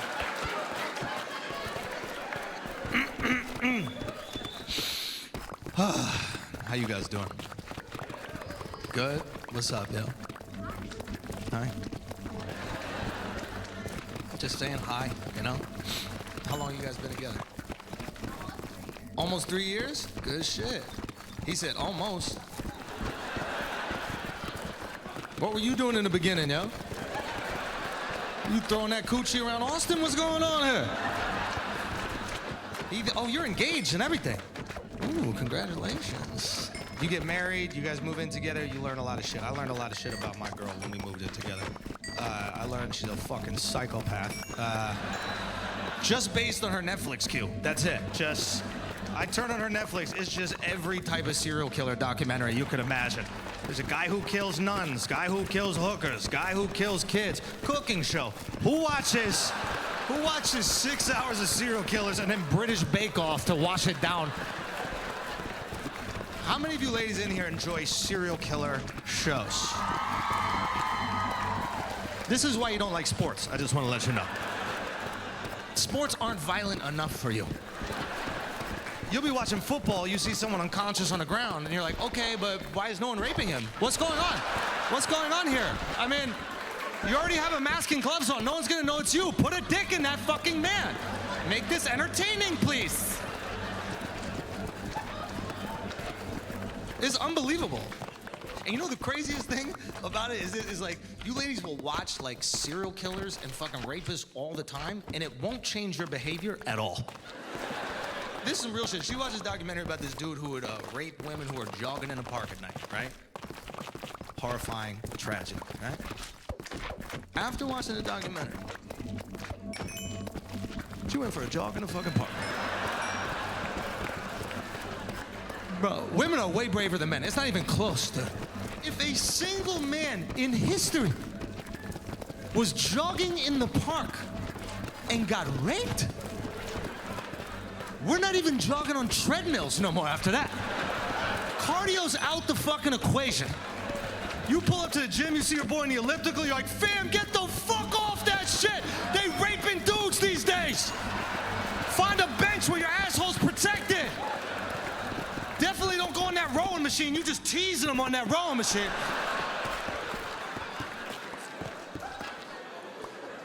And that's a fucked up headline, too. Nobody ever talks about that. But jogger raped? That's a fucked up headline, yo. Don't ever let that be a headline with me. Schultz was raped jogging in the park at night. Schultz was raped jogging in the park at night. Motherfucker, rest assured, I was running as fast as I could. Who's jogging, yo? You don't think I'm hitting the high knees? I got a rapist behind me, bro. There's a butt-naked man with running shoes chasing me in the motherfucking park. I can hear his feet hit the ground, dick slapping against the stomach. You don't think I'm tapping turbo a couple times? Schultz was running as fast as humanly possible when an Olympic rapist, a gold medalist from the Rape Olympics, it's probably Jamaican, they the fastest anyway, a Jamaican gold medalist from the Rape Olympics hawked him down and took that ass against his will even though he fought valiantly. That's your headline. You print the whole shit or nothing at all. My fucking family reads the newspaper. How am I supposed to go to Thanksgiving? My whole family looking at me like, yo, don't pass him the stuff, and he already had enough stuff.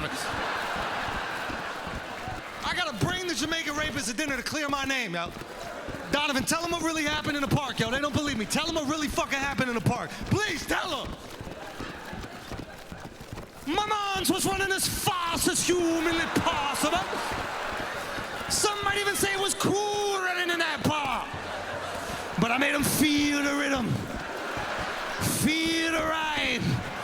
I got you, white boy. It's butt fuck time.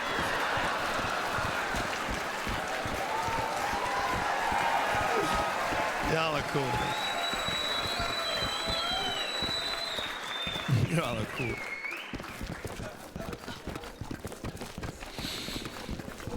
a weird thing though, man. Ladies, why are you so obsessed with the serial killer shit? Oh, because the guy's hot. Ted Bundy. This is good that you said that.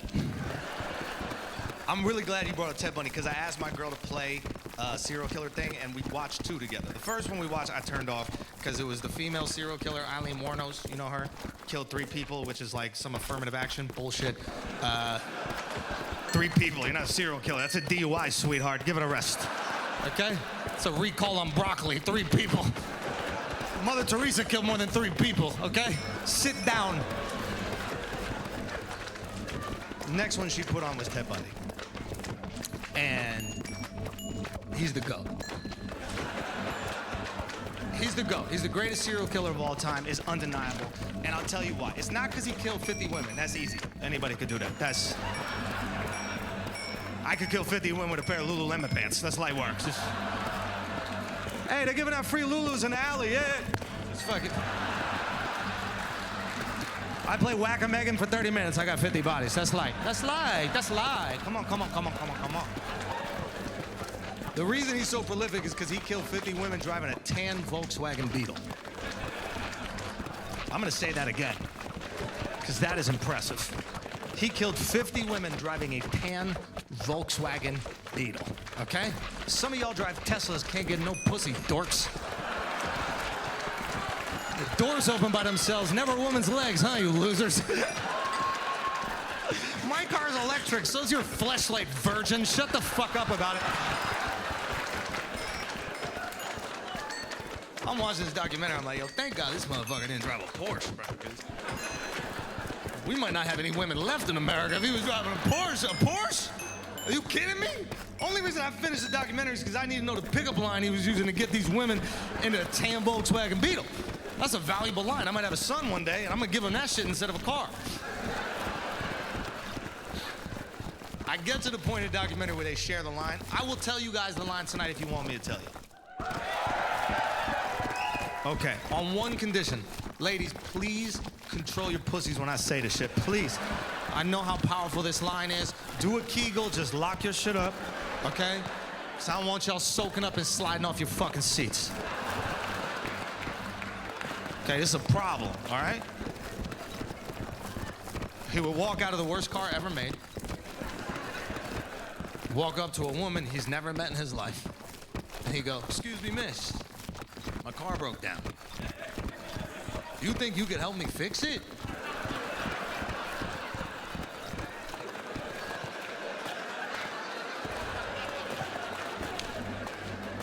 What I said to my girl was, "This is disgusting. The way he's taking advantage of their kindness and goodwill." What I felt burning inside of me was, these chicks deserve to die, okay? They had it coming. Can you fix my car? Ladies, you can't fix a car. You can't park a car. How the fuck are you gonna fix the car? It's 1970. I don't even think you were working yet. You definitely weren't mechanics.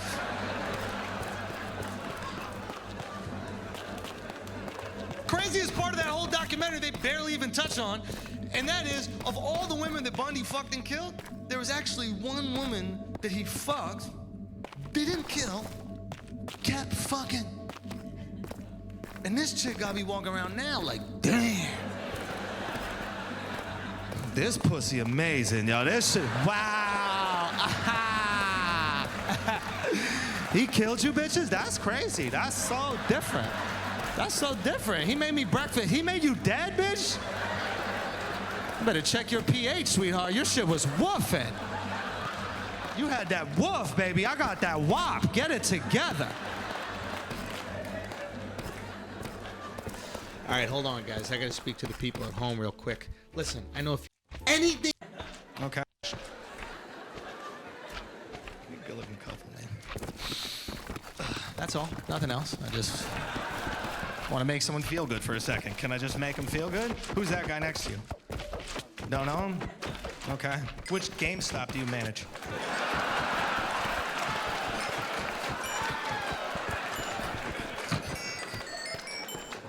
That's fucked up. Shit just pops in our head and we can't say it. You ever have a thought so fucked up, you're like, damn, bro, I didn't even know I was capable of that shit.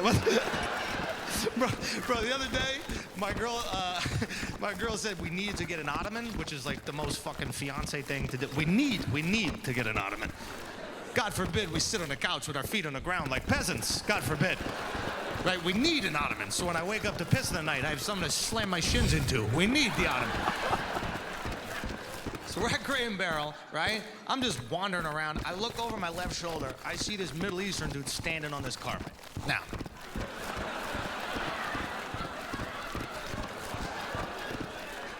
I don't say anything, okay? I'm not gonna say a single fucking thing. I just looked over and went, that's the best I could do. That's knee jerk. That's a reflex. I see a Middle Eastern dude on a carpet. I'm gonna chuckle, dude. I'm sorry.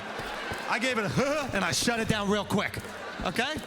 Because that guy is there just so he could furnish his apartment. It doesn't matter that I think he's about to take off on that fucking thing, okay? I was 100% certain. At one point in time, he bends over to check the price and curls the front of the carpet. I was like, oh, he is out of here! What the hell's the security guard gonna do? He don't got a chance, bro.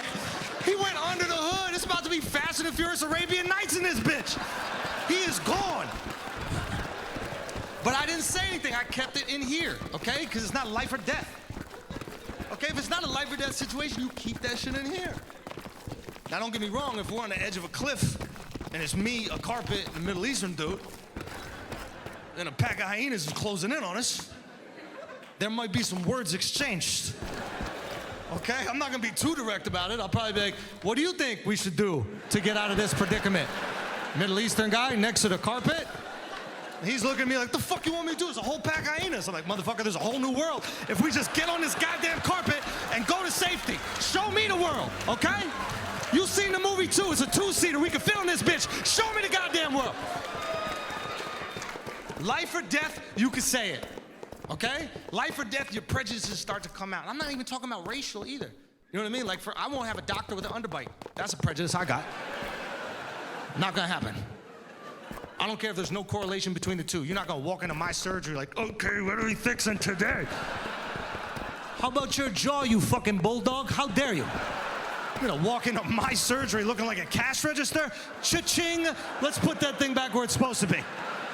Should walk outside, collect some rainwater, asshole. How dare you? How dare you?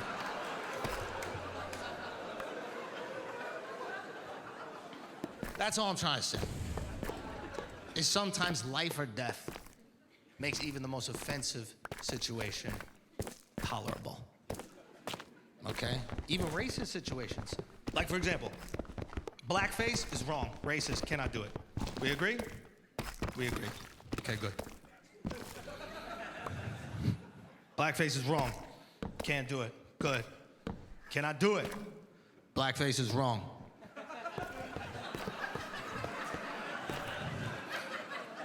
Well, I have to ask the blackfaces. I can't ask the fucking rest of y'all.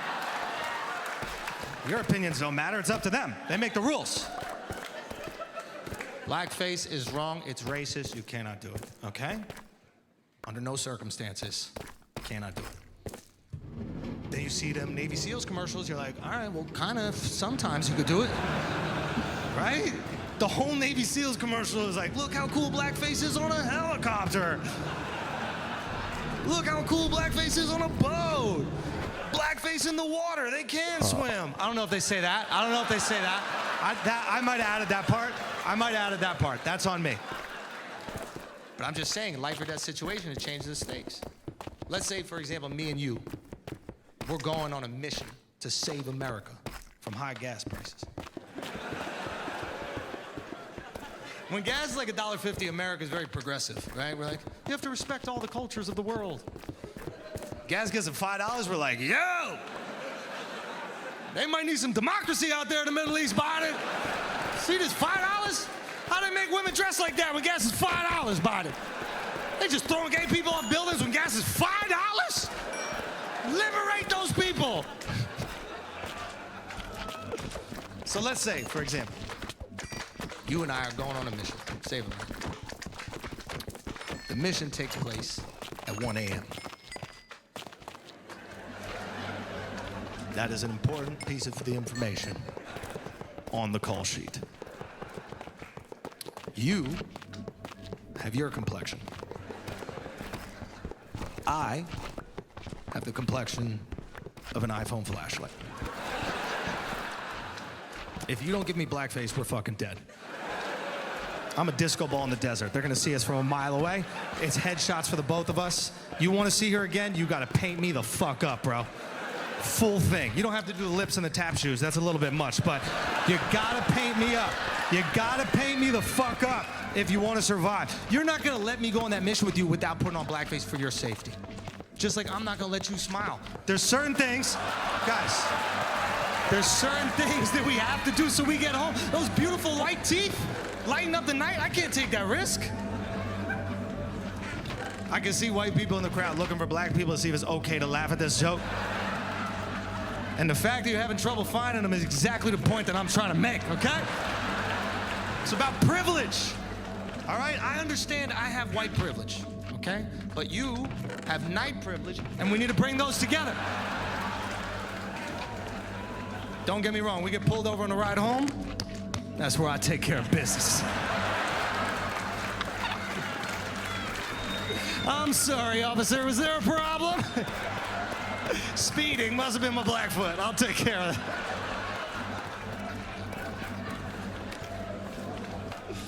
Is it fucked up? Yeah, I guess. It is. Is that your girlfriend right there? How long you guys been together? 8 years? Amazing. Are you on birth control? What type are you on?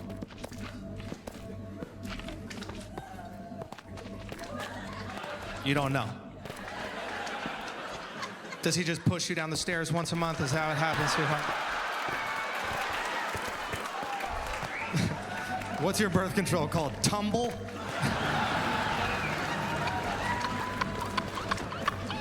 He just gives you some vitamins every morning, that's it. You don't know what the fuck you're taking, huh?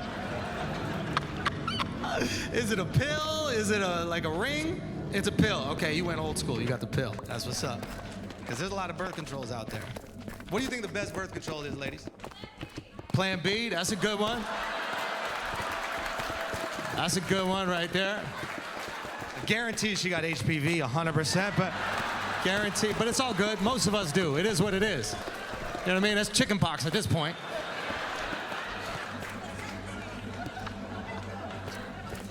You're a real one for that. Plan B, just gobbling them shits up like fucking Flintstone vitamins. That's what I'm talking about. That's a soldier right there. Fuck it, leave it in. I got some extra on the bedside table.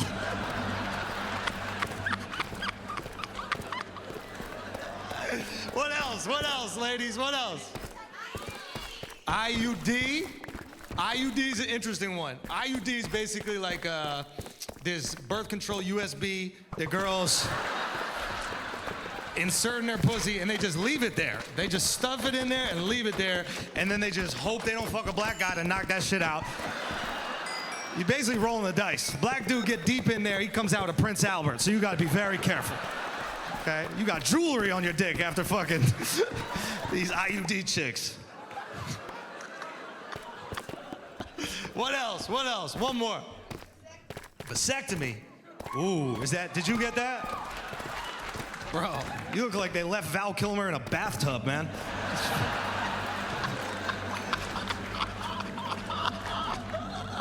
That's a beautiful head of hair, though, for sure.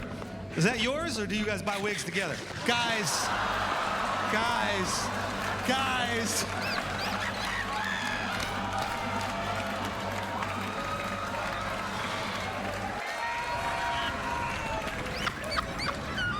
She hates me now. Don't beat me up.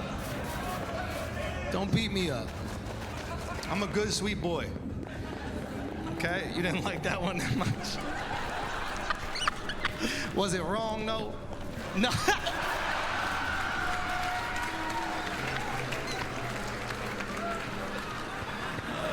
How long you guys been together?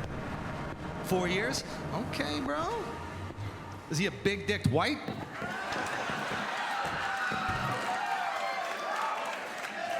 You look big-dicked, bro.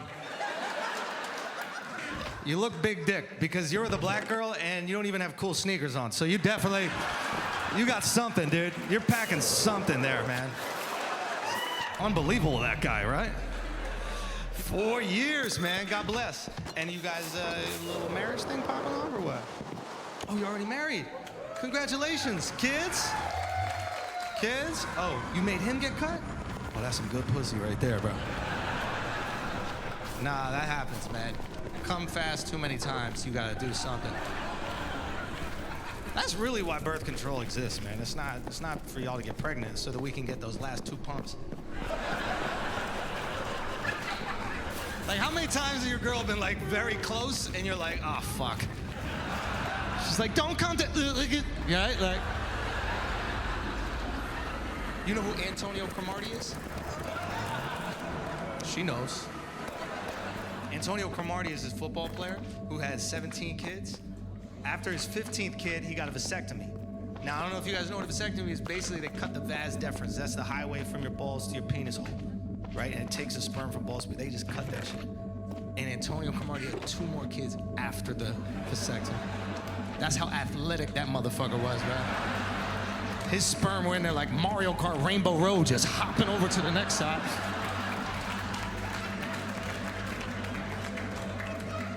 What else? What else? One more. You said to swallow? She's a keeper, dog. There it is. She's a keeper, bro. That's crazy. Usually the people with the man bun swallow, but it's cool. It's cool. Like, it's cool that you guys have that relationship where it's equal. You know what I mean? Does sometimes he ask for a little? He's like, just spit a little in my mouth.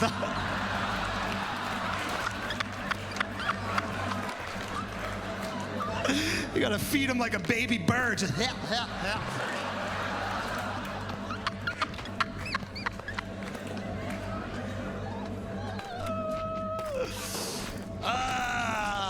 Texas.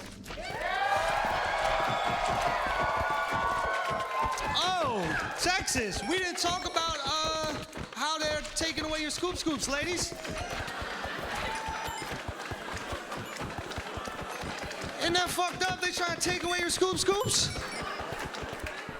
It's unbelievable. I just want to let y'all know right now, ladies, I am with you. I think it's your body, your choice. I agree with you on that. 100%.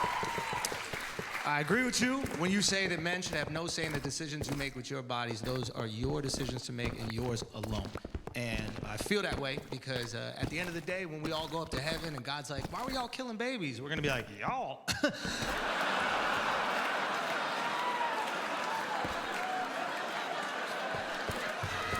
I think they were very clear whose decision this was, God. Looks like you need to pay for your sins, babe. Even though I paid for your sins.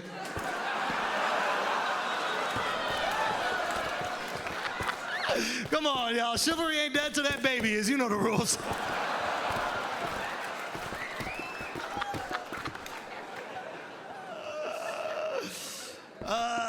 Man. Yeah, abortion.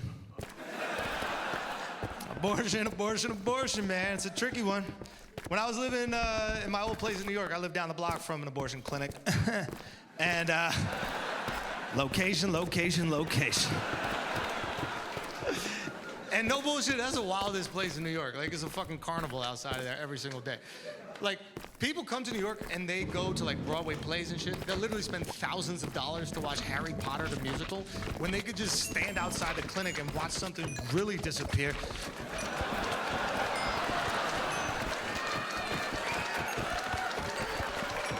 Fetus deleters.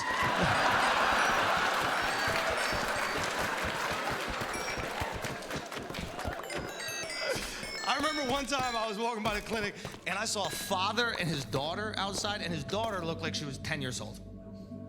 Now, I don't want to divide the crowd politically here, but for me, that's a little late.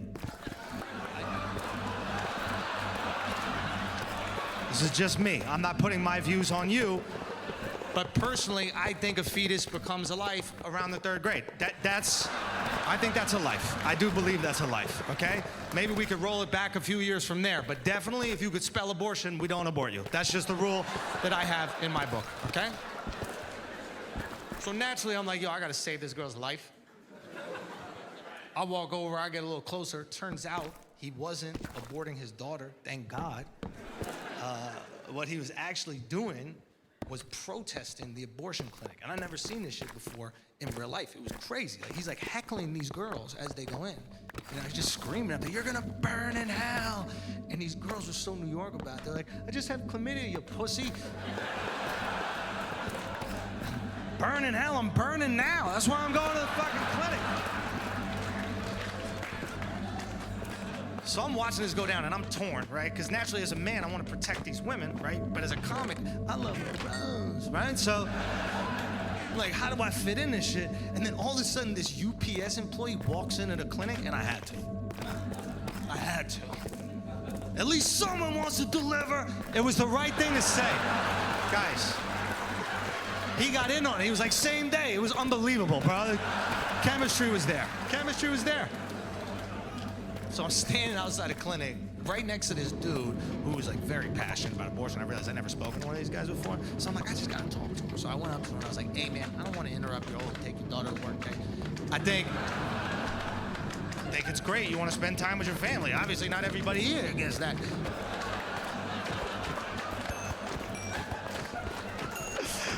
I go, "Buddy, I just gotta know, why are you so against abortion?" And the guy looks at me, he goes, "I'll tell you what changed it all for me. It's these new sonograms."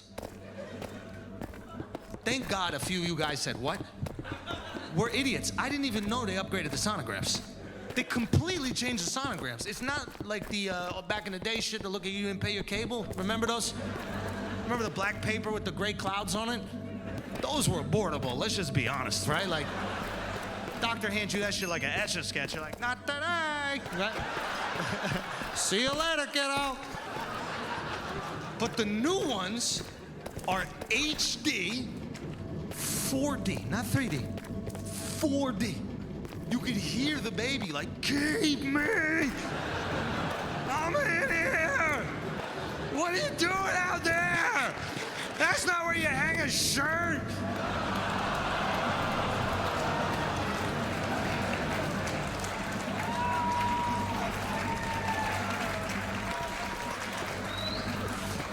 So I'm looking at these images, right? And I'm like, man, this is visceral. This is hard to disagree with.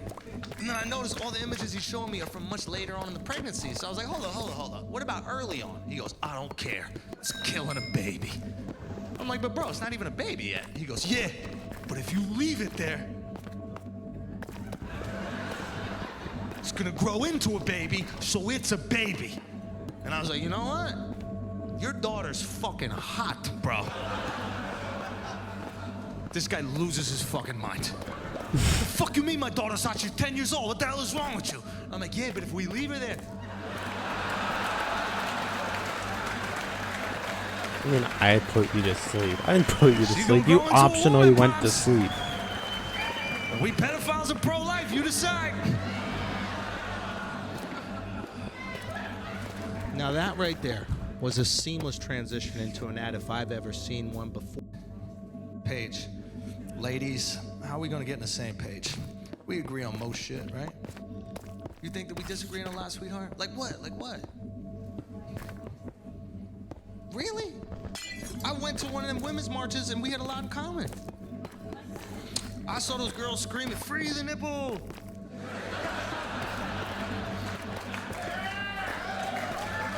That sounds pretty good. Right? They were screaming, "We should be able to You have sex with as many guys as we lasted want." maybe Yes, you 30 should. minutes. If we get pregnant, we should be able to abort it. Hopefully. And we need to work so we can pay our half. Hallelujah. Fellas, get down here. It's happening. We've reached common ground. It was unbelievable. These women were fighting for the right to become the men they've always hated. Just walking around with their shirts off, fucking whoever, not worried about the kid. I'm like, are y'all feminists or fuckboys? What is this shit?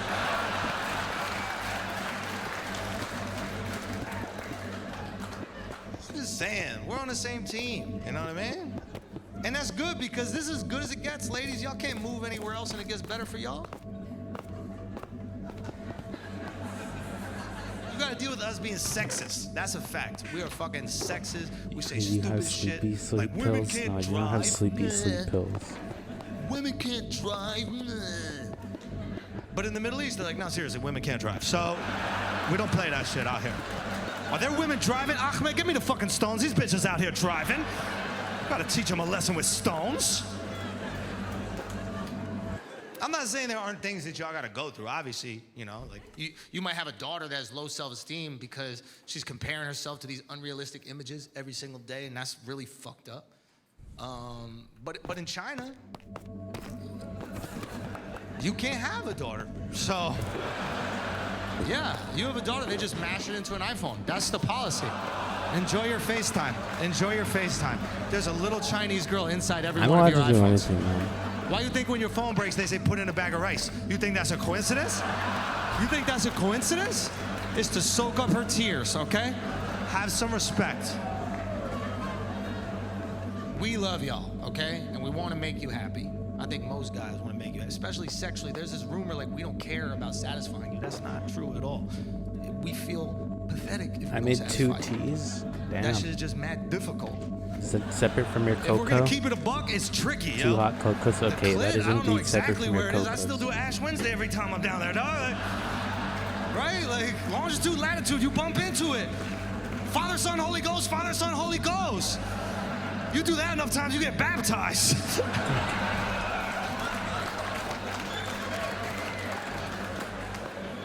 Pussies are tricky. Nobody ever stared down the barrel of a pussy and was like, that's how I would have designed it, just like that. 2 lips, why stop at 2? 4, double down. Double down on 2, always. Add a hood. I want that pussy looking emo. I want that pussy looking like a school shooter. Because once a month, it's a massacre down there. There's a lot of things you ladies have harder in life, but satisfying the opposite sex is not one of them. Let's be honest, it's easy to make a dude come. You agree, right? That's not an accomplishment. It is easy. We have pre-cum. That means before we come, we come. We're never not coming. We turn 13, just leak for the rest of our lives. You don't ever have to ask us, ladies. Like, sometimes girls are like, did you come already? 4 hours ago, sweetheart. Okay? You touched my knee at dinner, a few of my sperm were like, fuck it, I'm out of here! You just didn't notice, because pre-cum doesn't shoot out. It just climbs to the top and then chills there like it's in a jacuzzi at a ski resort. I'm not getting out with a towel, bro. It looks fucking freezing out there. It's just easier. It has to be easier. I'll be honest, I never sucked dick, but I could do it. I know that, I could do it. It's positive feedback built into the dick, okay? You sucking a dick good, hard. Sucking a dick bad, shoelace. You could be the best at eating pussy in the world or the worst at eating pussy in the world. Pussy still stares at you like Stephen Hawking.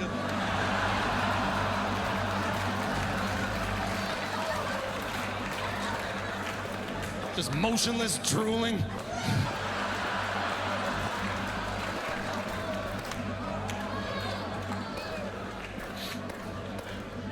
If someone kidnapped my mom and they were like, yo, Schultz, we're gonna kill your mom unless you either make Ted come or Rebecca come.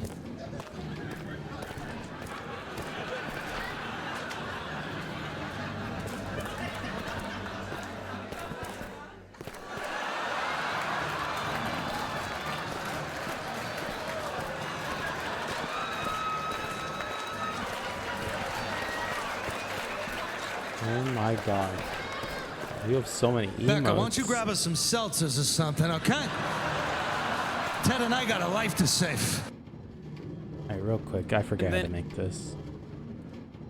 The double chest is just temporary storage. We're gonna place a hopper right here with a comparator reading from that hopper going into a solid block, redstone torch above that block, a solid block above the redstone torch. That should light up, and then whenever you yourself a and then it should rail, that rail, this block, and then you move your hopper to the right by a block, place in a solid I see. block right there, powered rail, and then a regular. Of course, how devastating. But how could your you hopper forget? to the right. We can throw a few items onto the trailer and then install yourself a double.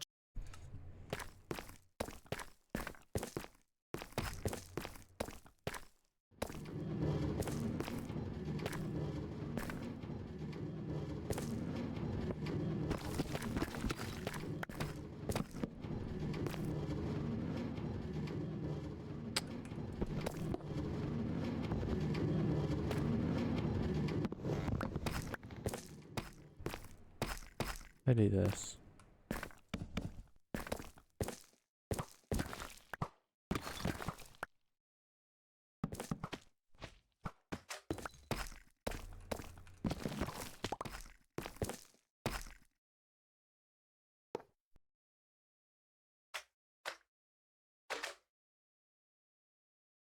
I can't even get subs.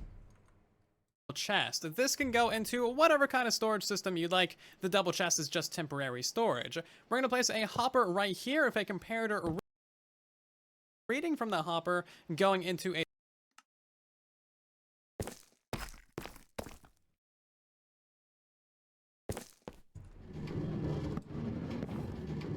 solid block, redstone torch above.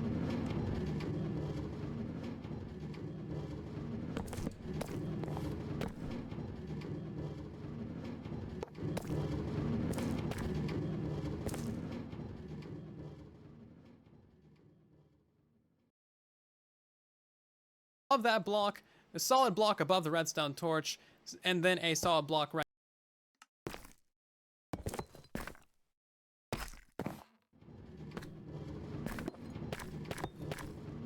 here, and a piece of redstone.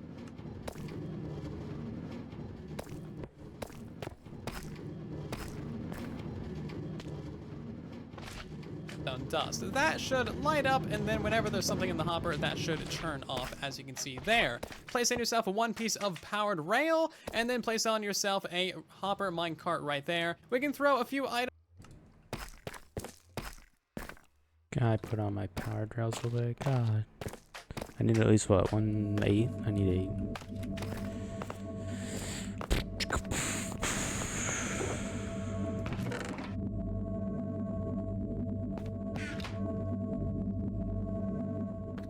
And I have 10.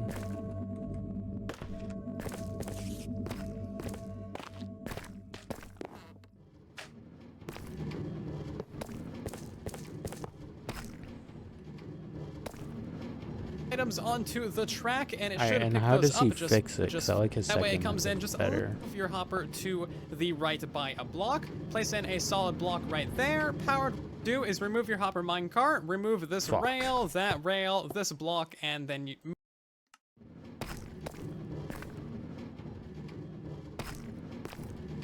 I can't move it back anymore. All I can really do is this.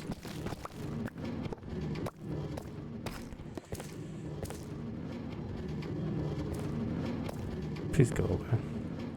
God damn it.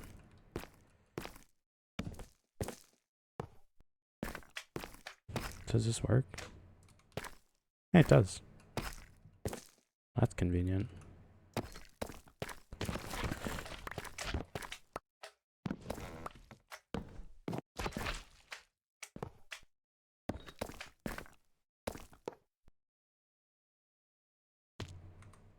Move your hopper to the right by a block. Place in a solid block right there, powered rail, and then a regular rail. Hopper minecart unloaders on Bedrock Edition are a little bit temperamental sometimes, so sometimes you just need to fiddle with them a little bit. But as you can see, this hopper minecart has items in it, and now it's actually going to land properly on the unloader and drop off its items into the chest. Once it's fully empty, it'll be set back on its way. If neither of these two hopper minecart unloader designs work for you, I have a whole tutorial of hopper minecart unloaders, and you can check that out and try out some different designs. Furthermore, if you want to turn off this minecart unloader, all you need to do is place a lever on the... Alright, shut up. I don't need you anymore.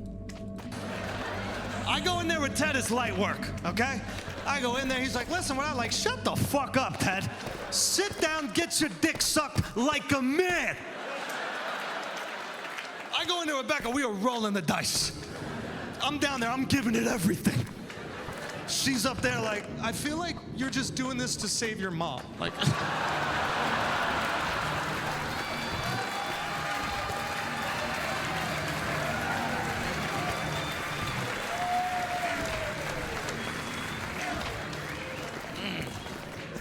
so it's easier. We can all acknowledge that. But that doesn't mean that we don't want to make you come. We do want to make you come, and we feel pathetic if we don't make you come. And here's the most fucked up part of it all.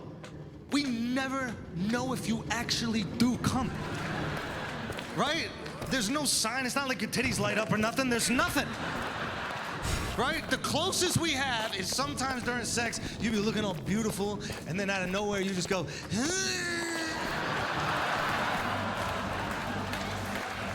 I don't know what the fuck that shit is, but if you turn into Big Ed from 90 Day Fiancé out of nowhere, you just, I'm trying to stuff as much dick in you as I possibly can. Okay, I squeeze my butt cheeks. I pump and squeeze. I think I got extra centimeter dick in my butt cheeks, I ain't gonna lie. I squeeze my butt cheeks, I might pop your head right out your fucking shoulders. Fuck around with me when I squeeze my butt cheeks.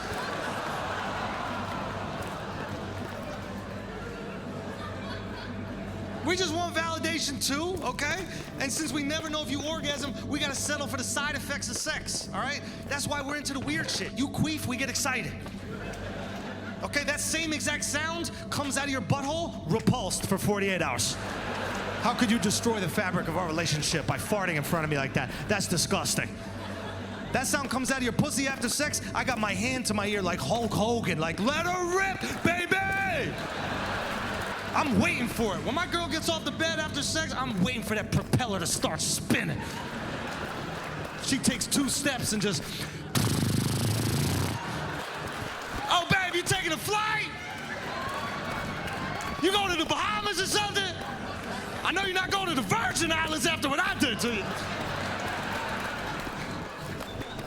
It's the same thing with squirting. We know it's pee, ladies. We're not stupid. Obviously it's pee. You don't have water balloons inside you. But here's the thing, we don't give a fuck. Because we made you pee. We love it. We talking shit. Look at your sheets. You see how stupid your sheets look? Ha! I got crop circles on your fucking sheets. You see that shit? I might not make you come. I'll make you do laundry. That's a fact. I do a load, you do a load. That's how things work around here. Guys, thank y'all so much, man. Thank y'all so much.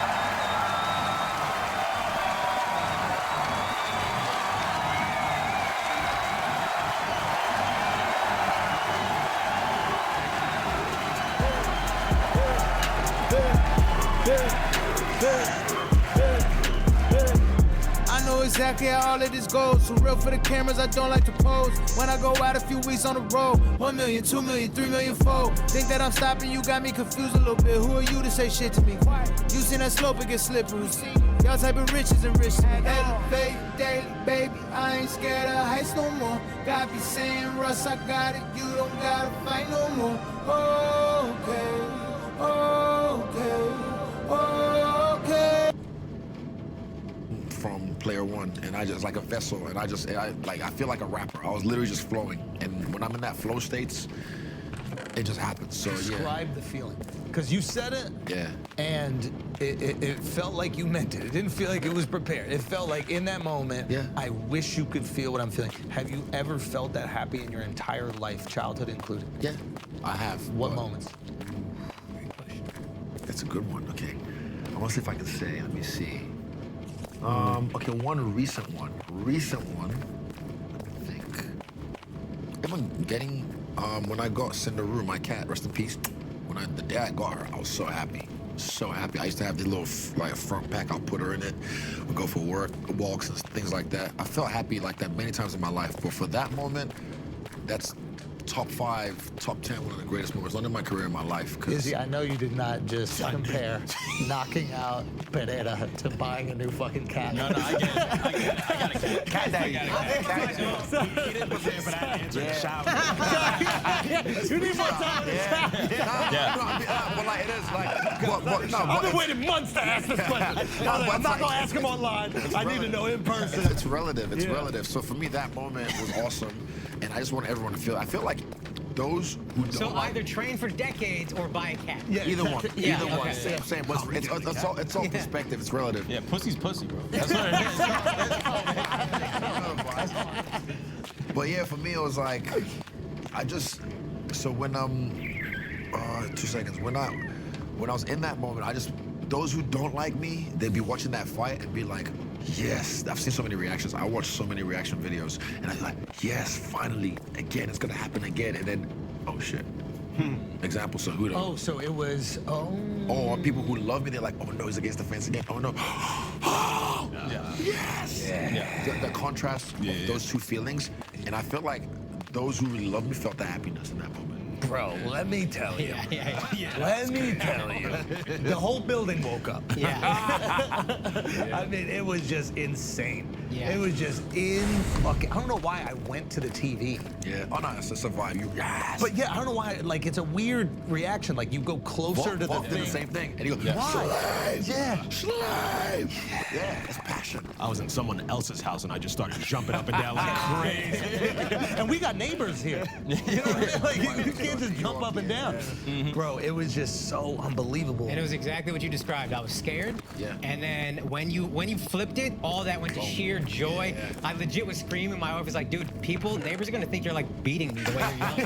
Like, this is crazy. My dog was shaking. It was like fucking crazy. Bro, and the arrows, perfect. Oh my God. Just from an improv perspective, I mean, you pulled out the whole quiver. That was planned. And then you shot. You've been waiting to shoot arrows into that motherfucker for years. As a dancer, like, even with Crump, we have characters sometimes we were just like, we bring on the dance floor, you try and like emulate. So that helps me be able to create moments like that. And I remember telling the referee, shout out to, what's his name, Dan Mergliata, because when he come give you the rules, I just remember, bro, if and when I sleep this dude, I just need you to let me have my moment. I won't touch him. You said that to him before the fight? Yeah. That's so amazing. I told Dan, I was like, let me have my moment. I was just like, it gives me chills, dude. Yeah. We need that video. We need that. I think he would have filmed it. Yeah, so I was like, just when I sleep him, just let me have my moment because I've been waiting how many years for this. I said it last time in New York as well, but it wasn't my moment then. That was his moment. Great story for him, but I was like, let me have my moment just because I won't touch him, I won't hurt him, he'll be there, but just let me have my moment because I've been waiting so long to soak this up. And Jeff's got a cool photo of me. He'll be dead. Yeah, just like in my head rehearsing it. How long has Jeff been filming you? For life. Nah, he's been 2016. So what is that now? Like a year in his MMA debut. 8 years, something like that? Yeah. Following around. You know Jane Goodall? You said it. Anyway, we're gonna get to a tripod one of these years, bro. It's been 8 years. This guy's been holding a camera like this with his arm shaking for 8 fucking years. Tennis elbow. Izzy refuses to get him. Ash won't get him. Hey, bring that camera back up. What the fuck you doing? Fun fact, this nigga won $50,000 off a $25 bet. What? Wow. On what? Yesterday. Yeah, on I thought on you. Yeah, No. I thought we got some insider trading. I'm gonna get knocked out of New York. Jeff, I'm not gonna pay for you, but I'm going down to the fifth. Tripod money, let's go. Oh, that's what happened in November. Nah, but well, he's been following me around for a long time, and thing is, even with the film and stuff, he got a lot of the raw footage, and I can be myself around him. And I say Jane Goodall, like he studies me because he's seen me with so many different situations, so many different fans, and he knows my go-to line sometimes. You know when I have to, like NPC these people because they give me the same energy back. But yeah, I can be myself around him. He knows when to film me. He knows when not to film me. He knows when to like be a fly on the wall, a big ass fly on the wall. He knows how to catch certain moments, and that's why the documentary is fire. Yeah. I saw the documentary last night. It was incredible, and I wanted to talk about it later, but there's still this moment in your life that is obviously pivotal to you, but there's times where I don't know how big a deal it is for you, right? Like when you came here after the loss, you really taught me how to lose and deal with loss. You know, and I mean that sincere. I'm very grateful for that. So when you got the victory, I saw the joy, but there was also part of me that was like, well, he was fine after the loss. Is he fine after the victory? Is it sweet? Like tell me, I remember texting you, and I remember texting the boys, and I couldn't be there, but you know why, but I literally was almost like, I'm about to fly down to Miami. That was crazy, bro. I'm about to fly down to Miami Monday. We tried to line that up as a podcast. Yeah, bro, I know, we tried, and also even like, a lot of people tried, but then for me, I just wanted to, I told the boys, I go, fuck the podcast. I want to go party. No, Miami. 11 in Miami. So I finished work around, say, 1:30 a.m. Got to this Sunday morning, 1:30 a.m. Got to the club around 2. 11. Tim. Yeah, Club 11. Shit was crazy. It was packed. Even OBJ pulled up, said what's up. Everyone else, the Nelk boys, Mike, all these other different people as well. Chuck Liddell and Tito on fucking stage. Adekunle Gold, Michael Venom Page, Kamaru Usman. We're just hanging out. It was a vibe. And then I didn't sleep till about maybe 4 p.m. because I was just up and I studied the fight a little bit with my coaches. And then Sunday night, tootsies, upstairs, shoulder rubs. Had to. And there was even a point. There was a point. Yeah, how many arrows you shoot that? Well, I mean, like, the thing is, like, put it this way. I told one of these. A few Brazilians went down to Miami. Hey, man. Hey. But, well, they went down, but I couldn't go up, put it that way. But what was this about? It's because I was just so excited. Actually, I told a dancer that I was like, I'm just so excited with my life, like right now. You're adorable. Yeah. He's a dancer too. He's an actual dancer. A dancer. Was she crumping on you? Yeah. Try. No, but like, so it was a point, you know, you get a lap dance or whatever. But at one point, I was just like, you think you conquered it, where you want to do this? But I was just like, this is not even exciting to me right now. I was like, my life is so exciting. That's why I'm just. It's not you, it's me. I'm just life. Oh, wait a minute. So you weren't bricky for her and she got upset? No, No, hold on. There's something. Ash, shut the fuck up, Ash. Bro, get a camera on Ash. Ash is the wildest human being on the planet, and he just went like this. But I think he's going, tell the story about when they both sucked it. Nah, but like, yeah, so for me, I was like, my life is so exciting right now that this is not, you think this is what you want to do, what you're supposed to do, but I was like, yeah, it's cool to be at Tootsie's, it's an iconic spot, but I was this ain't even it right now. Like, my life is so exciting that this is not doing it for me. Yeah. So that night, after Sunday night, Monday, Tuesday, Wednesday, I stayed in my room. I just chilled in my room, on my phone a lot. I was farming, because again, people don't understand the numbers game. You got to run the numbers up. What does that mean? You do something crazy like that, I know what it's like. My Instagram, socials, all that kind of stuff is going up. So when these new companies want to see the insights, Oh, you're calculating the reaction. yeah. So I'm always on my phone just farming, and I had so many memes, I had so many clips, I had so many things I wanted to say. I got receipts. So you know, I'm farming, and then when they and you're posting a lot more. Can we see the insights for the last 2 months? Boom, the numbers is up, the money's up. So people think, oh, you're posting too much. Oh, get over it. It's only. I'm like, nigga, it was only like 2 days ago. I'm gonna post as much. There's no rules to this internet shit. So I was posting, I was farming. Tell Eugene that shit. Yeah. Nah, dude. He understands it, but he doesn't like it. You know. But There's a great moment in the documentary about this that we'll touch on later. But so for me, I'm farming, I'm making money, and Wednesday, get home. First thing I do is go see my teammates, say thank you, because they put so much work into me. Even leaving the gym to go to that fight, whenever I leave the gym the last day, when I turn around and I bow and I leave the gym, I just like, there's a thing of like we're about to go to war, you know what I mean? It's one of those ones. So I go back to say thank you to my teammates, then I go grab my dog, Toothless, and I take my shoes off, go to the park with her, because she don't give a fuck who Stylebender is. Yeah. She's like, that's my boy, what's up? And anyone that try to say what's up, I say what's up. Any photos, I'm like, I'm just chilling, man, thank you. I'm just hanging out with my dog. Yep. Hang out with her for 2 days, and then that's my way of trying to like come back down to my reality, just balance myself, you know, ground myself. Yeah. Before you get there, I need to know what's happening when you're alone in the hotel room reflecting. Just take me through. Not even a hotel, I got an Airbnb now because these fighter hotels get crazy. Okay. Can we go back 2 nights before that? You improv this. Oh, that, yeah. At what point do you look at Pereira's son and you're like, this little motherfucker? Oh, yeah. That was payback. This, I still think, that's just iconic. I didn't even hesitate. Literally, it's just like visualization, man. I've been here in my brain, and it just happened. I was like, right. Was it 3 for a reason? Was it 3 for the 3 times he got you, or? It just happened. Okay. Now it is. But when it happened, I was like, it is. But I find when you get to the cage, right, you can see everything. So hyper aware. I can see literally the nosebleeds. I can see where Trump was, Mike Tyson, Kid Rock, Dana White, and I knew where his family was. And then straight away, I was like, where's that little? And then I remember his sister was trying to, because they were crying, and his sister was trying to shield them. And I was like, and he looked at me, and I just went, and he got it straight away. He knew. Yeah, he knew, of course, he knew. Come on, man. Yeah. I mean, that's fire. I mean, that's bro, fire. if my son did that, to someone I knocked out, I'll just be like, what are you doing? Come on, man. Like, I'll make him apologize and I'll make him. He did it in the ring too. Yeah, that's why I'm right while in you there. were asleep. Yeah. So I was like, what the fuck? So for me, I'm petty. I am petty. I took that personally. Yeah. Very personally. So I had to let him know. I don't react, I respond. I take my time when I respond. Yeah, the world knows. They knew. That was a wild situation. That was fire. How old is he now? 15 or Old something? enough.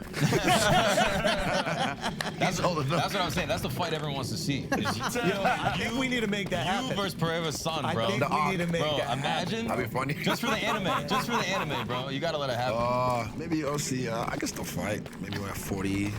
We'll see.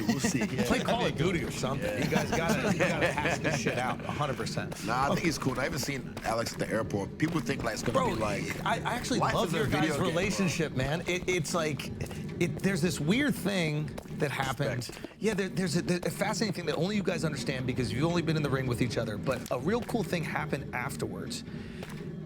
He didn't seem to hold much of a grudge against you. I also feel like he probably feels full because he knows he's gotten you before.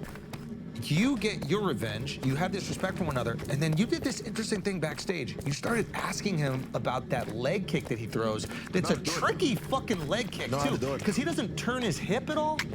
And also, he's just a massive human being. Yeah. We're both 6'4", I believe, but his head is just he's so a big 6'4". Yeah, he's a big, he's got a big head. I've got big hands. Yeah. Well, all right, bro. Come on, outside. Come on. Come on, outside. Why you gotta pick me? Pick that motherfucker. Pick me. Go, Archives. Put your fucking little hand up there. You know what time it is around.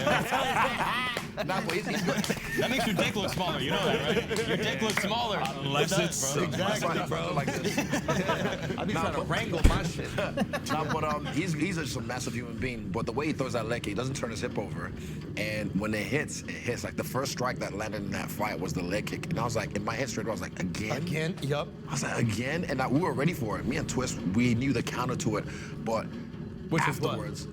All right, fine. Fair. Keep it. But afterwards, when I watched the fight, I was like, every time he threw a body jab, that was a setup. Because a body jab, he'd be low and then just whip. I was like, fuck. But when he hurt my leg, and he did hurt my leg, but I used it, I was like, fuck, well, that's blood in the water now. So when I saw his confidence starting to grow, I was like, right, I'm just gonna just move back a little bit and just shell. I used that move twice. You did something early in the fight Which one? that had me fucking terrified. When I tried to brawl with him. Son. Yeah. The first time he steps in. Wanted that. But I knew you wanted it, and that's how I knew it was kind of different. But and I was actually, afterwards I got excited. But the first time he steps in, he threw something, you put your hands up, and then you swung, it was maybe 2 or 3 shots. Boom, boom. I don't know if either one of you guys actually landed, but I remember going, what the fuck is going on here? After that, the next combo, he landed that hook, but it didn't even affect me or anything like that. But in that moment, usually in this camp, he was like, I like that you guys didn't run. Yeah. Oh no, he said, I want to be Right more offensive minded. Yes. He said, I want to be, and I was like, thank you, finally. And I even told him, like, you're gonna be stressed out in this fight. Good. I told him, I was like, you're gonna be stressed out because I'm gonna be in the fire. Son, I was so impressed. You watched the sparring, the last sparring. I remember like my leg was hurt because injury in the camp, 2 weeks out from the fight, fucking bad. The meniscus?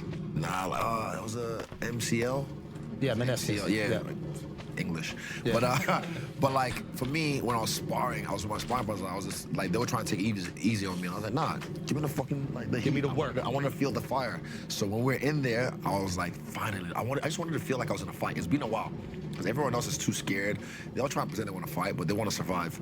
So I was like, he beat me. I was like, fine, he's not gonna run. Let's go. I want to be in the fire. And then I was in the fire and I was thriving. So when that happened, that whole sequence at the end, I blocked all the shots apart from the body shot. The knee even missed. I blocked it. It was. When I got that. I got the lead, and I was like, boom. Now, when you're in that corner, are you thinking, I'm gonna get an opening? Did you have any of that planned, or are you just like, keep your head up and keep, okay. Rhythm. I remember just like being there, like, okay, we're cool.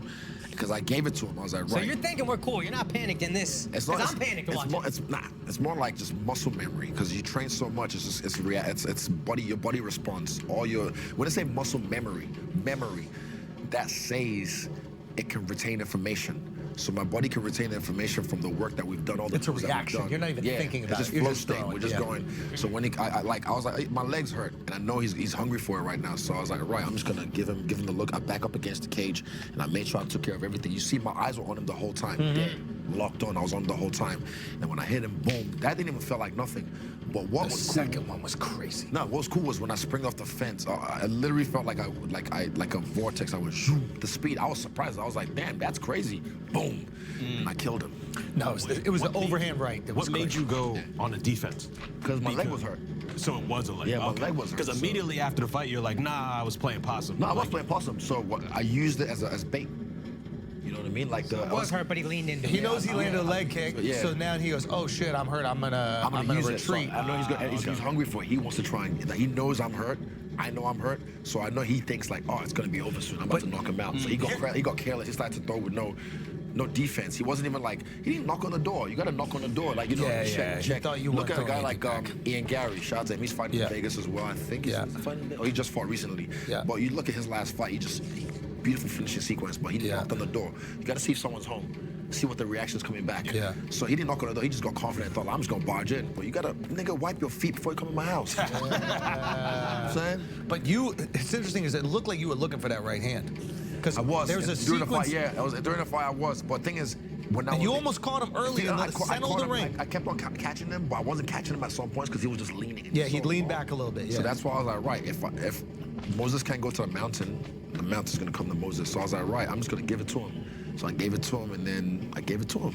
And there was the last time when you almost dropped him in the first round. Same sequence. This time you made it a point to adjust and be like, no, I'm gonna drop him this time. When I did as well, I fired back. So like I said, I came off the fence, boom.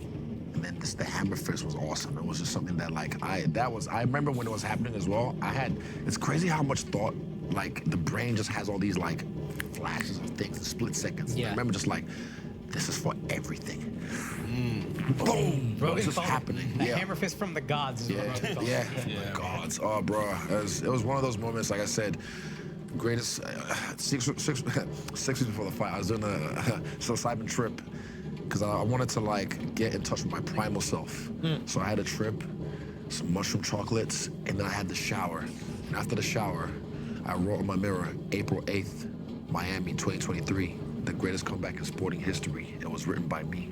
So every time I looked in the mirror, I'd see it, and it would just affirm it to myself. And then in the car, I would just recite it randomly. It was like Tourette's.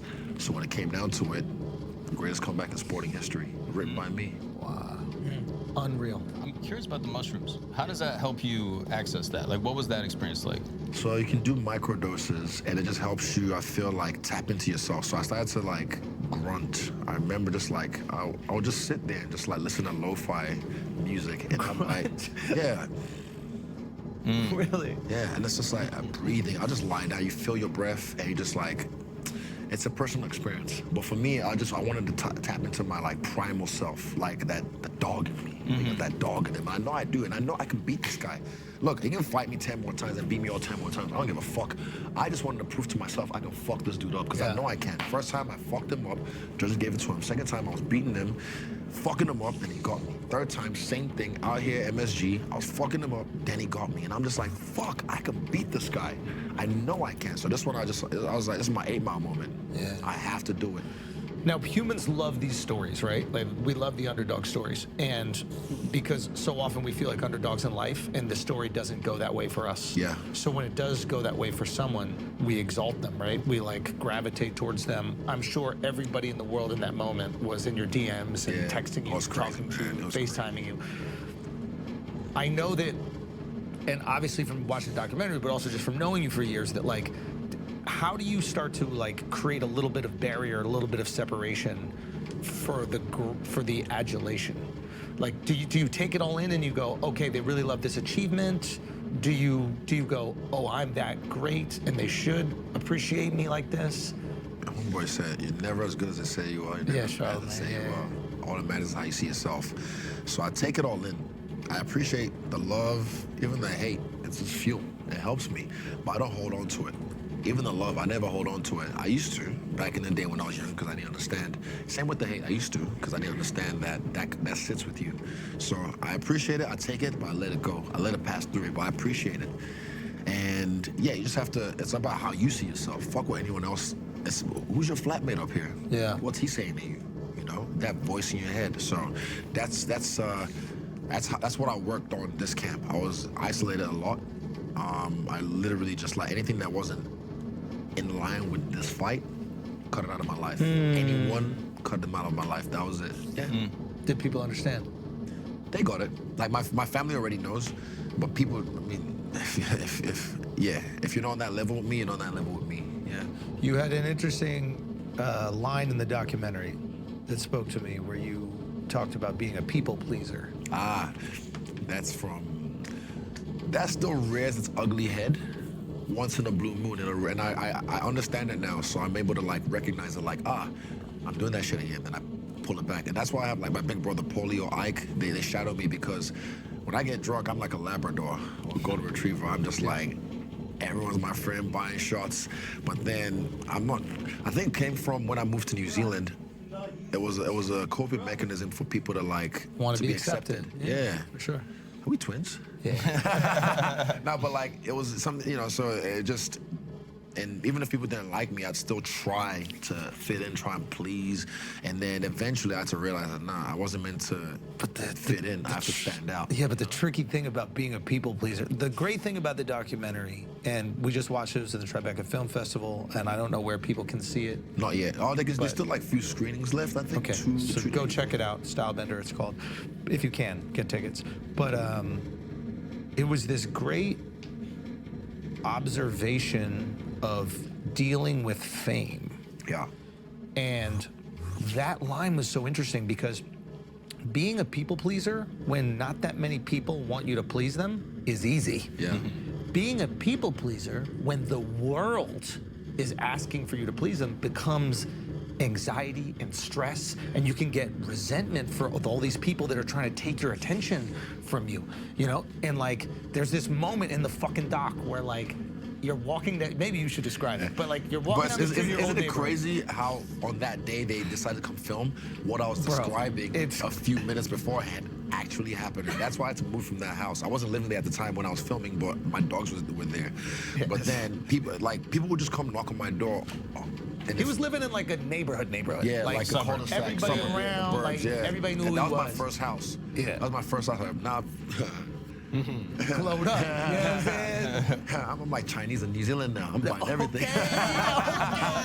Yeah, ni hao ma. But yeah, so I just needed privacy. I'd tell people like, what are you doing? And like, oh, but can I get? I'm like, bro. People would knock on the door and just be like, hey, can I get a picture? And he's complaining about going through this, and it is like a little bit of an invasion of your privacy, but at the same time, you have this people pleaser part of you, right? So, what did I do in the documentary when he knocked? Bro, immediately goes out, takes a picture with the whole family, etc. Right? Yeah. But it happened right after saying that this is why I had to move out of the area. And it just happened right there. But here's the thing: if you're not a people pleaser, you just go, I'm just at home right now, I feel good. When you are, it actually creates a greater anxiety because you feel like you've let those people down. Now you have this guilt you're carrying around, so now you resent the people for giving you the guilt that you're carrying around. What I've done now is protect my energy. So even now, I'm okay with saying no, and I don't have to explain myself. So when I tell people no, I'm fine with it, and I don't care what they think, or because you know when at the beach you feed one seagull, and they mine, it's like that, and they think, oh, at the airport, oh, just one, bro. I'm like, bro, you're not the only one like this. I can case 5 people. I know what it's like to be a hot chick, bro. I walk in the bar and I know, okay, this guy's looking at me, that table's looking at me, that guy's approaching me, da-da-da-da. They come, oh, bro, I gotta buy you a shot. I gotta buy the champ a shot. I'm good, bro. But imagine if I was a hot chick and it's like, I gotta buy you a shot. No, I'm good. They still push, but when I'm like, yo, I'm good, I'm okay with it. Because there's been times I'll say yes and it'll sit with me. I'm like, why did I give that person my attention? And it'll sit with me, like literally eat at me for about 3 days, maybe a week. And then I'm just like, and it might be something so minuscule, but I was just like, fuck, I should have said no. Was there a specific moment when that switch happened? Can I guess? Can I guess? This is documentary stuff. I don't know. I'm like looking at these things and I'm like, these are formative, moments of your life. Yeah. There's the footage of you're like an outcast, you're kind of bullied in New Zealand, maybe few friends or no friends. You do a talent show. Yeah, at high school. In high school. Yeah. And like really kill it, and just by himself does like the breakdancing, right? And then you said afterwards, immediately after that, I had some street cred, I had some clout, people want to be friends. So now you know friendship and love is transactional. You can resent people for that. Oh, you like me because I'm nice at dancing. When I was nice to you before and just wanted to eat around people, you didn't want to fuck with me at all. But now that I could break dance now, whatever. And I wonder if you can like extrapolate that to also winning. Yeah. Oh, when I win, everybody wants to hang out. But when I lose, now the DMs aren't flooded. Yeah. Or maybe you don't even realize it in high school, but when it happens as a pro, that's still there, and then it's triggering connect both. And you're like, oh. Yeah, I think it's over time it happens. We're like Oprah, bro. Yeah, oh, bro, it's like therapy. Deep, man. How much you paying for the session? Yeah. I gotta know how much you paid to Winnebago girl. Nah, she's awesome. Shout out to She's Jenna. legit, bro. Yeah, and that's the thing I like about the film as well. I like instead of just sitting down with a camera and doing like a one-on-one interview, I was able to practice what I preached. You know what I mean?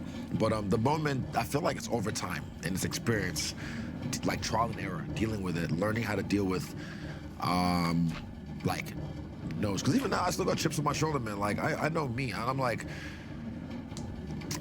even after the loss, I was fine. I was able to live my life. People still love me. They still call me champ in the streets. So I was like, you know how they say, like, oh, when you lose the belt, it's like a pressure off your shoulders. I was like, I'm still Israel. I did something. Like, it was still, you know, people want to take that name, so they were still coming after me. But for me, like I said, it's about protecting my energy, looking after myself. But that people pleaser, that's where it rears its ugly head. And that chip on my shoulder, it's like, oh, like Mike Jones, you know, back then they didn't want me, now I'm hot, who's all on me, that kind of vibe. So I was just like, oh, it's like that now. But I'm aware of it. I'm aware of it. So when you're aware of the monster, you're able to nullify it. Yeah, it's interesting. That's self-awareness. Yeah, I would almost like recommend people watch the documentary if they don't know who you are. Yeah, I agree. Like I feel like it's even more interesting because you have no preconceived notion of who you think I am. Yeah. You know, I like even people sometimes like say we're a group of friends, right? And sometimes I'll go in a bar or something, and then like a group of people know me, and then, oh my god, and then there'll be one person like, I'm sorry, I don't know who you are. I said, it's okay, I don't know who you are. I'm Israel. What's your name? And I prefer that. I actually prefer that because it's like I get to meet someone who has no preconceived notions of you. They have no expectations. You know? Of you. So I'm like, this is rare for me these days. So, oh, thank you. Nice to meet you. And I can actually have a real conversation and like get to know someone for me rather than like, oh, they think they know me or what they've seen on YouTube or on TV or my fighting. You know what I mean? Yeah, for the people who have seen you, I'm curious because we as entertainers, very different field, but you only see a slice of our personality. Yeah. You see a slice of him, who he is on stage. You see the promo Izzy, the fighter Izzy. Yeah. You don't necessarily see being a nice guy Izzy who wants to get to know everybody, not going to sell pay-per-views necessarily. Yeah. So are you relieved that even the people who might have preconceived notions of you are like, oh, that's who he really is. This is a 360-degree view of who he is.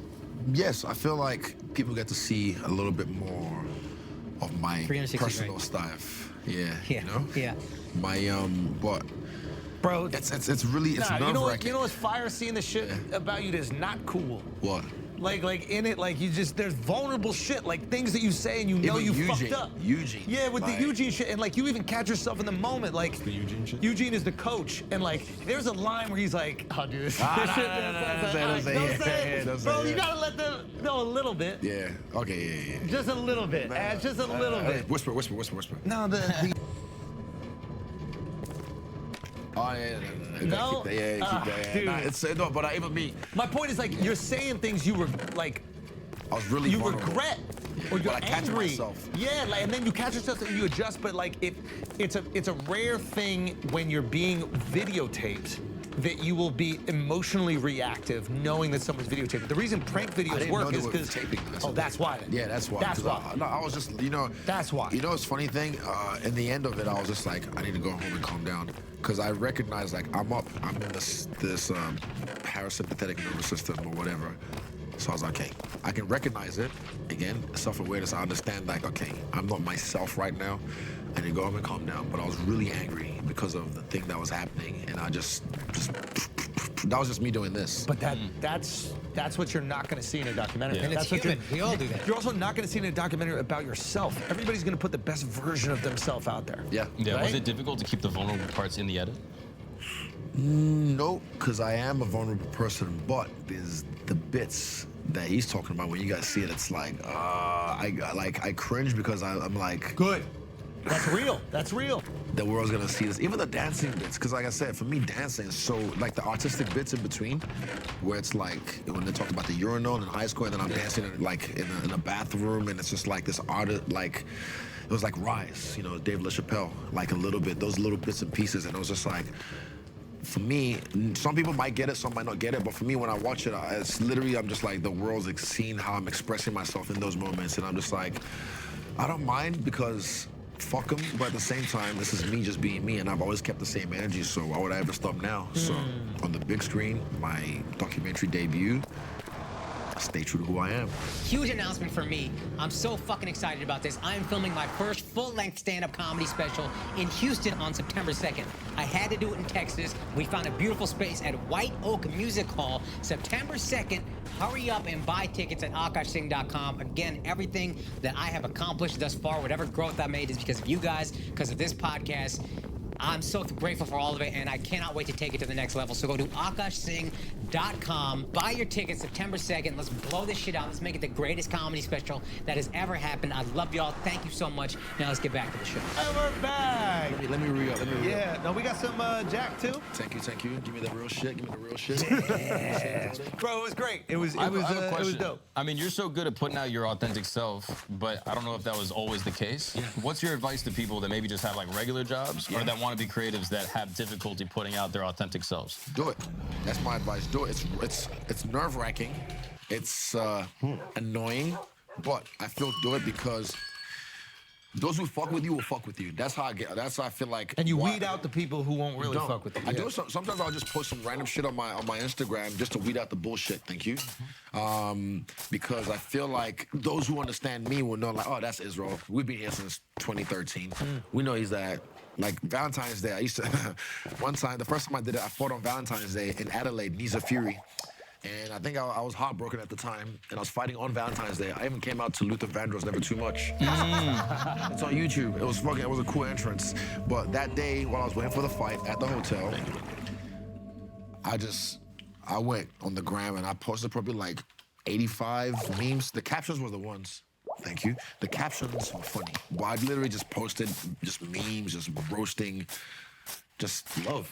But it was just me fucking around. And I was just having fun with it, killing time while I was waiting for my fight because I'm just lying in bed.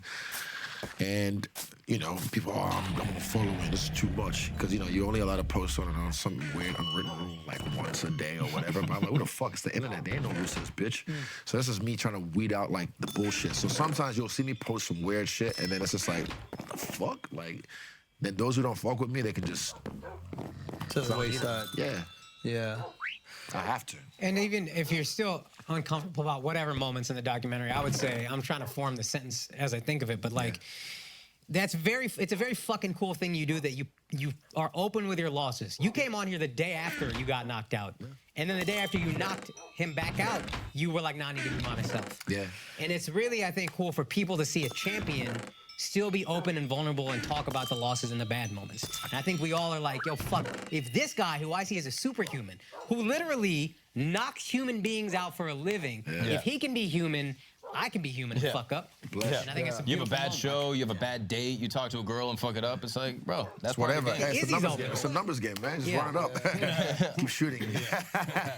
That's what it is. But like, I mean, no matter what, I feel like you just have to stand up with your head tall. No matter what. Even one thing you said, I think you said it the best, was you seeing you okay. You even said Duval was like, man, I feel bad. But then you said, seeing me okay made you feel okay. Oh, yeah. I felt the same way recently with Kai. He fought, got robbed badly. Yeah. Badly, like horrible. Yeah. But then I was fucking angry. But then I sent him a message, I think a video while he was in the back. He sent me one back afterwards when he was going to the win or whatever, and seeing him chill made you smile. Exactly. So it did that for me as well. So I was like, okay, he's fine. I can be fine. But I was still angry. And fuck these guys, man. I feel like even in boxing, if a judge or judges fuck up and it's a controversial scorecard, they need to be on the post-fight press conference podium. Oh, that's a good one. No. Have them do a post-fight press No, like, conference. you know, the fighters go, Dana's go, and the judges go, okay? So Sir, Why did you give him the Why did fourth you? round? Hey, thank you. Yeah. The fourth round where Kai won the fucking round. Yeah. How did you decide, you know what? Fuck this guy. And That's just actually go- a great idea. No, but they're never going to do it because if you do it, it'll change the system and they'll have to be held accountable and actually judge.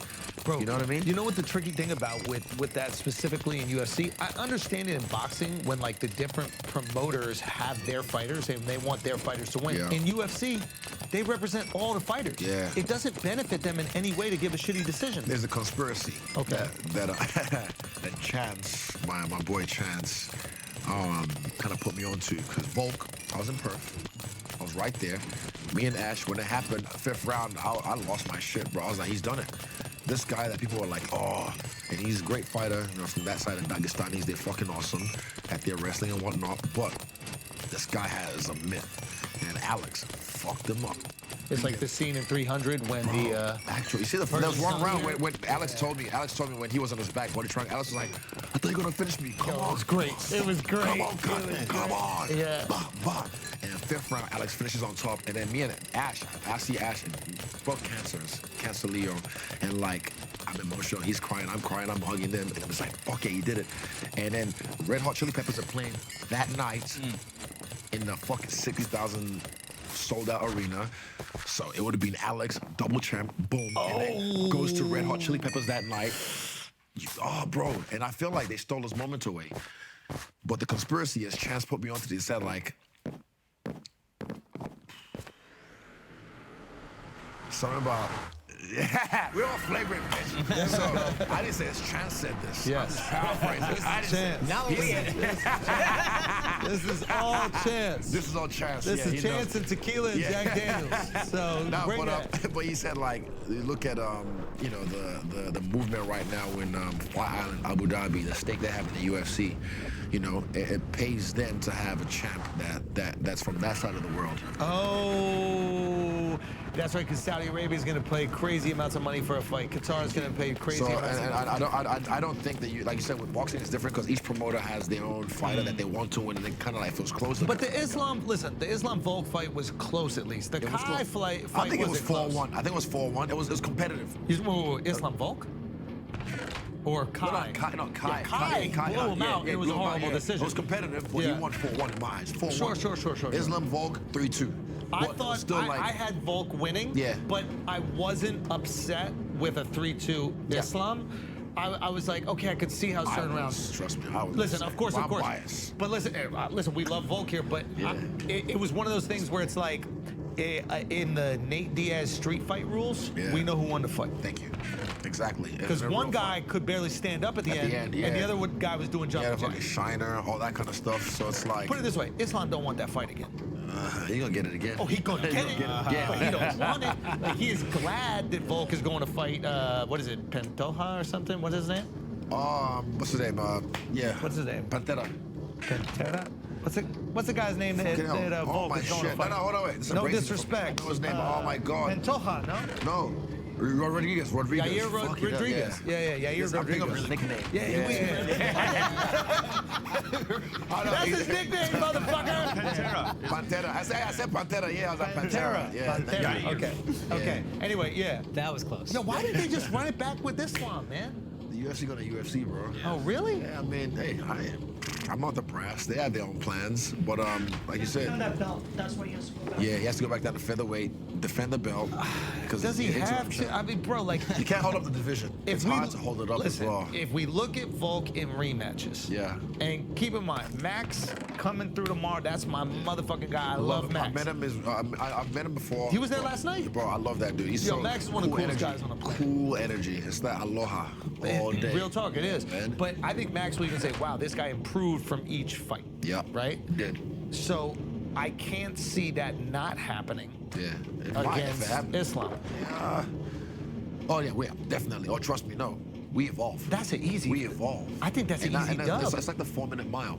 Once it go broken. Once one person breaks it, it's over. So once Volk did what he did in real life, now people aren't afraid of Islam. It's like me. I knocked this guy out now. I'm like, bro, if we fought 10 times again, I'm knocking him out 10 times. Every single time. Yeah, because I know now. I know now. I got his number now. People thought he had my number, but like once I've done it now, I've actualized it. It's like, oh, I can do it now. Oh, you said you asked him something about the leg kick. Yeah. What did he tell you? I just asked him, like, I don't know how he did that, but I think it's just limited English, but pretty much I just gave him the props. I was like, you with that leg kick is fucking dangerous. Because it's a hard leg kick without turning over the hip at all. And there's no tell. And he doesn't, like, when you leg kick, sometimes you have to step. You have to step. It's a quick step, quicker to step, quicker to kick. Even a head kick. Quicker to step, quicker to kick. That's like the general rule. But he doesn't have a step. He's just there, just like, this fucking stone. Some soccer shit, bro. But it looks as if he doesn't come across. It looks as if he comes almost up. But then his leg still does this and still hits you. Yeah. It's just like... Yeah, power. Did he tell you how he did it? Did y'all like share? Yeah, we did it at the airport. So when we went through the scanner thing, put our shoes on, and I see him on the other side, I was like... Ready to fight again? Going through the same ritual? Put the Vaseline on your forehead. Like, I'm not here. Ash was the first one to see it. He's like, is that Predator? I was like, nah. I was like, oh shit, it is. So we kind of like were behind them for about 2 minutes or so. Then I was gonna be like, hoi. But then I didn't. And we took that video, it was cool. But then we talked about the Jan fight, and then I kind of gave him some tips, if you will. We kind of have the same idea, because then I was saying like the way Jan fights, and he knows. Yeah. So I was like, oh, you're gonna catch him with this. But I was like, but be careful, because we also thought he's gonna do this, but because we're great strikers, or because I'm a great striker, excuse me. He was patient. He took his time. So I said, he's probably gonna be patient with you. And he's not a bad striker. He's not. His striking is underrated. He's just weird. He's not weird striking, but he takes his time. He takes his time when he does. He's good. But with other guys who aren't great strikers, he rushes, and he can get clipped like that.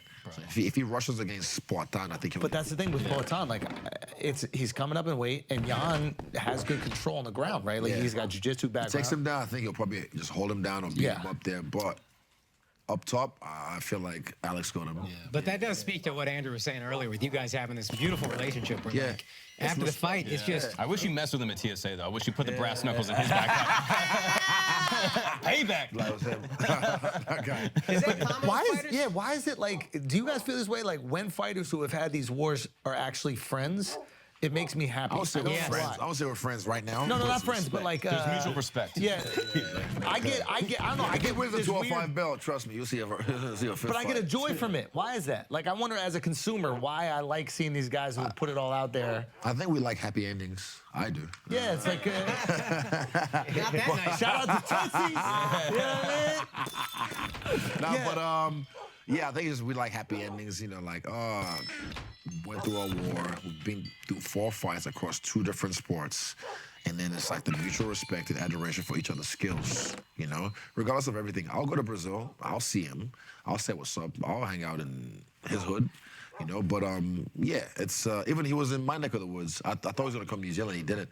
But he was meant to pull up to this fight where I saw Tyson Fury. But apparently, he didn't pull up because I was there. But I'm like, I don't care. I would have liked to say what's up and just, you're in my neck of the woods. You also know something about each other that very few people know. Yeah, we know. Exactly. Like, we know. Shared an experience. It's like when, sorry to cut you, but like, it's like when, you know, past presidents are always friends. Is that a thing? Yeah, like George Bush is hanging out with Obama. Like Trump might be the only one they don't fuck with, but like what they've experienced. Yeah, George Bush and Michelle are like they love each other. Really? Yeah, they're like trading candies and shit. Michelle Obama. Michelle Obama. And George Bush Jr. Yeah, it's adorable. Americans are hilarious. They did about the same while they were in office. But it's like, but it's just this one thing where it's like it's such a unique experience that they can't really share with anybody else.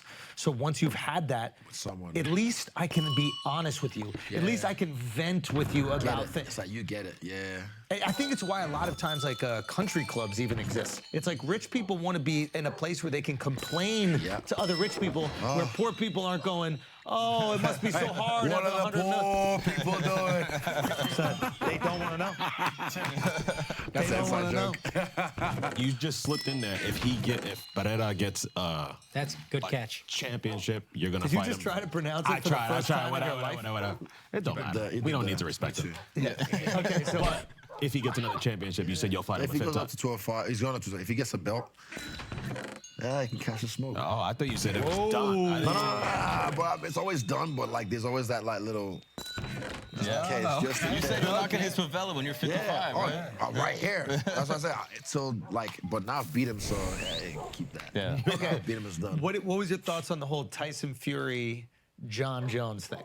I mean, I saw Tyson, and I said, look, you should. I think just learn how to sprawl. You'll be right. Whoa. Really? Yeah. Just so learn he how to could sprawl. defend the takedown. But again, it's John Jones. Yeah, it's easier said than done. Yeah, exactly. And also, it's Tyson Fury. He doesn't know how to sprawl. He doesn't know jiu-jitsu.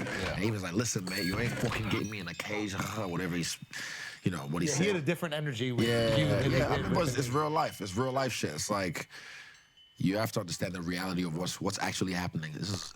I love boxing. I was watching the Teofimo Lopez and the Taylor fight. It was fucking awesome fight. Bro, Teo went, I don't know what he did, Super Saiyan. He was starting to like, literally in the flow state. I like when I see not just a fighter, even a dancer, anyone go in the zone. I know when I see them, when someone is in a zone and you're like, ooh, and so they go in it, they come out of it, they go back in it, come out. Some people stay in it. But Teo was just going in the zone. He'll pop out for a little bit. I think he took round 10 off just to rest, but he'll be in the zone. There's one point, did some shit, touched his foot, caught him with the offbeat. Oh my God. That was magic. The whole place was going crazy. Scottish people, the fucking Mexicans, there was nuts, bananas, and like a little intimate theater. But I like seeing someone go into a zone. What were we talking about? Oh fuck, I lost my train of thought. Tyson Fury, John Jones. Yeah, nah, boxing is different from fighting. I mean, from like actual fighting. I mean, I like the greatest fighter in the world. You know, if you want to be the greatest fighter in the world, you have to be able to fight other styles. Yeah. There's not just one style of fighting. This is why I'm a kickboxer. That's what I started in. And I love grappling because it was fun to watch. And watching the UFC, it was learned. Like Joe Rogan, we explain what's happening. I'm like, oh, that's cool. Da, da, da. But I had to learn. I put my ego aside, and I was like, if I really want to be the best fighter in the world, I could have been the best kickboxer in the world. Just like done that, made okay money, lived really nicely, very rich. I could just go into boxing because I was boxing for a little bit as well and done the same thing. But I was like, I really want to be the best. I never want a man to be able to handle me in any situation. I want to be in. Facts though. But I feel like I'm training for jail just in case. Yeah. Trust me, you're my cellmate. But like, happy Pride Month. Anyway. For me, I feel like to be the best fighter in the world, you have to be able to beat any style, you know? And that's why I put my ego aside and I was like, I'm gonna learn how to grapple. It's like to be a good criminal, learn to be a good lawyer. You know what I mean? So fights in the UFC now, only one guy was able to take me down, keep me down. He's a weight class above me. Everyone else Are you excited for tapping somebody out? Okay. I'll tell you something after this. Okay. Okay. So you got plans. Bro, I was hanging out with Craig Jones. You know Craig Jones? Of course, dude. We love Craig. We had Craig on here. No way. He team jiu-jitsu, man. Yeah, Come on with Volk. Alex. Yeah, that's my nigga Craig. And Volk's trainer, who fucks ladyboys. Italian. Shout out to the old man Joe. Old man Joe. He like a girl with hand strength. Broad shoulders. Oh yeah, Joe been through some Thai boys, bro, for sure. We love Joe. Love you, Joe. We was on Puerto Rico hanging out, training. Yeah, I saw that. But yeah, I'm upskilling. And I love grappling. People haven't seen too much of it yet. Like the casuals haven't seen. But I thought you were going to tap Costa out. When you had him on the floor knocked out. Yeah. Oh, I tapped twice. But, you know. I mean, even I think that's the greatest celebration, post-fight celebration. 100%. Second best was all this one. Yeah. The first I was flipped the order. That's probably why they took your tweet seriously in the documentary. This motherfucker means business. Hey, man, I ain't a ghostwriter. I live my raps, put it that way. And Logan Paul fucked you up a little bit. I saw that. We're not trying to do clickbait. Does Logan have a chance? That's funny. Does Logan have a chance in MMA? I think he's gonna find the He's UFC. an athlete. He's an athlete. I'll tell you one thing. When I grabbed him, because I think he's like, because he wrestled in high school. I saw him wrestle even Costa. He was able to do duck unders and kind of stuff. He was able to wrestle, and he's really good. And I was like, fuck, he's strong. I could feel him straight away. He's strong. Like he's a beefy dude. but so am I. Yeah, then boy. also technique, and also I have. Excited, bro. Got a little bricked up. He's on a carnivore diet. You know what I'm saying? That was the response I was expecting. Back keto. Nah, but he's a strong dude, and I think he's gonna do it at some point, even just once. I think he's gonna do it just once, just for the spectacle. He can box. I taught him how to kick a little bit. He'll work. I think those guys, especially Jake, because when I was at the house after he knocked out Nate, and Jake was just such a nice dude, like a big fan. Wait, you said you were at the house, you saw him knock out Nate? Nate Robinson. Oh. Yeah. He's fighting Nate. That's right. I forgot. My bad. No, Nate Robinson. When he You knocked him almost out. broke Vegas. Nah, but like, so talking to him at the house, I realized that like that night, like, oh, this guy's crazy. He's gonna do this shit. Like he really wants to box, and look at him now. Even that Puerto Rico guy's just locked in. He's just like, nah. No, he takes it serious. Yeah, bro. it wasn't like, you know, fucking around. Nothing. He didn't come to dinners. He was at the house for a little bit, but yeah, I think Logan will fight in the UFC at some point, just for fun. Who would be a good matchup for Logan? Right now, I can't even. Great question. I said CM Punk, but he's like, nah, I'm Yo, gonna come fight on, CM son. How you disrespect Logan? He's like, I'm gonna fight CM Punk. I was like, fair. No, an active UFC dude. That'd be like a good Wait, fight. hold on. You ready for some clickbait? I probably don't even know their names. Let me give you clickbait. Let me give you clickbait. Ready? You ready? Ready? Dricus du Plessis. Is that a good matchup for Logan? Nah. I'm saving that one. I want that. Oh, you want that one? That's Okay. mine.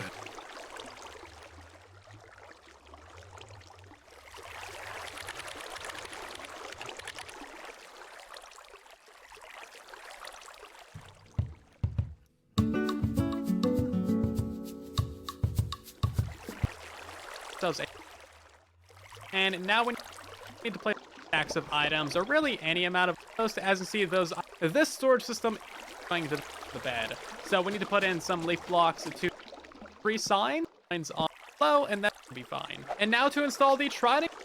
Now go ahead and place in ourselves a solid block here, here, and here.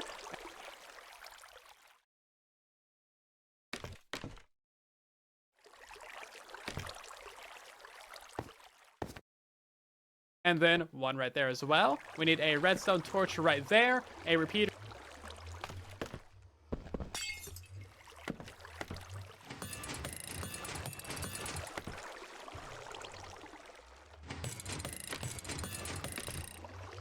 Cool. Fair enough. Bro, that was beautiful. I'm a torturer. That was a beautiful lob up for clickbait right there. Wait, do you really want it? No, I want it. He cut I'm one gonna of the pray for this. greatest promos I've ever seen in history. What did he say? When he said, in full blonde hair, blue eyes, white face, said, I'm the African champ. Son, if he said this, if he said, I'm the captain now. Look at me. If he did that shit, bro. Man. You have to, listen, on a troll level. Yeah, I appreciate You have it. to acknowledge 10 out of 10. Bro, like okay, look at this. You know what? He's a white guy from South Africa. no.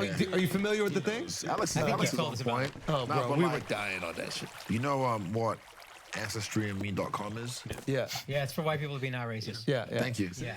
So This is how white people find out they're Native American. Yeah, but this is what I'm saying. I could do mine, and it'll tell you 100% I'm Nigerian. Yoruba boy, Ogun State from Africa, the greatest continent on the planet. Well. Look at your phone. Look at your phone. Bring your iPhones out.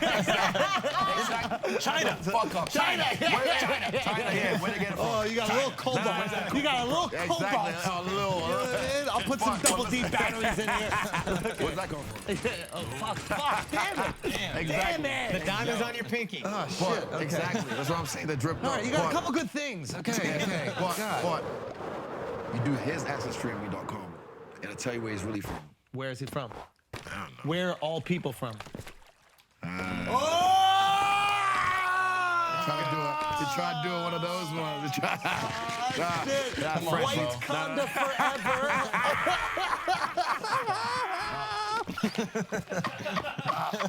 We're the captains now. We are. We're back, baby. Nah, but like, I think it's French. Duplessis is a French name. I did my Googles.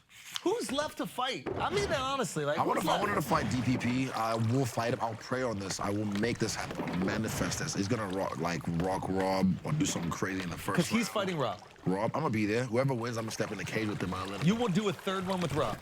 I have to. If he wins, I will. Respect to Rob, love Rob. But... I'll tell you something after this. Okay, fair enough. Yeah, I gotta make it interesting for myself. How much longer you want to do this? I said at the post-fight press conference, I was like, I think I got less than 20 fights left, and they're like 20. I mean, what? I'm like, it's a crazy number now, even. I'm like, bro, that's light. In China, when I lived in China for 10 months, it's kickboxing, granted, at a high level. I fought 24 times. 24 times? Yeah, but that's Chinese people. That's like 12. I fought Ukrainians as well. I fought a lot of Eastern Europeans. So they brought, because eventually, like I said, I was there to be a journeyman. And they couldn't beat me. See if you can't beat them. So you were a B-side. You were there to lose. Yeah, I was there, yeah.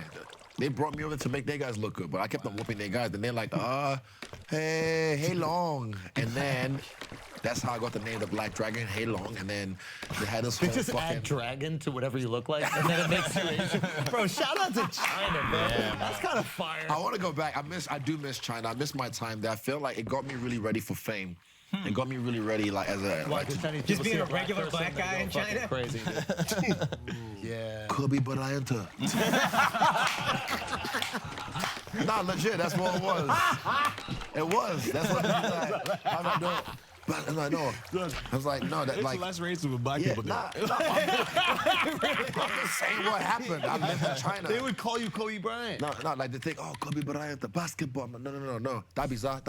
What does that mean? Kickboxing? Fight, like boxing. Yeah. Oh, you God speak that? Damn, bro. Yeah, they really appreciate my pronunciation because my language, Yoruba, is very tonal as well. So I was passable. Like if I got a Chinese girlfriend, I would have aced that shit. But, I was outside. But you say ace that shit. What are the happy endings like?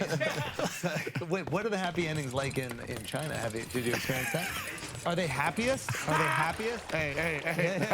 Ash knows all about it. I used to turn him away.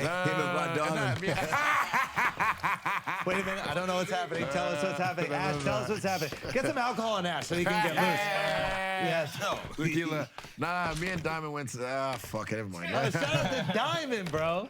Hold on, I gotta piss really bad. Anybody have to piss really bad? I can whenever you want. Let's piss. Come right back. I'll keep sipping. Yes. All right, we're gonna take a break real quick because while we have Israel Adesanya, the motherfucking UFC champion of the world, you guys should know about the official sponsor of the UFC, at least when it comes to law, and that is Morgan & Morgan. Guys, if you are in an accident and you get fucked up by somebody, like say you're Izzy's next opponent and you want to sue, you could call Morgan & Morgan and they could get you money. You're not going to get money out of Izzy because you signed a fucking release. But if you're just some guy walking down the street and something foul happens to you, if you're Chifty getting hit by a car while you're on your bicycle, you could call Morgan & Morgan and you could save a lot of money. They are America's largest injury law firm. They have over 100 offices nationwide and more than 800 lawyers. That's insane. They have recovered over $15 billion for their clients, and they have a proven track record of fighting, like Izzy, to get you your full and fair compensation. Submitting an injury claim is also as easy as Izzy submitting his next opponent. That was pretty good, right? So all you do is do it online. It's more like, doing something on an app than it is calling a law firm, looking through phone books or whatever antiquated shit you got to do. With Morgan & Morgan, you can submit a claim in 8 clicks or less without ever having to leave your couch. So if you're ever injured, you can check out Morgan & Morgan. Their fee is free unless you win. Think about that. You don't pay nothing if you lose. So for more information, go to forthepeople.com/flagrant or dial pound law. That's pound 529 from your cell phone. Again, that is forthepeople.com/flagrant or pound law, which is pound 529 from your cell. Now let's get back to the show. Okay, so when is our boy Diamond fighting again? Blood Diamond. Yeah, we're like. This is your boy. You were in China with him. And the tours, man. We've been around the world, fought in different countries, been Been many places. Yeah, had fun. Yeah, different hot pose. pots. Had some hot pots. Yes, you know cold the pots. vibes. But kicked out of hotels together. You know what I mean? It's been these are all allegedly. It's all satire. Yeah. But then they call him Big Dick Diamond in China. You know what I mean? Hey, we're all brothers. You gotta go into a mind sometimes, you know what I'm saying? That's all it is. But that's an inside joke between me and him. Like, me, him, chance. It's a long story. Where? Go. So, how long? Really? No, but Sydney. We're trying to put him on Sydney, and I feel like the world needs to see what he can do. You know, not just him. Like, there's a few of our guys that's like, he's a 2-time King of the Ring champion. Yeah, he's a kickboxing background guy, beast. That's not what the guy. Know how good he is. Yeah. That's the thing. He just sometimes in this life you get a deck of cards that's not in your favor, but you then get that one hand. I feel like September, he just needs that hand to showcase his skills in the cage. First fight in the UFC didn't go his way because shit happens. That guy got him. Second fight, he was doing well, but then the third round, the guy just held him. Decides I'm gonna win the round. And they held him. I just feel like it's his time to get someone who can showcase. Put him against a striker. If you really want some crazy shit, he does this thing called a scorpion kick. He calls it a drive-by.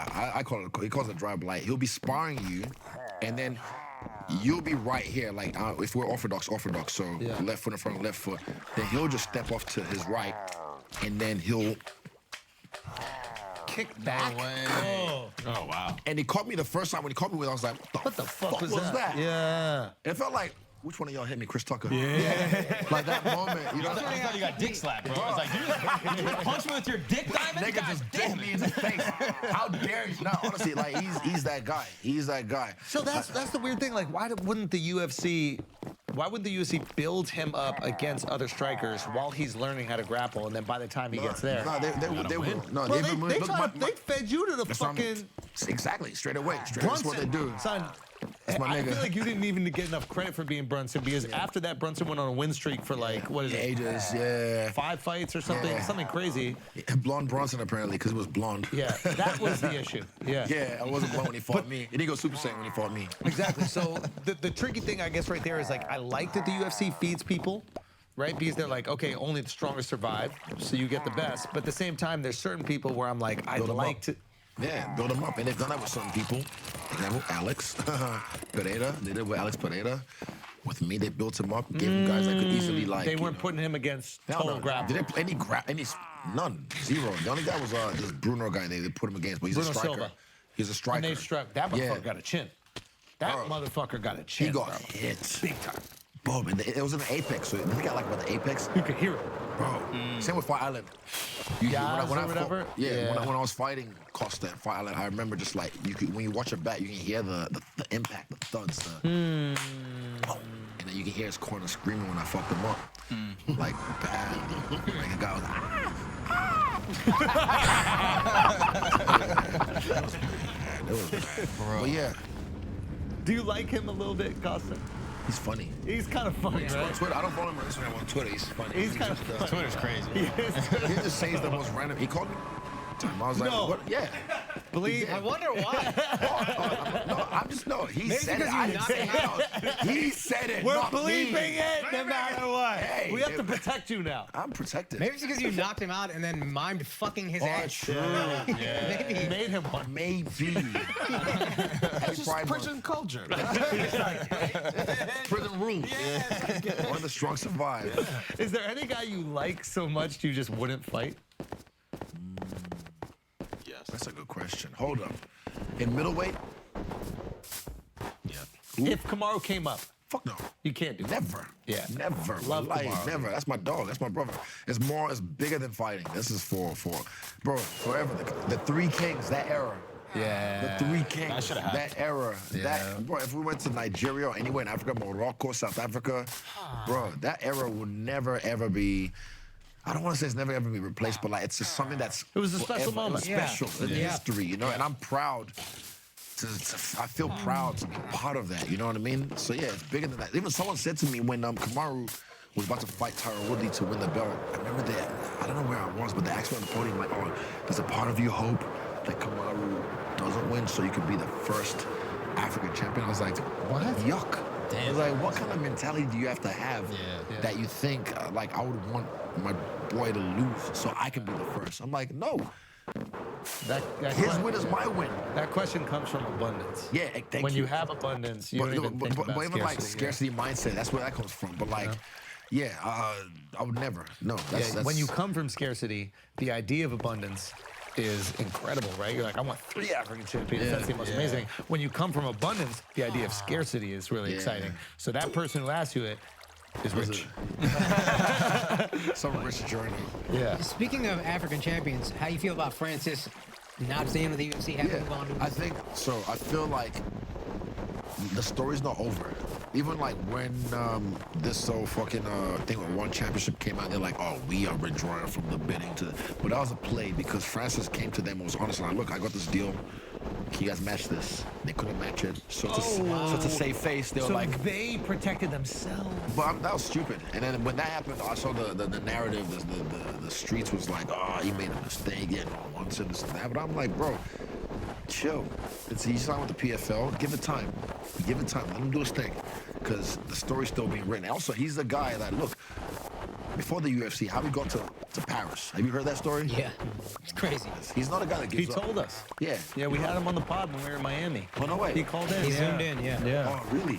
Yeah. Have I seen this? Maybe. But yeah, he's the man. Yeah, nah, he is. So he's not a guy that gives up easily. He's not a guy that just, like, folds, you know? Give it time. Give it time. I think he's making the right call. PFL. Also, what I like is even like bringing up the fighter he's fighting. They're gonna get paid at least $1 million. Incredible. And then what that does is like guys who want to fight. They're like, if I fight Francis, that's a money fight for me. Yeah. You know. And yeah, give it time. Things are happening, but give it time. The story will unfold. Yeah. Yeah. It'd be really cool to see him come out victorious. Yeah. But I think I'm champion. I think he's gonna get it done. Yeah. And I think also he's gonna come back to the UFC.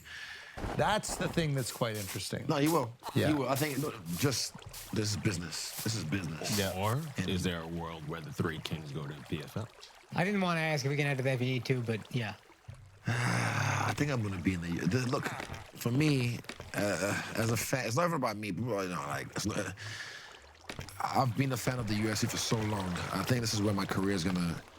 That's it. I'm not doing no fucking boxing after this. Nothing like that. Regardless of what you say about Canelo. I know your fucking mustache is twinging. But regardless, shut the fuck up. Yeah. We gotta do one. I've been boxing. I'm ready. I don't want to. Dude, it's limited. It's limited. It's a limited. I'm trying to think fighting. who you would fight. Just put 50 million in front of me. We'll see. I never seen that yet. Man. Who's big enough? There's no one big enough for you yet. Thank you. That's what I'm saying. Nah, but no, yeah. Boxing needs a renaissance. If boxing has a renaissance, And my weight class as well, it's just like, nah. Like, no. 185. I mean, like, no, he doesn't have. There's no money in it. That's the thing. That's the only problem. Something. Yeah, if there was some money, if there was an absolute Boss is limited, like I want at least let me kick him. No. At least. Yeah, there we go. It's not gonna happen. It's too easy. Yeah, you'll beat Okay, the how about shit out this? Okay, how about this? They can box, I can kick. I won't throw any punches. No, Just set up. still no. But what we could do is one round. What they do with Demetrius Johnson and Rod Tang. Oh no, that's bad. That's a bad idea. If they want to box in the first round and then they want to do kickboxing in the second round, it's a bad idea. Yeah. But it's awesome also. Yeah, look, I do well for myself.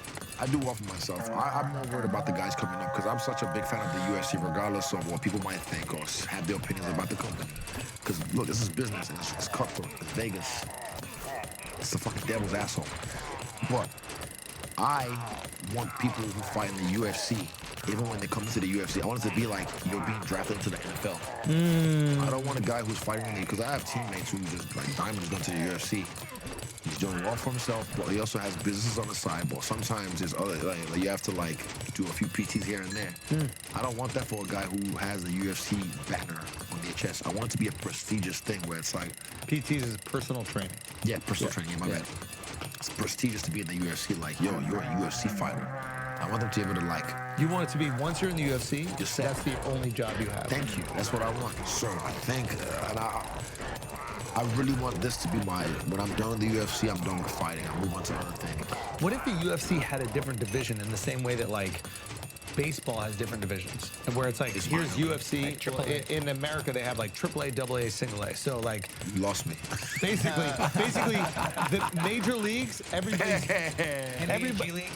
making crazy money. In the NBA, they have the G League, but it's like everybody's making crazy money in the majors, and then they have a subdivision where. WNBA?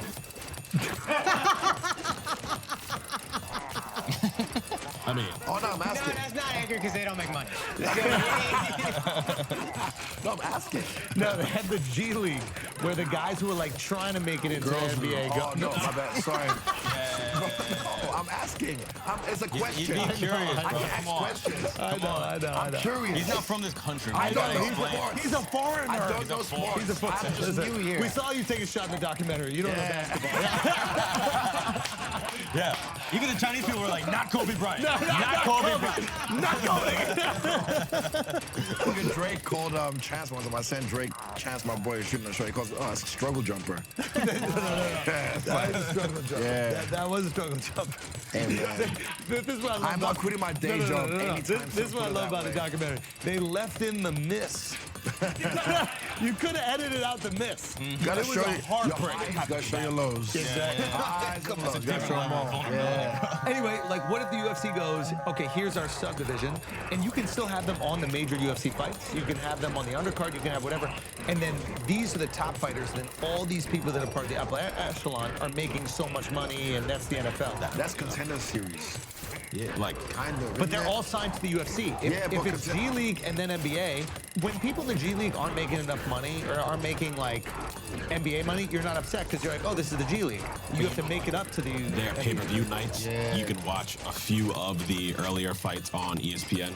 Yeah. And then you have to go to the pay-per-view. That's like the way they feed you the pay-per-view. Yeah. Like, it's enticing. You feel like, oh, I this feel fight's like a good that's deal. you haven't made it to pay-per-view yet. Yeah. So you're right there. I get that, Yeah. but I think the average person is going, all these people are signed to the UFC. And what you were just saying is you want the UFC to be the NFL. Yeah. So I think the way to do that is sign all the same guys, but create a subdivision.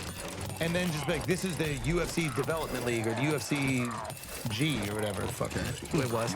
And then it's just like, so it's like, yeah, you're going to make 50 grand a fight or 30 grand a fight, but you're doing that for the opportunity to make millions a fight. Even, no, fuck millions, even just 50 grand a fight, even, or 30 grand for your UFC debut, like, entry level. 30 grand. Think And about it. You also- do that 3 times a year. Also, they pay for all your corners and hotels, so you don't have to fly. Well, that's different. Yeah, no. That's but like different they have, game now. Bro, they just merged with WME. Yeah. It's a $21.4 billion company. Yeah. Like, come on, you got money. You ain't got money. What are they getting now? Huh? What are people getting now? Because I don't know, and I'm sure a lot of people Everyone's different. My UFC debut, I made 6 figures, and I made a 50K bonus. So I was blessed because I did my work before I got into the UFC. I cultivated, I farmed my socials, I did my fights. Yeah, you were coveted. Yeah, I was coveted, yeah. There's a difference between a guy who, like, there comes in. Like, Charles Oliveira's first fight was probably for, like, a stick of corn. You know what? But he's become the. No, but with the mayonnaise and the butter on it, cheesy and the butter and everything. Yeah, salt, the red, exactly. Yeah. But now, you know what I mean? But he became the champion. Fight of the night, carnitas. That's crazy. You get protein. Yeah, but that's what I mean. I want it to be like, I honestly mean that. And I'm just a fan, man. I'm just a fan. Like, it's crazy for me even doing this shit because I remember watching the UFC back in the day. I used to go to Blockbuster or Video Easy. Do you guys have that? No, back in the day. Blockbuster. Yeah, we used to like get the old UFC fights. No, the DVDs. I'd watch them. Silver, Dan Henderson, Rampage Jackson, Randy Couture. Such a fan. So for me to even be in this position now doing this shit, it's a blessing. And I really feel like it's the best sport in the world. I really feel like it's the best spectacle. Bro, I know this shit because nigga, when a fighter walks into a room, it's different. Bro, I know, and emotions that are part of it. I never play on this. Look, Mike Tyson, even amongst fighters, when Mike Tyson walks through the UFC PR, everyone's like, Mike, and even Dan Hooker, who doesn't fan over no one, he tries to get a photo. Like, I know the feeling, because when a fighter walks, and I'm not name dropping, but okay, so I went to OVO Fest, right, at the party, at the estate, the embassy. All these, I don't follow basketball, so there's all these big-time basketball players that was there. That was the place I met LeBron, and I saw Draymond in the corner in his seat, but then I had my own section with my boys. But then I was talking to all these other basketball players afterwards, but I noticed the difference. And they're so taller than me, but Wait a it's second. different when the fighters in the thing. Because look, Wait a regardless at the second. end of the day, I can kick your ass. And butt fuck it. Yeah, uh-huh. Yeah. You know what I'm saying? If I wanted to. If you want, If I wanted to. But shout out to what month are we in? Pride Month. Yeah. Shout out to Pride Month. We outside. All love. Ass taking a big gulp. What is this? Taking a big gulp for Jack Daniels. Yeah. This is our Pride Month. Oh clip. shit! Leave it, Miles. Yeah. Yeah, there's a different energy when you walk in. There's a different respect. That's a bad man right there. Exactly. So it's LeBron looking at you like he knows you can fuck him up. LeBron? It's different. Like LeBron was so at the house. It was only when there's certain people when they move around, everyone just kind of like. Also, all the clown trousers outside. Bro, no, they shipped them in because there was one of these kids. I think what's his name, White Killer Cyrus. He's like, yo. Drake bringing like 400 bitches to the house. I was like, oh, word. I don't know who curates all this stuff. Sherry, we talking about this? Bro, 400? Listen, we know there's women at Drake's house. Yeah. Nobody. Nah, but like, I didn't know it was like Sparta. No. There's bitches at the OVO party? What? But the thing is, like, they all park at this venue. Yeah. And then they get shipped. What is the venue? Is it like Blood Diamond? They just put a light on top of Blood Diamond's dick. But like, they park at this, like, they get, I don't know who curates it. It's a good system. They meet at like a parking lot. They park there, and then they get in the buses, and the buses drives to the estate or the embassy. Exactly. You can't let any Yeah. The Playboy Mansion used to do that. Same They thing. do not pull up. Everybody meets at this thing, and then we'll take it. And then invite VIP. because You get to pull up to the so house. we pulled up to the house, right, and then we're getting clearance. And while we're in our Sprinter, I see this van pull up to the house, and it was like, you know those clown cars when like clowns just like, bro, They got makeup all over their face. Bro, yeah, just bro. like a clown.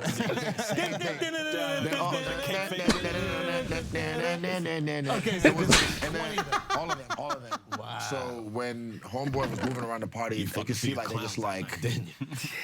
It's him and LeBron at the house. It was like that. But LeBron was cool because he didn't have to say what's up, but he saw me and he's just like, yo, pulled up. We talked for like a minute. That's so fire, dude. But it was cool. And it was just like, I don't follow basketball, but I follow greatness. There's certain people I follow. I'm just like, yo, you're great at what you do. Yep. So talking to him was, it was a cool moment. I think the reason why it's so easy to give it up for a fighter is because there's no ego involved for a not fighter.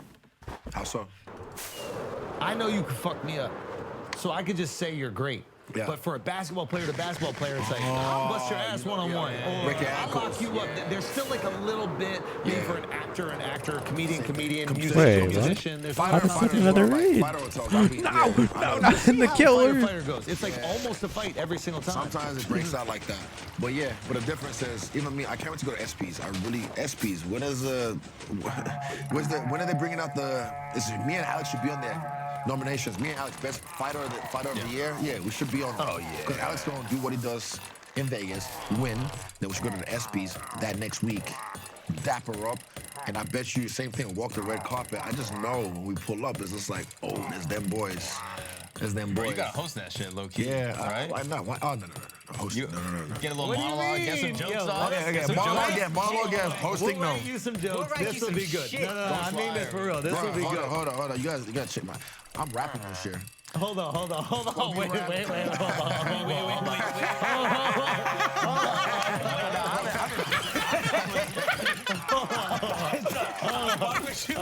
on. Wait. Let me just see it. I won't read it out loud. Let me just see it. Let me find a good one. Bro, hold on. Has he said Ash any? Has he said them out loud? No. So you know when you do this as well for jokes, I'm sure. You do All the time. Because there's certain times I'll have an idea and I'll think, I'll remember that, but then it's like a bubble. Yep. Gone. And you're like, what the fuck was that? What was that? And it's like gone. I'm like, oh, it was so good in the moment. And it's like gone. So now I write things down. Ideas, bars, things. So let me find the cool one. But Kobe did it. Yeah, and do we remember Kobe's? Come on, bro. Remember what Shaq did? Remember what Iverson did? Everybody. And nobody looks back at those moments like, that was fire. I think it's like a rite of passage. I gotta rap. I can flow. This is a rite of passage. Best thing I can say. Let me be great. I can sing. Let me be great. Hold on.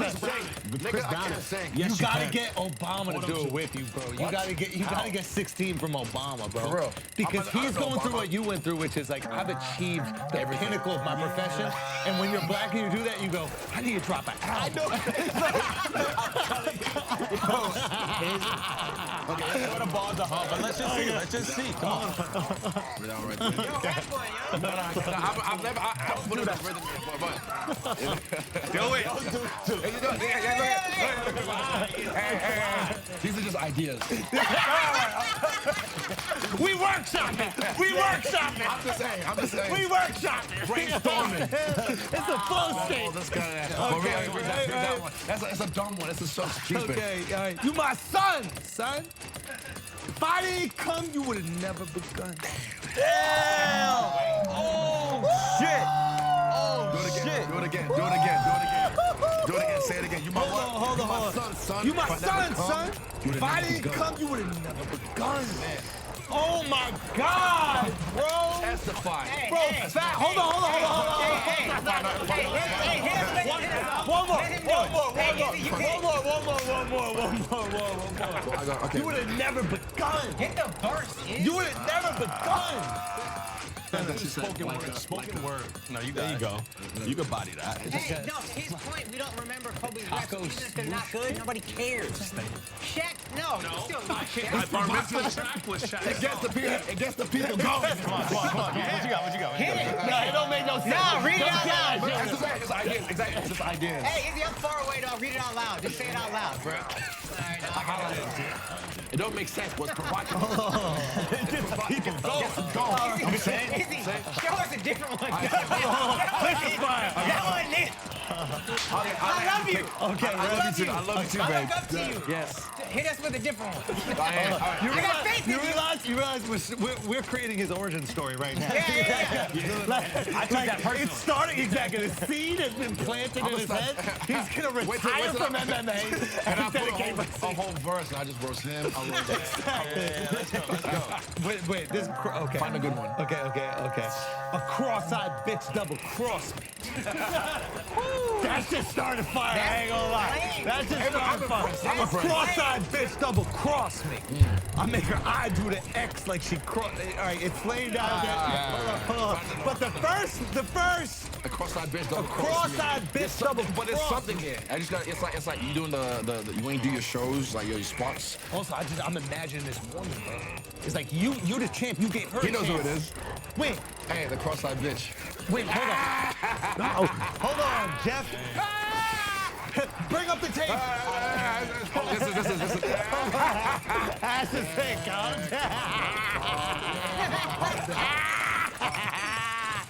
Baby, calm down. Hold on. We all got one lazy-eyed bitch that. Yeah, well, there's one. Bro, you got some of these. You got to bring out the press conference. Some of these you got. Now this is a press conference, bro. No, I'm Bro, just saying, like, bro, these you are just- so it's just bars, hold it's on, just bars, it's bro. just You bars. so far below me. You should be belowing me. Oh, that's good for a for a press conference. For a press conference. Let's pour one out for them. Come on, bro. Pour one out for them. Wallahi. Wow. Wallahi. Wallahi, baby. That's why, because I forget. So when you bring it to me, I'm like, ooh. Bars. Bars. Hey, come here.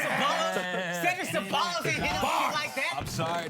Find another one. Find another one. One more. Give me one more fire one. This is like gross.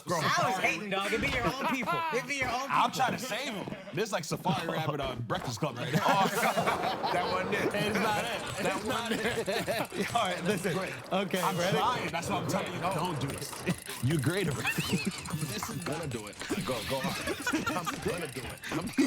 I'm rapping this year. I'm buying. I'm popping. You already know. I'm gonna be there. Man, booty shorts. I need a song for me though. A love song. Love ballads. Okay, you my love interest. Yo, let's do it. Happy Just Pride. have Drake ghostwriter. Nah, he's too big. Or have Drake's ghostwriter. Hater, bro. This guy's such a. How come I can't take the joke? It's right there. This guy's I can't take the joke, but it's right there. We going to Toronto soon. You better watch out. Can you write him better bars, you think? Fantastic, bro. This is fantastic, bro. I'm just Mark, I know you know, but trust me, I got bars. I got bars. But maybe he can ghostwrite. This line is actually funny. This is funny. This is it. Listen, this is funny. Listen, I don't have time to date. I only got time to fuck. It's true. That's right. Wait. I'm not done yet. I don't have time to date. I only got time to fuck. Cause I come quick. That's reasonable. That's bars. Yeah. That's bars, bro. That's bars. That's reasonable. That was an excuse. What the? It's Sometimes facts, though. It's bars facts. is an excuse, bro. I don't got time. That's why. It'd be like that sometimes. Yeah, you fucking for 4 minutes, Yeah. broke boy. What are you doing? Yo, What's the Who's trying point to in fucking for long, bro? What's that? What's the point in fucking for long? Yeah. Bro? It's like cardio. I already trained today. Exactly.